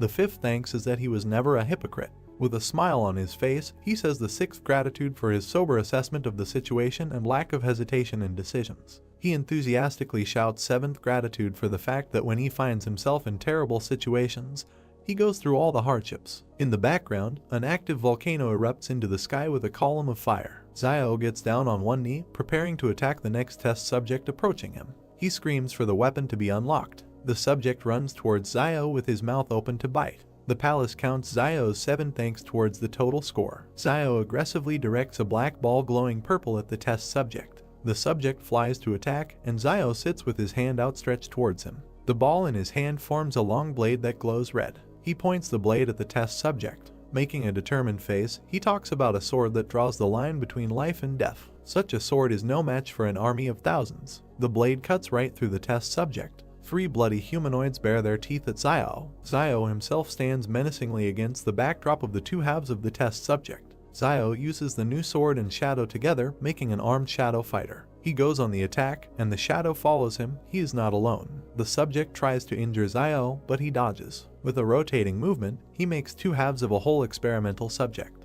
His shadow is not far behind and cuts the other 2 test subjects into pieces. Zio stands epically against the backdrop of chopped up experimental subjects. He looks forward with determination and for the first time truly feels his superhuman power. The shadow dissolves as Zio leaves the battlefield in victory. The palace publishes a new side quest. Zio must receive 1,000 commendation coins to unlock the mid-tier weapon form. Zio is perplexed by such a huge number of thanks. An armed group of people runs out of the forest. The King Consortium discovers several dead test subjects in the forest. They are surprised by what they saw. The Consortium commander concludes from the shoe print that only one person dealt with the group of test subjects. He is warily perplexed as to whether one person is capable of defeating 4 experimental subjects. The power of this person must be greater than the power of their consortium. They need help. He radios to King Zhen that Zio, who called himself Zhu, requires his reassessment because he alone dealt with 4 test subjects. Zhen stands somewhere against the backdrop of ruins and listens to the fact that Zhu was wounded and left traces of blood. Zhen is surprised by Zhu's capabilities. Putting on a serious face, he asks his assistant to adjust Zhu's danger level to B and orders the commander to take a sample of Zhu's blood and send it to the warehouse for analysis. The commander presses the radio button and accepts the order. Zhen stands pathetically with his eyes closed and argues that Zhu and Yang have proven themselves. Xinyu has also revealed her superhuman nature, but no one knows where Zio has gone. He looks to the side. For him, capturing Zio would be a good outcome because he could become a bargaining chip in the future in the fight against Zhang Jinglin. Zhang Jinglin's love for justice is well known throughout the north of the country. Zhen smirks, because there is nothing wrong with Zio not being caught, since Fortresses 112 and 113 are under the influence of the King Consortium.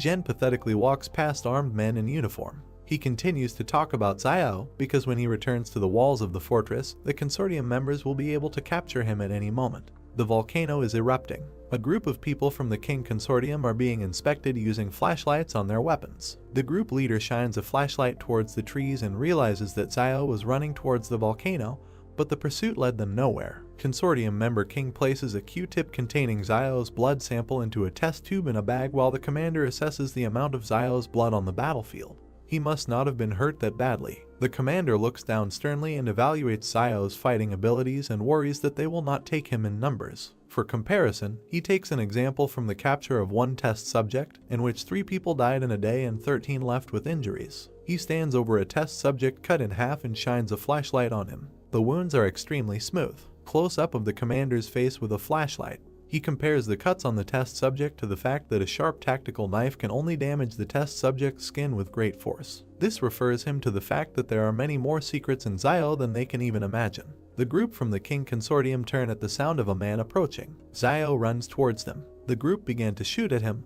While the commander wondered why Zio returned, he seemed to be running away. A terrified Zio yells at the group to look at what's behind him instead of aiming at him. He struggles to escape from a huge crowd of test subjects. The commander was taken aback because he thinks that this could only happen if Zio took and tore up the lair of the experimental subjects. Zio calls upon his shadow to carry him on its back and orders the group to flee, for if they continue to just stand there, they will all die. In the background, a large cloud of test subjects is approaching them. The group led by the commander is in shock. They decide to disobey Zio and open fire on him. He dodges shots with the help of a shadow and is perplexed that in such a situation they would still prefer to shoot at him. The shadow is getting ready to jump. Zio decides to let the monsters play with the consortium group, for that matter, and with the help of the shadow he jumps to escape from pursuit. He jumps over the squad, they dodge. The commander turns around and realizes that the crowd cannot be left unattended, because their rear may suffer, and even the city will be behind them. A huge crowd of experimental subjects bare their teeth, preparing to attack the squad. Some members of the group unsuccessfully dodged and were injured because of Zio. The commander sees this picture and curses in horror. He could not imagine that Zio would use such vile tactics to evade pursuit. He realizes that Zio is using the test subjects in order to contain the squad and get rid of persecution from both them and the test subjects. The commander with a menacing face looks at the crowd and does not understand where such a large number of experimental subjects came from, if the information said there were 100 individuals. Close up of the commander's face. He thinks that the source of the flame may have deliberately spread false information to deceive Jen, and most likely this happened after the source of the flame could not intersect with the King Consortium to resume the work of this laboratory. This is quite possible, because Jen killed many people from the source of the flame campaign over the past couple of years. He worriedly notifies the city via radio that a defensive line should be built. Team members follow orders to fire to support defenses on the ground. We need to gain time so that the city can prepare for the attack. Zio turns to look at the group going to the front line and thinks that maybe this is the difference between the consortium members and the private army. A close-up of the squad in combat readiness is shown. Zio is surprised by the dedication of the consortium soldiers, that they are willing to sacrifice their lives and safety in order to buy time for their comrades in the rear. The shadow drives him away from the carnage while he talks about Jen with his image in the background. He doesn't understand how this young man in white can lead such an army. The squad stands in formation and waits for the moment to attack. The test subjects are approaching. Gunshot does not take test subjects. The commander despairs. Reinforcements arrive and give the order for an immediate retreat to the outskirts of the city. Support was already prepared for this in advance. The commander breathes a sigh of relief. He gives orders to his squad to hold formation and look for a moment to retreat because reinforcements are already on the way. The squad opens fire on the test subjects. Bloodied test subjects try to block bullets with their forelimbs and scream in pain. However, the bullets still do not hit them, but simply bounce off. The group is kept in formation and continues the attack. Zio escapes from the scene of the firefight and is glad that a detachment from the consortium was on the way, otherwise he would not have been able to escape from the test subjects. With one hand he holds onto the shadow's shoulder, and with the other he rubs his chin and thinks about the reaction of the bald squad leader, because he also did not expect to see such a huge number of experimental subjects in the mountains. He grins, because this is the norm for such numbers, because in the forest there is no more entertainment except giving birth to children. Zio turns around at something. Meanwhile, the volcanic eruption is only intensifying.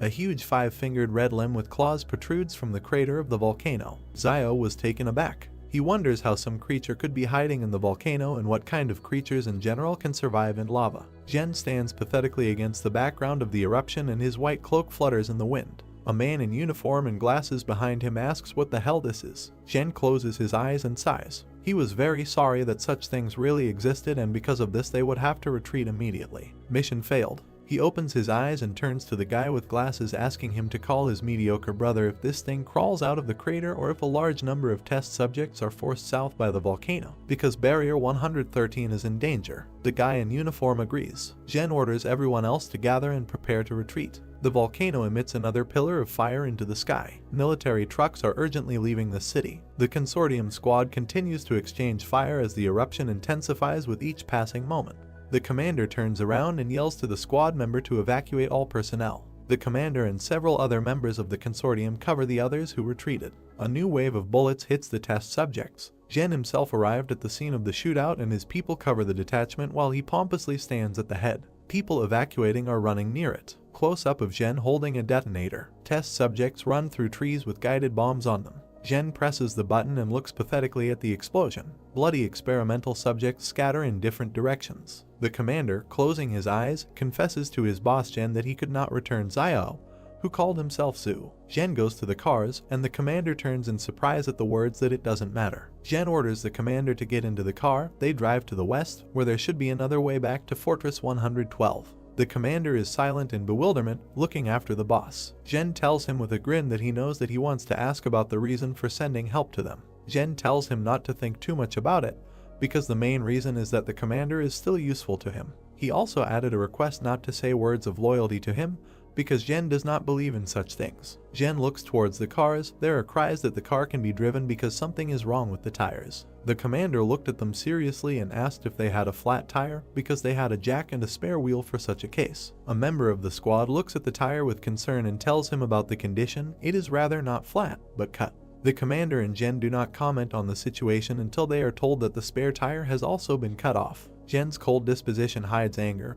He thinks about Zhu and really wants someone to be killed and asks Xuxuan to bring him a bulletproof vest. Another column of fire into the sky from the direction of the erupting volcano. Close-up of the feet of running soldiers. The commander worriedly reminds Zhen in the bulletproof vest about what will happen for failure to complete this task, namely, he must receive punishment in the consortium. Zhen replies that everything is fine, because the old people in the consortium always need someone to work for them. They will most likely just send him on leave indefinitely. The beaten commander asks the cold Zhen what to do with the real Xiao, to which Zhen replies that if the real Xiao did not die on the mountain, then he must have found a way to retreat to the 113th wall, so Luolan will take care of him. Against the background of the ruins of the city, the eruption continues. Zhen concludes that Xiao is a simple tramp, which means he won't be able to make much noise. Xiao, riding on a shadow, continues to flee, during which he gloats that he thought of cutting off the soldiers' tires. He is already wearing a cloak, which he had to leave at the very beginning of the persecution by the consortium, which he actually did not expect.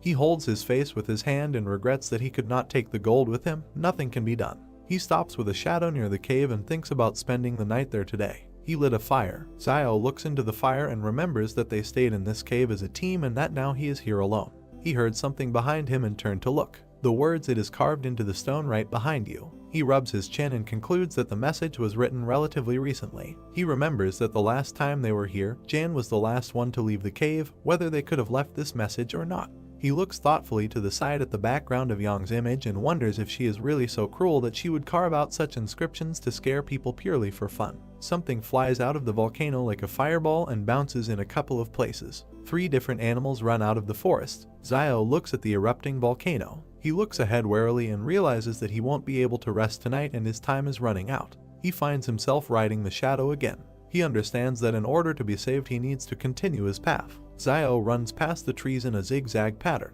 His speed is so high that he is almost invisible. He is convinced that if he is fast enough, the monsters will not be able to catch him. Runs past small rocks on which gray red-eyed arachnids sit. The arachnids are talking, because they don't understand what it was, a person or something else. Xiao runs past the wolf, who hatched after him out of shock. Then he knocks another wolf off his paws. He looks forward confidently, sitting astride the shadow. In front of him there is a view of the trading city. He's glad he's finally back. Fugui goes to Liaoyuan and Xiaoyu's sister's house, asking to see what he brought for Liaoyuan. The latter, in turn, lies in bed, and Sister Xiaoyu sits next to him. With tired eyes, Liaoyuan peeks out from under the blanket and thanks Fugui for putting in a good word for them during the arrest, but waking him up early in the morning is not nice. Sister Xiaoyu looks at Liaoyuan worriedly and urges him to get up, because if he gets up 15 minutes earlier every day, then in total he will have an extra 90 hours to use for the thing he likes. She asks him to think about what he likes most. Liaoyuan, in response, unhappily wraps himself in a blanket and convinces him that his favorite thing is sleep. Sister Xiaoyu did not like this answer and pulls the blanket off him and reproaches him for making people more angry than his older brother. Liaoyuan closes his eyes in displeasure and says that he doesn't care. He sits unhappily wrapped in a blanket. Sadly lowering his gaze, he talks about the calm situation in the city in recent days and he is very sorry that his brother is not here at such a time.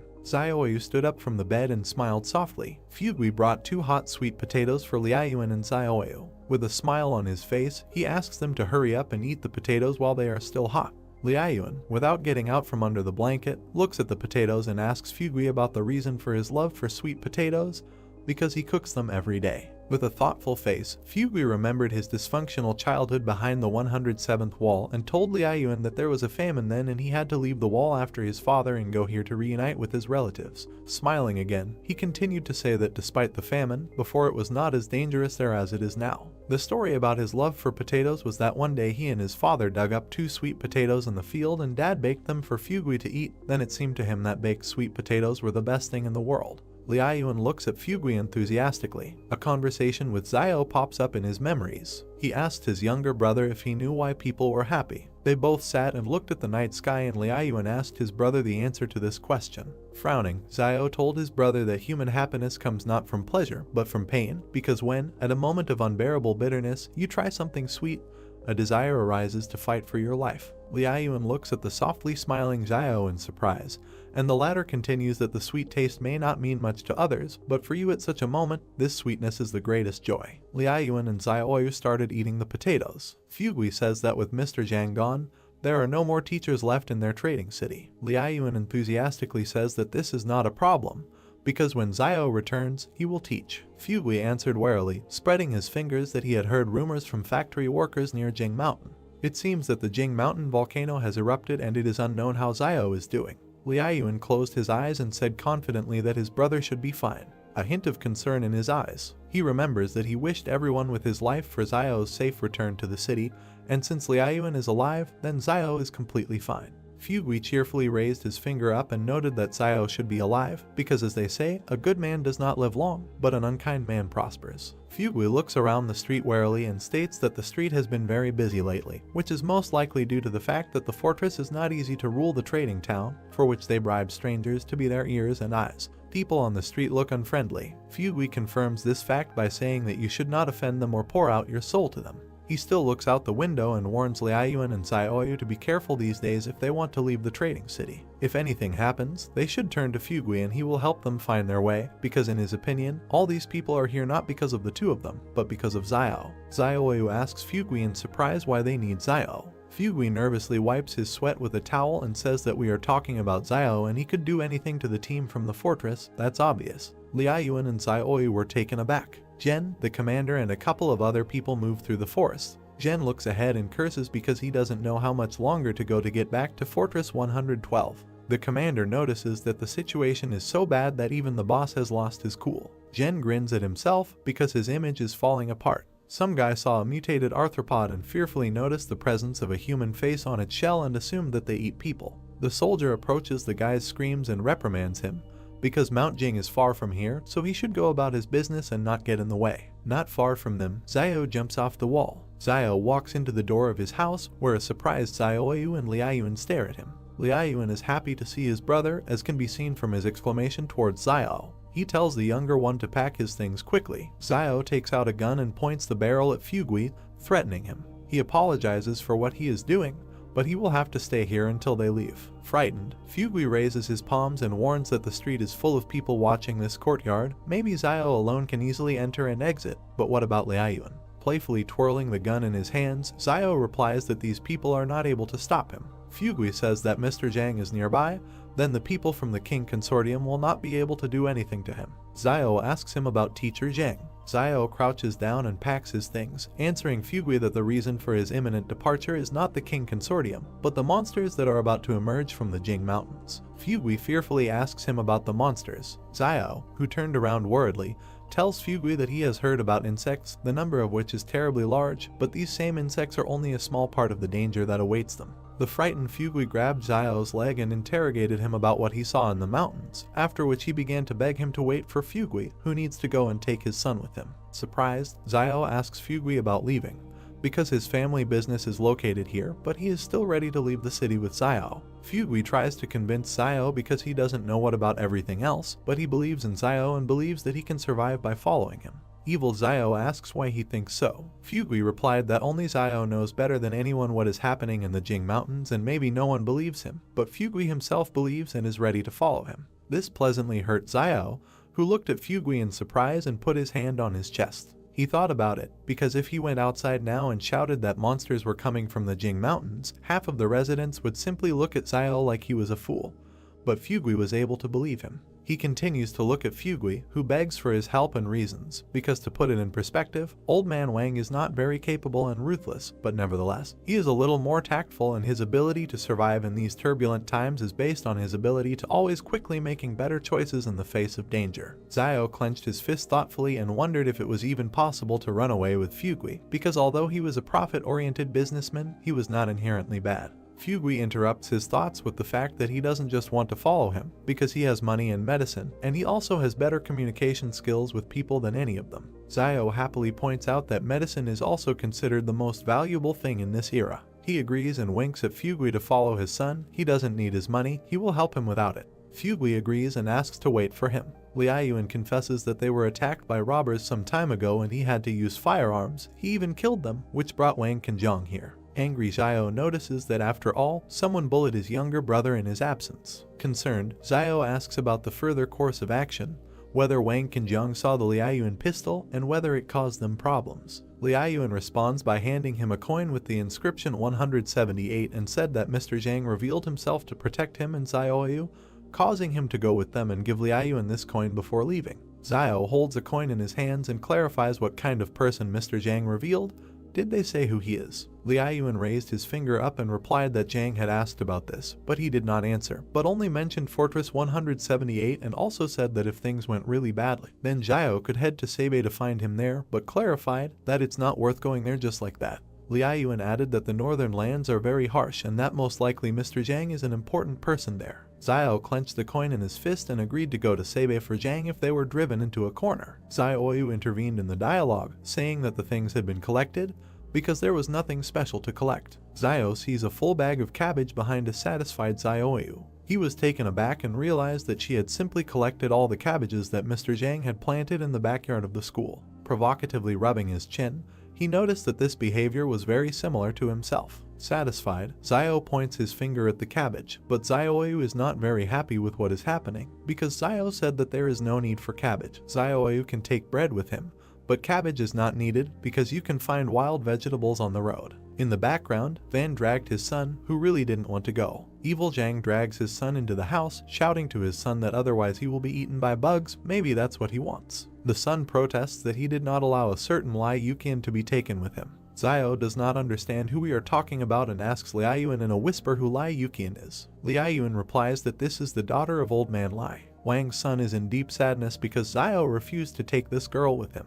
The son replies that Zio is a substitute teacher at the school and cannot just leave the students. He desperately tries to convince Zio because if Zhang were here, he would not have left her. Zio jokingly tells Wang that his son is very worried. It looks like this is love. They could make a great couple. Wang, Zioyu and Liaoyuan were taken aback because this was not the right time for such jokes. Van's hand grabs the wall. Zio sits Wang down and simultaneously tells Liaoyuan and Zioyu that the best way to avoid being seen is to climb over the wall. Zio climbed the wall himself, but then someone noticed him and called him by name. He looks at the startled people who are shouting for Zio's return. Wang turned out to be right. They were waiting for Zio to appear. Zio picked up a gun and opened fire while his opponents asked for help to capture him. The guy is knocked down by a bullet in the chest. Zio jumped back down. Smirking, he asks them to step back. Residents of the city do not listen to him and run into a frontal attack. Zio hits all three hard, killing them. He rushed after the others, who had retreated. Zio raises the gun and asks if they really want to call for help. He shoots the fleeing rioters in the back. Zio stands in front of the corpses, and behind him, Zioyu, Liaoyuan, and Wang stand in shock, silencing their son. He turns his gaze to those standing behind him and says that it's time to run away. In the southwest there is Fortress 109. Some people who came to the wall are perplexed, because they are fools if they hope that they would just get to the wall and be accepted. Their home is no longer there. Zio's team is running not far from them. One of the residents decides to eat a mutant arthropod. The girl with the child in her arms is also eaten by another arthropod. Zio was taken aback because he felt an earthquake. From them to the wall, the ground forms a large crack. Huge pieces of soil fly out of their usual position. The crack has reached the wall. All 5 of them look in shock at the collapse of the wall. Zio announces the fact of the collapse. The wall began to collapse. People fled towards Zio and Zioyu. The main character began to run while he was thinking about what Yuan had asked him earlier about what would happen if the wall protecting humanity collapsed. And now suddenly the wall actually fell. Zio remembered the monsters and thought that the wall could collapse at any moment. But now is the worst time for this, because monsters have appeared behind the wall. Old Man Wang shielded the boy with himself and called for help while a huge insect approached them. The main character turned and shot the monster with a pistol. He looked at the old man and the child next to him and told them to speed up. Zioyu was running next to Zio and the others when she asked him if the city's inhabitants would survive if the wall collapsed, and Zio, without stopping, replied that it was enough for them to survive. Yuan turned to his brother and pointed his finger to the side when he said that some strange light had appeared near the walls. A bubble appeared above the wall, and Zio and his brother looked at it, while the main character thought that this ball looked familiar, and then remembered that this was the same bubble that Baojin had blown out at one time. The guy wondered if he was alive. The monsters began to flock towards the bubble as someone shouted about a Superman. Suddenly the ball began to burst. The city's residents continued to run until one guy stopped and was glad that this was the work of a Superman. Numerous bubbles began to appear among the monsters hovering above the wall, and people froze on the ground and watched what was happening. Bubbles began to explode around the monsters again. One insect quickly flew away from danger. A bald guy with a bat in his hand turned to an older man and asked him to run before these bugs dared to fly at them, and the man told him to run and find a place where they could survive. Old Man Wang pointed his finger at the wall and turned to Zio, saying that thousands of people were running towards them. The main character took his brother's hand and said that in this case they will have to speed up even more, because these people will most likely bring monsters with them, so they need to keep some distance from them, and then he added that these people may turn out to be a new danger. Zio opened his eyes wide and looked forward menacingly as he thought that he knew these people from the trading town too well and that they were capable of anything. But he added that if you point a gun at them, then rabble like them will immediately turn into a disorderly crowd. While they were running, the main character handed a firearm to his running brother nearby and asked him to hide the gun. Zio clenched his fist, turned to Zioyu, the man with glasses, and 2 boys standing behind him and said that they had broken away from the stragglers, and since it was almost dark, they would spend the night here. The boy, holding sticks in his hands, turned to his father, who was also collecting sticks behind him, and asked how he could become a Superman since they were so strong, and Van replied that he did not know. Yuan touched his hair with his hand and replied that perhaps this requires some conditions, for example, luck, pedigree, or something similar. The boy turned to him, opened his mouth, and said that then his father was also not a Superman. Yuan closed his eyes, raised his hand, and told the boy with the sticks not to despair, because it might turn out that Wang was not his real father. The bespectacled man rushed towards his screaming son and told Zio that he and his brother were too sarcastic. The main character and Yuan stuck out their tongues and began to tease the man, who clenched his fist when Wang asked that in their opinion, since Baojin was a Superman, then his father must have superpowers. The barefoot man was sitting on the ground when the white-haired man told him that Bond seemed to be quite intelligent and usually had a high status in the trading city, and that as a result, he was now running around behind the backs of several young guys, to which the dark-haired man replied that he had initially followed after him when they saw that he was in such a hurry because he thought that some danger awaited them, but no one was pursuing them.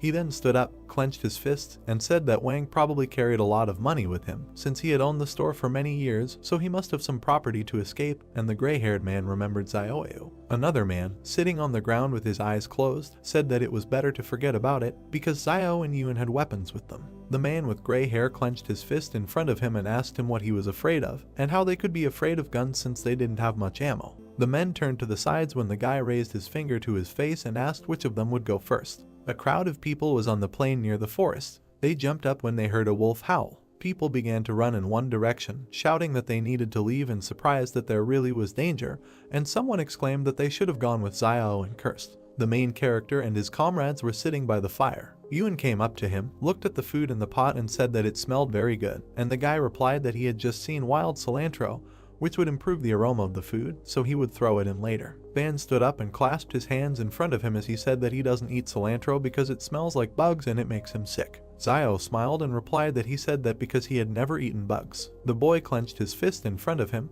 opened his eyes wide and exclaimed that he had never eaten them either. A crowd of people ran from the direction of the hills when Wang asked why they followed them. The main character turned away from the man with glasses and replied that these people are running for their lives, so they better leave here, and then added that they need to stay away from these people, and that, no matter how cruel it may sound, they help them avoid trouble. Zio turned to the man in the red vest and concluded that they had no choice, so they must use every opportunity to avoid danger. There were many cars driving along the trees along the road. The main character opened his eyes wide when he heard the sound of cars and wondered why they were there. Cars and people walked through the forest. Zio watched them and thought that these military vehicles must have broken out of the fortress. The main character looked forward resolutely, standing in front of Zio. While he was thinking about what Zhu had said that the King Consortium battle team in the fortress numbered 4,500 people, but for some reason they advanced with such a small number of people. A fat man in an orange shirt asked how it was that the barracks were built in this crack, and then added that he was fast asleep, but he was lucky. The doe turned to the driver and asked him how much fuel was left, and whether they could get to Fortress 109, to which the man behind the wheel told him that they were a little more than 210 kilometers from the fortress, and that they had definitely not enough fuel. The cars were driving back to back through the woods when the driver added that they could ask the guy in the SUV behind to pull up next to them so they could transfer fuel from his car to theirs. The doe looked forward with empty eyes and a wide smile. Then he touched his face with his hand, closed his eyes and replied that the cars were full of wounded and the trucks were overcrowded. The driver turned his head, opened his mouth and addressed the passenger, saying that he and the boss had been very kind to them, unlike other high-ranking people in the consortium, and that therefore they did not mind suffering a little. The man in the orange shirt spread his arms to his sides and told him to stop talking about it as if he were a good person, and then added that he was not a good person, because good people do not live long. The main character looked towards a passing car. Zio turned to the bespectacled man, clenched his fist and said that the high-ranking people from the fortress were running in the same direction, and that there should be quite a lot of people following them, and also that all these people would distract the attention of the beasts, so they don't need worry. The main character looked away and concluded that even if they were attacked by a small number of wild animals, he would take care of it. Van opened his mouth slightly, but said nothing. Zio and his comrades walked behind other city residents through the forest. The main character turned to the man with glasses when he addressed him and said that he did not know whether it was appropriate to ask about this. Wang opened his mouth, sweat appeared on his face, and asked where the rest of the people who went with Zio to Jing Mountain were. The main character looked to the side and replied that when they left, there were 21 of them, but now most likely there are only 4 alive. Zio exhaled when Wang reached his hand to his face and thought that if there were only 4 of them left, and the main character was one of the survivors, then perhaps he was one of the superhumans. Zio opened his eyes and said that he couldn't say anything about what exactly was going on at Mount Jing, since there were a lot of mutated monsters there. Van touched the main character's shoulder, turned to him and said that in any case, this time he was grateful to him, because if the guy had not gotten them out on time, they would not have gotten out, and then the man with glasses added that he didn't even know. How can I thank him for this? Zio smiled and narrowed his eyes as he replied that for every drop of kindness received, he should return a stream of gratitude, and sweat appeared on the bespectacled man's face when he asked that they could all be polite to each other. The mountains and forest were illuminated by the starry sky. 5 travelers walked along the road along the trees. Zio covered his younger brother with his hand. Someone pointed a gun at a man with glasses and said that he told him to give him all his food, to which the man replied that he was also hungry. The man held out a firearm in front of him and ordered the people behind to go and look for what they had on them. The man in the blue shirt raised his hands and asked them how these tramps could touch them, the people of their fortress. The man with the gun in his hand opened his mouth and replied that back then he was still the director of the sand and gravel factory named Yan.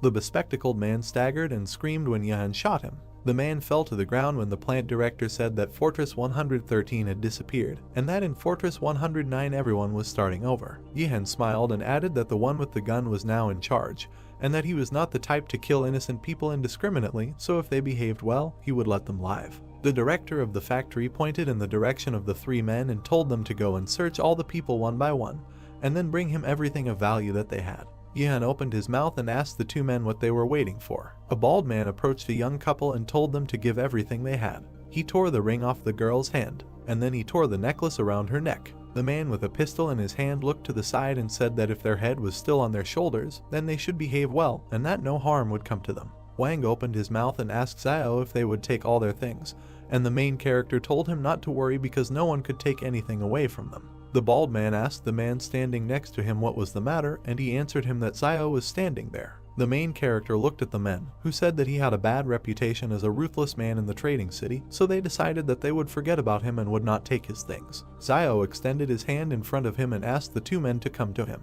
The guy pointed to the wristwatch one of them had and said it was great. The men looked at each other, scratched their heads and thought that they were not robbing him, but he was robbing them. The main character smiled and asked them what they were waiting for, and told them to give them the watch, otherwise he would take away what he wanted. Then the men obediently agreed. The boys bowed to Xiao as he praised them and wished them luck. The main character extended his hand with the watch to the boy and said that each one should have one item, so that later he could keep track of the time, and Van told his son to thank his uncle. The child looked at his watch and wondered if it was definitely from the same generation. Xiao turned away from his comrades and told them to follow him, and that they would find a place to rest and set off in the morning. The guys walked around large stones. The main character looked at the girl who was convincing someone not to be afraid, because now the teacher will take care of everything, because the most important thing is that they were able to escape. The girl covered the people behind her with her hand when she noticed Xiao. The guy looked down, thinking that these were students. A crescent moon shone above the trees. A crowd of people was near the forest, and several more people were sitting around the fire. The main character looked away. People in identical uniforms were sitting by the stones, while Xiao thought that they were all really students of the fortress's second high school. The protagonist continued to look away as he remembered that he had heard teacher Zhang mention earlier that there were dozens of schools in the fortress, and that large fortresses had elementary, middle and high schools, and even universities. The two girls clung to the woman as Xiao thought about how he had previously heard the teacher say that the students in the fortress could study in pure classrooms, and that there were many teachers there who could teach them the basics. The fire burned brightly as the guy added that they didn't have to go into the wilderness, didn't have to work, and they were getting some student allowances. The main character looked down and sadly thought that it sounded nice, and that he just had to be born inside the fortress. Xiao put a stick in the fire when he thought that even though he said this, he doesn't know what happened to those little brats who were in school earlier and doesn't know how to receive gratitude in the trading city now. The protagonist suddenly opened his eyes when he realized that he had already collected thanks from himself when he unlocked his weapon. He remembered a dark room with a wooden door and decided that if he could thank himself, it meant that now he could easily complete the task. The guy imagined a sword with a black aura and thought that if the black blade is so strong at the initial level, then at the next level, when it is unlocked, it will become invincible.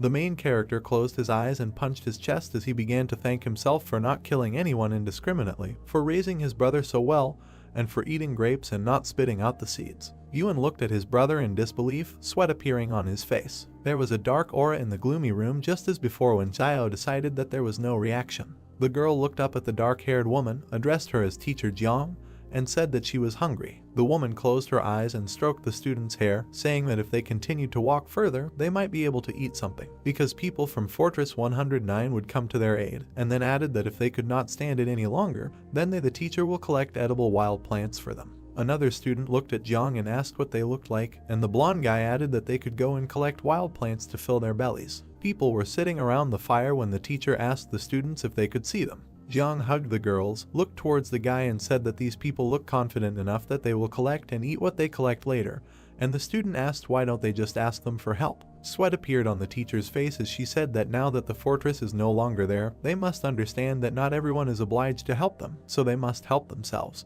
The two students looked at each other and agreed. Xiaoyu walked up to the main character and addressed him. The girl smiled, looked at him and said that in that group of students there are many beautiful girls who look his age, and that if at such a time he feeds the girl he likes the most well, she will definitely follow him. Xiao touched his forehead with his hand and replied that there was no need to worry about this now, because he needed to deal with Fortress 109 first. And Xiaoyu said that if he changes his mind, then all he needs to do is tell her, and she will help him with his children in the future. Water boiled in the container. The main character sat down, holding a bunch of plants in his hands. Teacher Jiang looked to the side and told the nearby students to find the exact same plant he was holding. Xiao stopped near the guys picking grass from the ground. Jiang smiled as a student approached her with a plant in his hand and said that they had found it, and that there were quite a lot of these wild plants there. The main character walked up to a man with glasses, handed him green leaves and said that this plant should never be eaten, since he ate it once the year before and had diarrhea for 3 days. Sweat appeared on the disciples' faces when they saw Xiao throw away the green leaves. The guy in the white suit threw the plant to the ground. The main character looked to the side and realized that they were following his example. The guy pointed his finger at the grass next to the bespectacled man and told him that the small clump of plants at his feet was a purse, also known as a shepherd's purse, and that it was edible. The plant's leaves were arranged in a circle. The guy added that when consumed raw, it may taste a little bitter due to plant alkaloids, but this is insignificant compared to the desire to survive. Van opened his mouth and replied that he was clearly underestimating him because his family often made dumplings with this herb, so he knew for sure that it was edible. Students ran after Jiang when she told everyone to go collect this plant. Her foot tripped on a stone. The girl fell to the ground. The guys helped her up while she said everything was fine. The dark-haired student opened his mouth and turned to Jiang with the words that she had helped them find water and food all this way, and that she did not have to do so much for them, because they were not at school now. The girl closed her eyes and replied that she was their teacher, so she must lead them to the fortress in safety. Xiao turned his head and remained silent. The girl with her eyes closed took a bite of grass. Then she stuck out her tongue, spat out the contents, and exclaimed that she was bitter. The girls began to hug the teacher, saying that they missed home and their parents, and that they did not know where they were now. The main character was sitting by the fire when Yuan told him that they were all crying, and Xiao replied that everything was fine and that they didn't need to get involved. Several people were running in the same direction when someone said that there was a fire there, so there must be someone alive there. The guy in the striped shirt exclaimed that, just like he said, he was able to lead them to other people. The man was shaken by hand and thanked. He smiled and touched his head with his other hand as the man in the dark suit talked about how he helped them get away from the crazy bugs and brought them here so they could join the others, and that he was the greatest Superman he had ever saw. The man in the striped suit replied that this is what he had to do, because the great sage, equal to the sky, must pacify demons and protect people. The people sitting around the fire watched them silently. Xiao continued to watch carefully. On the back of the man in the striped uniform it was written that he was from the psychiatric hospital of Fortress 113. The main character looked forward emotionlessly and thought that the guy had a mental illness. The men standing behind their savior were talking about how he was an escapee from a mental hospital and not one of those whom the King Consortium had captured some time ago, and that he was still a superhuman who could summon a stick and become physically very strong. People surrounded the guy in the striped uniform and kept talking about how he claimed to be the reincarnation of a great sage equal to the sky and that they didn't know if it was true or not. The smiling patient was observed by Yuan and Xiao, who thought that if he were not a Superman, then people would really just consider him a patient who escaped from a mental hospital and that he saved everyone, but they are still only half believe what he says. The blonde guy turned around and opened his eyes wide. They reflected the main character and his brother. The guy in the striped suit started pushing people around and telling them to make way for him. Yuan turned to his brother and asked him if he knew him, to which Xiao exclaimed that he did not know. The fugitive from the psychiatric hospital smiled sweetly at the main character. He then folded his hands in front of him and addressed Xiao, calling him master. The main character opened his eyes and mouth wide. The guy in the striped uniform waved to the people behind and said that he had found a master whom he was taking to the west for the sacred scriptures. 4 people opened their mouths and looked in one direction in disbelief. Wang turned towards Xiao and laughed loudly until he cried. The guy raised his index finger, called the man with glasses Beiji, and asked what he was laughing at. The patient smiled and turned to the son of the man in the red vest named Wu Jing. The man in striped clothing hugged them and exclaimed that they were all gathered here to go west for the holy scriptures. Xiao, Yuan and Xiaoyu looked ahead blankly and asked the man again. An inscription appeared that sometimes life takes an unexpected turn. A hand touched the shoulder of a patient in a psychiatric hospital. Wudi turned to Xiao and asked what he could do for him, and the protagonist replied that he should clarify that he was not his master and was not going to go to the west for the scriptures. The man crossed his arms over his chest and asked the guy which direction he was going now, and Xiao replied that they were heading towards Fortress 109, which is located in the southwest. The man clenched his fist in front of him and said that the southwest was just in the west, and that perhaps he did not realize it yet, but he was already on the way to receiving the scriptures in the west. Xiao held out an open palm in front of him and repeated that he was indeed not his master, and that Wang was not Beiji, just like his son Dallin was not Wu Jing. Yudi waved his hand and exclaimed that it didn't matter, and the man with glasses grabbed his head and asked about how it didn't matter. A man with a gun appeared behind the blonde man, began to threaten Zhang and told them that he had not seen them before, so they should hand over everything valuable that they had. The man with thick eyebrows opened his mouth wide. Wudi pointed a stick at him and called him by name Zuanfeng. The man put his finger on the trigger. Yudi grabbed the stick with both hands and hit the man on the head. Yihan raised his head and spat out blood. There was a flash near the pistol and he fired. The main character opened his mouth and eyes wide. Wang and Dallin also opened their mouths and bulged their eyes. Yudi twirled a stick in front of him and said that he could not pierce this golden staff with a bullet. Yuan touched his brother's hand and said that the bullet did not hit the golden staff and that Wudi was bleeding from his chest. The guy looked down and cursed. Yuri stood with a stick in his hand and was bleeding. A man with blonde hair was lying on the ground. Ian opened his mouth and looked to the side. The guy in the striped uniform gritted his teeth and said that the legend says that the bronze head and iron hands of the great sage equal to the sky are invulnerable to swords and spears. Yuri opened his mouth wide and spread his arms out to the sides when he asked about how a small bullet could have wounded him. Meanwhile, the bullet fell to the ground. Ian put the pistol in front of him and called the guy a Superman. The guy jumped, swung at the man and said that he would receive a blow from his golden staff. Blood sprayed from the man's mouth. The man fell to the ground. It bounced off the surface several times and landed near a crowd of people. Yuri put his hand on his belt, opened his mouth and said that this is called destroying the demon, eliminating evil and promoting good. The guy in the striped clothes gave a thumbs up and exclaimed that he was good. Woody turned to Zio, and Yin was still lying on the ground. His eyes were empty and blood was flowing from his mouth. People started looking at each other and smiling. Many refugees stood in front of Yuri, some bowed and thanked him, and he asked why they were doing this. The guy touched the main character's shoulder and told people to thank his master. The guy and the girl looked at each other and remained silent. People stood in several rows, bowed together and expressed gratitude. A system notification appeared indicating that Zio had received 10 commendations from refugees. He looked forward resolutely, surprised that he had received so many gratitude coins at once,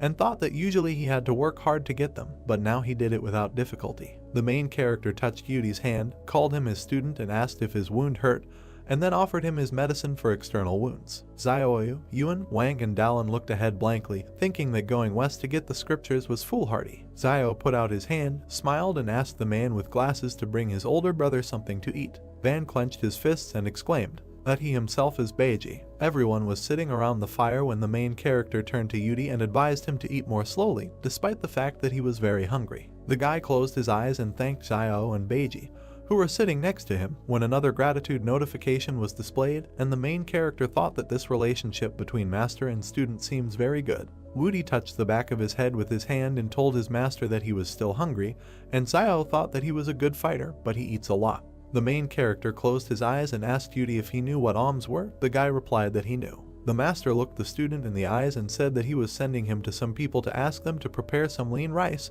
and then return. He pointed his finger at some people sitting on the ground and said that they had all helped the man with the gun in robberies before, and that now they most likely had a lot of things left. Yuri put his palm to his forehead. The guy jumped high and told Zio that he was going. The main character turned his head, smiled and said that this man was quite funny. The hand took the food. Zio took a small bite while he thought about how recently, more and more, it seems that everyone's unusual abilities are more or less related to spiritual power. He remembered the lieutenant and thought that there was a direct relationship between the Shadow's combat power and his spiritual power. Zio looked at Woody and decided that he expressed this even more obviously, since he imagined himself to be a great sage equal to heaven. His golden staff had actually appeared, and he himself was gradually approaching an inhuman state in his physical qualities. Sitting by the fire, the main character looked sternly ahead and thought about his spiritual strength, but realized that there was no clear answer yet. Feet walked on the ground. Jiang touched her hair with her hand and asked Zio if she could take some fire. Jiang timidly asked to exchange some fire for their dry firewood.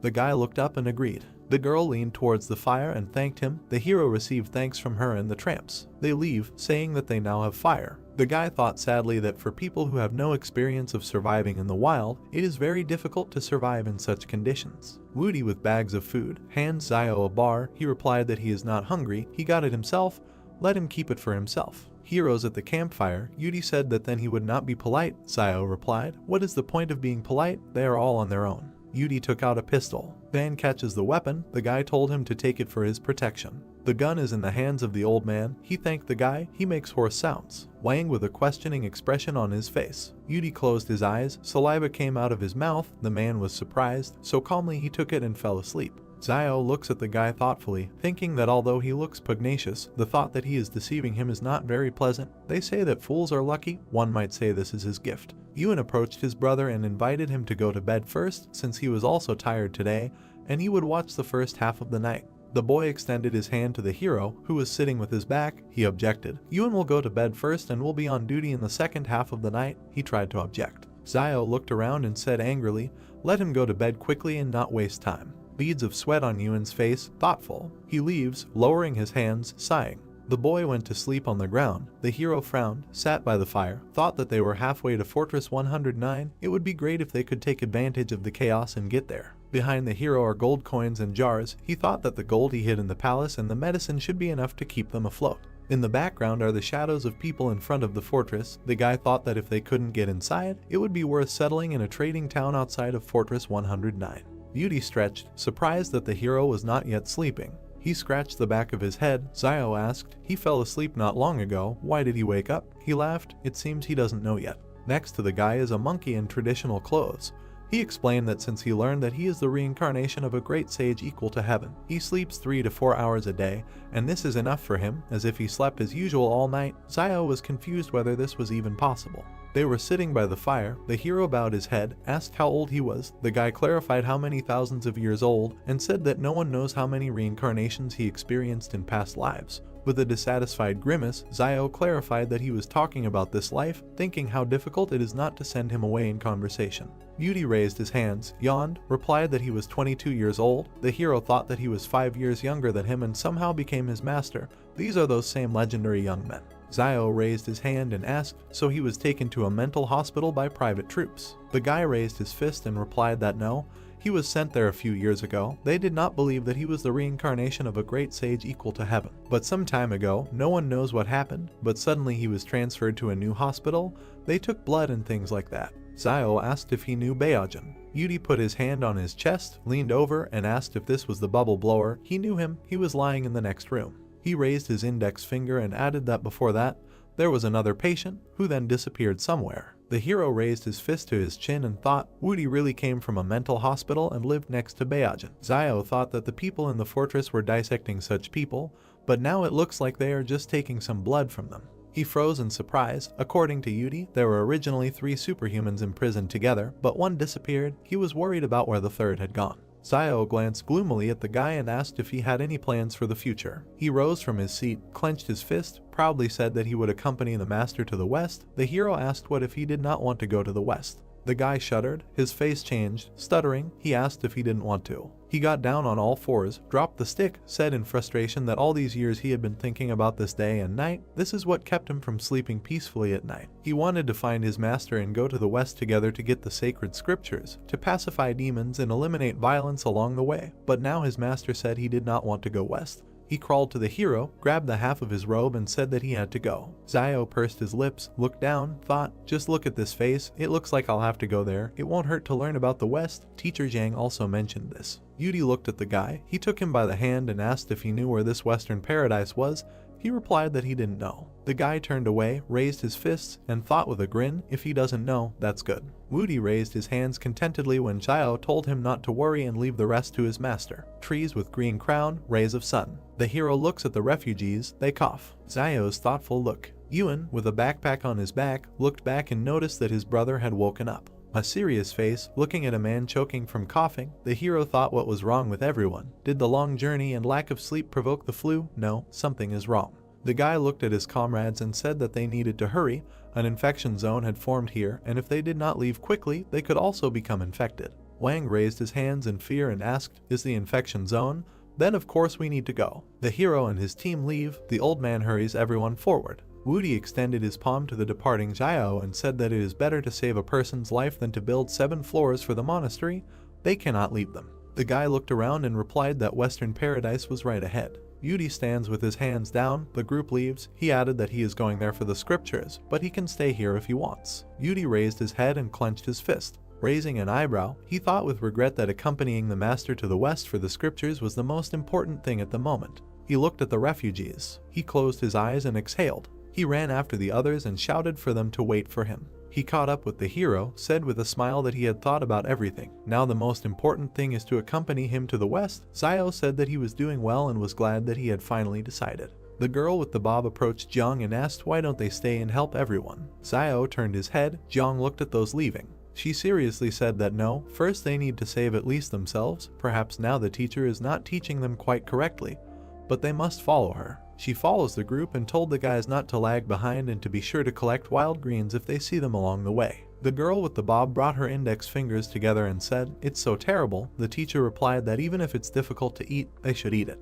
Jiang and her guys follow the hero's company. The refugees look at them. A crowd of people among the trees. Xiao wondered why they came so far and did not encounter a single wolf. It is reasonable to assume that they as a group do not pose any threat to them. Maybe they are scared off by a large crowd of people. He frowned, thinking that he couldn't reveal his superhuman abilities until it was necessary, but who knows what the 109th fortress does to superhumans. Yuan grabbed his brother's robe, pointed with his finger, and noticed a car in front. With a stern look, Xiao looks at the cars in the distance. Aren't these the King Consortium cars? Are they really so unreliable?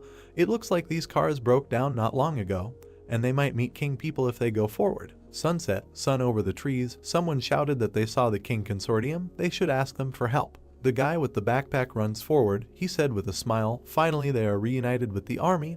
They are saved. Xiao clenched his fists. Yuan looked at him questioningly. The guy told them to wait and not go there. At the car's land and his soldiers, Xiao wondered why this fat man was moving so slowly. The soldiers were sitting on the ground, talking, but he was surprised that he did not leave the wounded soldier to go on his own. The doe, with a cigar in his teeth, raised an eyebrow. The man stood up. The hero thought that this fat man was funny and put the seat cover on himself when he got out of the car. Refugees stand in front of the army with clenched fists. The doe shuddered and shouted that they should quickly take away all the weapons, if they had them, so that these refugees would not make a noise in their camp. The soldiers load their weapons.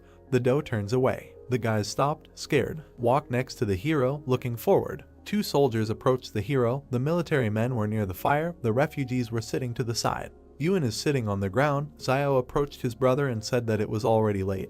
He needed to find a place to stay somewhere nearby. Wang approached the hero and whispered whether it was dangerous for them to be so close to the people from the King Consortium because they killed several pursuers when they fled. The guy looked back. He looks towards the camp and replied that everything should be in order. They can stay here with peace of mind. If something bad happens, they will simply run away into the wasteland again. The heroes are sitting by the fire. Xiao said that in the current state of affairs it is better for them to follow the main group for now. He is a little afraid that the wolves are just waiting for someone to fight off the group. Soon Wang looks at him. He agreed with the guy. Yudi is sitting on the ground. Xiao stood up, turned his back, said, okay, he will go with the great sage to collect brushwood and let the guys rest. Wudi walks behind the hero with his hands behind his head. Xiao thought about not having the intention of harming others, and at the same time, remember to protect himself from the evil intentions of others. He still has to keep an eye on Wudi. Maybe he joined them with ulterior motives. They were collecting firewood. He thought that there was nothing wrong with being careful. There were still a few days ahead, and if during this time he did not find any ulterior motives, then he could accept it openly. Yudi approached the hero and asked if he hadn't said this morning that the Western Paradise was just ahead, but why didn't they come there after a whole day's journey? Xiao raised his shoulders and, spreading his arms, said, the Western Paradise is moving. The guy asked, he thinks he is stupid. Xiao said in confusion, such an answer really can't fool even a fool. He placed his hand on his shoulder and asked him if he had any desire other than to accompany him west for the scriptures. The guy scratched his head, smiling nervously, replied that indeed there was another desire. The hero asked what. Drops of sweat on Xiao's face. Surprised, the guy replied that he was looking for a girl named Zixia. Wudi sternly said that after his reincarnation, there are two things he must do. The first is to accompany the master to the west for the scriptures, and the second is to find Zixia. He raised his fist. There was a glow all around. Xiao doesn't understand. This is also something from the plot of Journey to the West. What kind of book? Jiang and her students appeared in front of them with brushwood. She said that they did not need to collect them. She would be happy to help them collect them. The hero frowned and thought, the more people add brushwood to the fire, the brighter its flame will be, so that's good. Standing opposite each other, Xiao leaned forward, thanked her. She said that if he had not lent them the fire earlier, the students would have frozen and gotten sick. They turned around. The teacher said that they had left and were going back. Xiao replied okay and thought that he just shared the fire with them.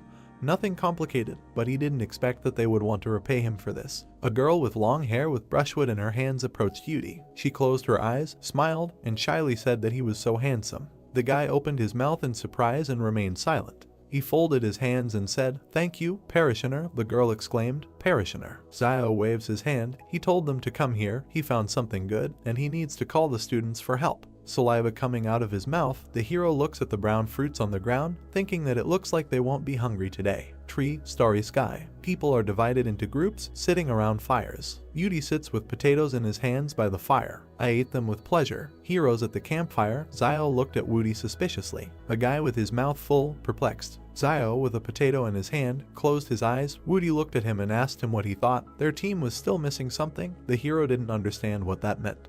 hand on forehead, looking at Yuan and Xiaoyu, said that the white dragon horse is also missing. Picking his little finger in his ear, he said that there is no need to look at him like that, none of them are white dragon horses, and he will not mistakenly identify them. The brother and sister breathed a sigh of relief. Sun Wang asked him in fear, he meant that they were definitely Beiji and Sha. The hero is eating. Behind, Jiang tells the students to hold on.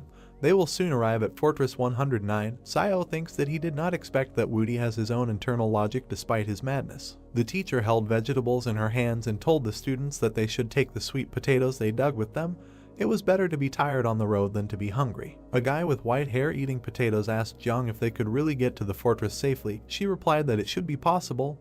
They just have to follow that young man and they will succeed. He mockingly called the teacher. Pointing his finger to the side, Jiang asked what happened. He was not feeling well. The guy asked her to look there. Hand on chin, Jiang looking to the side, Xiao turned around. She put her palms to her cheeks and said why the guys didn't warn her. The students laughed and the teacher blushed. The soldier approached the boss, who was sitting under a tree eating, and asked if he thought his brother would send someone to save him. Lan looks at his lunch, replied that he was a little worried about him.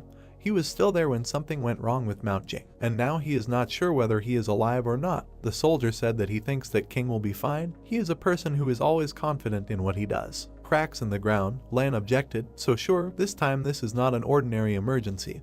This earthquake and volcanic eruption are a natural disaster and anything can happen. Food on a stick, Lan looks to the side, said, they are so close to Fortress 112, if something went wrong with their fortress, he is afraid that 112 will also collapse. He is afraid that his brother will face a very severe punishment within the consortium, since the consortium lost 2 fortresses at once. The soldier put his hand on his chest and said, but it's not their fault, any fortress would not withstand it. A drop of sweat on his temple, Lan said thoughtfully, in the past, his brother made too many enemies in the consortium. Sitting with his back explained, since he killed so many people from other consortiums a while ago, the consortium will be worried that he will be difficult to control and they will ask him to clear his head for a while. But this is all temporary, since they still need that for Zheng to do his job, because others will not do it as well as him. A month in the sky, the man added that they would not be as ruthless as him. A bald man approached a guy in a white suit with a blue tie, told the boss that the consortium bureau wanted him to answer the phone. The guy asked him to tell them that he didn't have time. The man with the phone to his ear said that he understood and would definitely convey it. He put down the phone, followed the guy, said that fortresses 112 and 113 were no more. He replied that he had guessed. The man looked to the side, with regret on his face, and began to convey what else they said. The guy looked back thoughtfully. He stepped forward and added that they wanted him to proceed to Fortress 111 for investigation as soon as he got off the mountain, and that without permission he could not leave the confines of Fortress 111. He extended his hand to the leaving guy and asked if we were talking about house arrest. He remained silent. Mouth open, the guy replied that it had been a long time since he returned to Fortress 111. He put his hands in his trouser pockets, said to call Lu from Fortress 109 and asked him to send someone to look for Lan. The man replied that this fortress is controlled by the Lai Consortium, and Lu, as its manager, may not have much say in the matter. The guy looks ahead and noticed that there is always the opportunity to send several private troops. He pointed his finger forward and sternly told him to tell him that if he did not find the dough, he would die. A doe opposite the refugees sitting around the fires, chewing his food, smelling the potatoes, thought that these poor people know how to be practical in everyday life. A stick with a piece of food in his hand, closed his eyes, called Tang and said that he would go there and buy fried sweet potatoes and come back. Beads of sweat on his face, Tan raised his palms and asked if they couldn't just take some from them. The doe jumped up, hit him on the head and shouted that he wouldn't bat an eyelid if he had to kill someone from the flame source, but rob a bunch of refugees out of their sweet potatoes. Would he still be human if word got out about it? Trees, moon in the sky, Lan pointed his finger forward and shouted for him to run and buy it at 50 times the normal price and not disgrace the king. They don't take advantage of others. The boss is at the fire. Tang leaves. Lan called out to him and told him to take a few people so that they couldn't sneak up. Tan looked back, a drop of sweat on his cheek, and replied, okay. The doe looks at the departing soldiers. He closed his eyes, lowered his head, exhaled, thought that he considered himself a worthy representative of his generation, but he never thought that he would be reduced to begging for food from refugees. Warms his hands by the fire. Tang and the soldiers returned to him. There are potatoes lying on the cloth. Doe is moving his finger and counting. He looked at the wounded sitting on the side and counted them. Tang holds the potatoes. Looking at the boss with a smile, Lan said, 1/2 per person. No one should eat more, and the wounded can eat one whole. He also asked Tang to bake it. The fruits lie in the fire. Tan takes the potatoes out of the fire with a stick. He brought hot potatoes to the boss, telling him to take them and eat them. The doe divided the fruit in half. He handed one half to the soldier, said, "Here, half for one." Tan said that he didn't have to do this, asked how he could take only half. Lan said to close this topic already and take it. He's hot. The soldiers gathered around the boss. He said that now he does not have time to tell them about all this, but when they get to Fortress 109, he will invite them all to enjoy life. He pounded his chest with his fist and said with a smile, "All of them who escaped this disaster will be blessed after it." The soldiers raised their fists up, smiling. Tang said, "That's right, even in a great disaster, blessings can be found." Birds flew up from the trees and a cry was heard. The man hit the woman on the cheek and she fell. He said irritably, "What's the point of pretending to be innocent after she ate the sweet potato he dug up? Her man had long since died in the fort. If he hadn't pulled her out, would she be alive now?" The girl was crying, covered her face with her hand, and said that she would give him money for the sweet potatoes when they got to 109 strength. He grabbed her face with his hand and said angrily, "What can she give him? They will all have nothing when they reach Fortress 109. He pulled her by the hair, shouting to the men standing nearby to come with him. The refugees silently look away. Xiao was frightened. Behind him, with his hands on his hips, stood Yudi. He shouted, "Stop." He ran forward and shouted menacingly, "So it is he, the king of leopards, who is muddying the waters here." He grabbed the smoldering stick. The man looked around in fear. Yudi swung his stick and the man ran away. "I hit him and he fell." The girl ran up to the beaten man, shouted what he had done. "Let them get out of here." Hand to temple, the guy is perplexed, pursing his lips. Having lowered his hands and head, he returns to the heroes sitting by the fire. He sat down on a log and lowered his head into his hands. Xiao looked at him gloomily and thought, "This man is really funny." He put his hand on his shoulder. The guy raised his head. Xiao thought that he was just making up a magical name for anyone he wanted to beat. He was a great sage equal to heaven, so he had to fight demons. He asked what if in the future he faced hundreds of enemies one after another, and he doesn't have enough names of demons. Heroes in traditional clothes, Woody with a rod crouched in front of Xiao, replied that everything is fine, the names of the demons can be repeated. The hero kicked him, asked if he was faking or stupid, what happened to the promise not to make mistakes in personalities. Plant in hand, resting his head on his hand, asked Xiao why he thought that woman told him to get away when he defeated the Leopard King. Yudi rests his head on his hand, a tired look. The hero looks at him, he thought, because human nature is so complex that some people are better off not being saved. He didn't want to talk to him about it. He seems to be fine without it. Van sat down next to Yudi and said, "He's just still too curious. He can save himself a lot of problems if he uses words in his life that are not theirs and none of his business." The guy opened his mouth slightly and asked in surprise what he meant. Van smiled and said why should he do something and interfere if it doesn't concern him in any way. Yudi hit the old man on the head with a stem and said, "Bore, it's none of your business." The heroes watching this laughed. Night, the wind fans the flames of the fire. A paw with claws and shackles. Xiao looked around in fear. The heroes look into the dark forest. Yuan asked his brother what that sound was. He replied that he needed to run, get out of here now. Monsters in chains are running towards them from the forest. Many monsters with angry eyes began to crawl towards the people. The whole group began to look at Xiao, who pointed his finger at them to run away into the forest. The protagonist's gaze was filled with confidence and aggression. The monsters began jumping on people, grabbing them and trying to kill them. Everyone was very scared. Birds were flying in the sky. The night itself was restless. The stomping of people began to be heard quickly. Everyone ran as fast as they could. The group quickly ran to meet some people who began to look at them. The two men looked at the group. One was calmly silent, and the second was pointing a weapon at them, gritting his teeth. Xiao began to scream in fear and try to calm the men, telling them not to shoot and to run too. The man began to tell his assistant not to shoot and to follow them, so that they would first listen and then move away as far as possible. The main character began to grit his teeth angrily, saying that if the guy had opened a weapon, there would have been much more losses and it would be better to run away with the troops now, since at least they have firearms and this is better than revealing their abilities. One of the soldiers was wounded in the leg and held on to the second, slowly limping. The troops quickly ran behind the group, shouting for everyone to move. The soldiers and the group began to stand opposite the monsters. The monsters began to open their mouths wide and look at people with red, bloody eyes. The main man began to scream in fear about what kind of monster he was and who he was. The monsters began to jump on people with anger. The child began to hold on to his father, crying and screaming. His dad tried to calm him down, but he couldn't do it. Meanwhile, Xiao confidently watched the monsters. The main character began to look at everyone who stood behind him and say that the screams behind them were getting closer and the test subjects could now catch up with them. Xiao began to look askance at all the people, telling them that they could no longer retreat and that first they needed to look at King's reaction. The main man began to look at Xiao in fear, telling his assistant to take a team of people and go with the wounded, and when they get to Fortress 109, they might ask him to come and help. The assistant began to grit his teeth, telling his boss that he would not leave him. The man grabbed the weapon from the assistant and pointed it at everyone and began telling them to behave without arbitrariness and just get out of this situation alive. The boss began to raise his gun with a smile on his face, telling everyone else to follow him and finish them all off as he would fight them. The assistant began to look at the soldiers with anger, asking what they were waiting for and that they needed to protect the boss and then leave.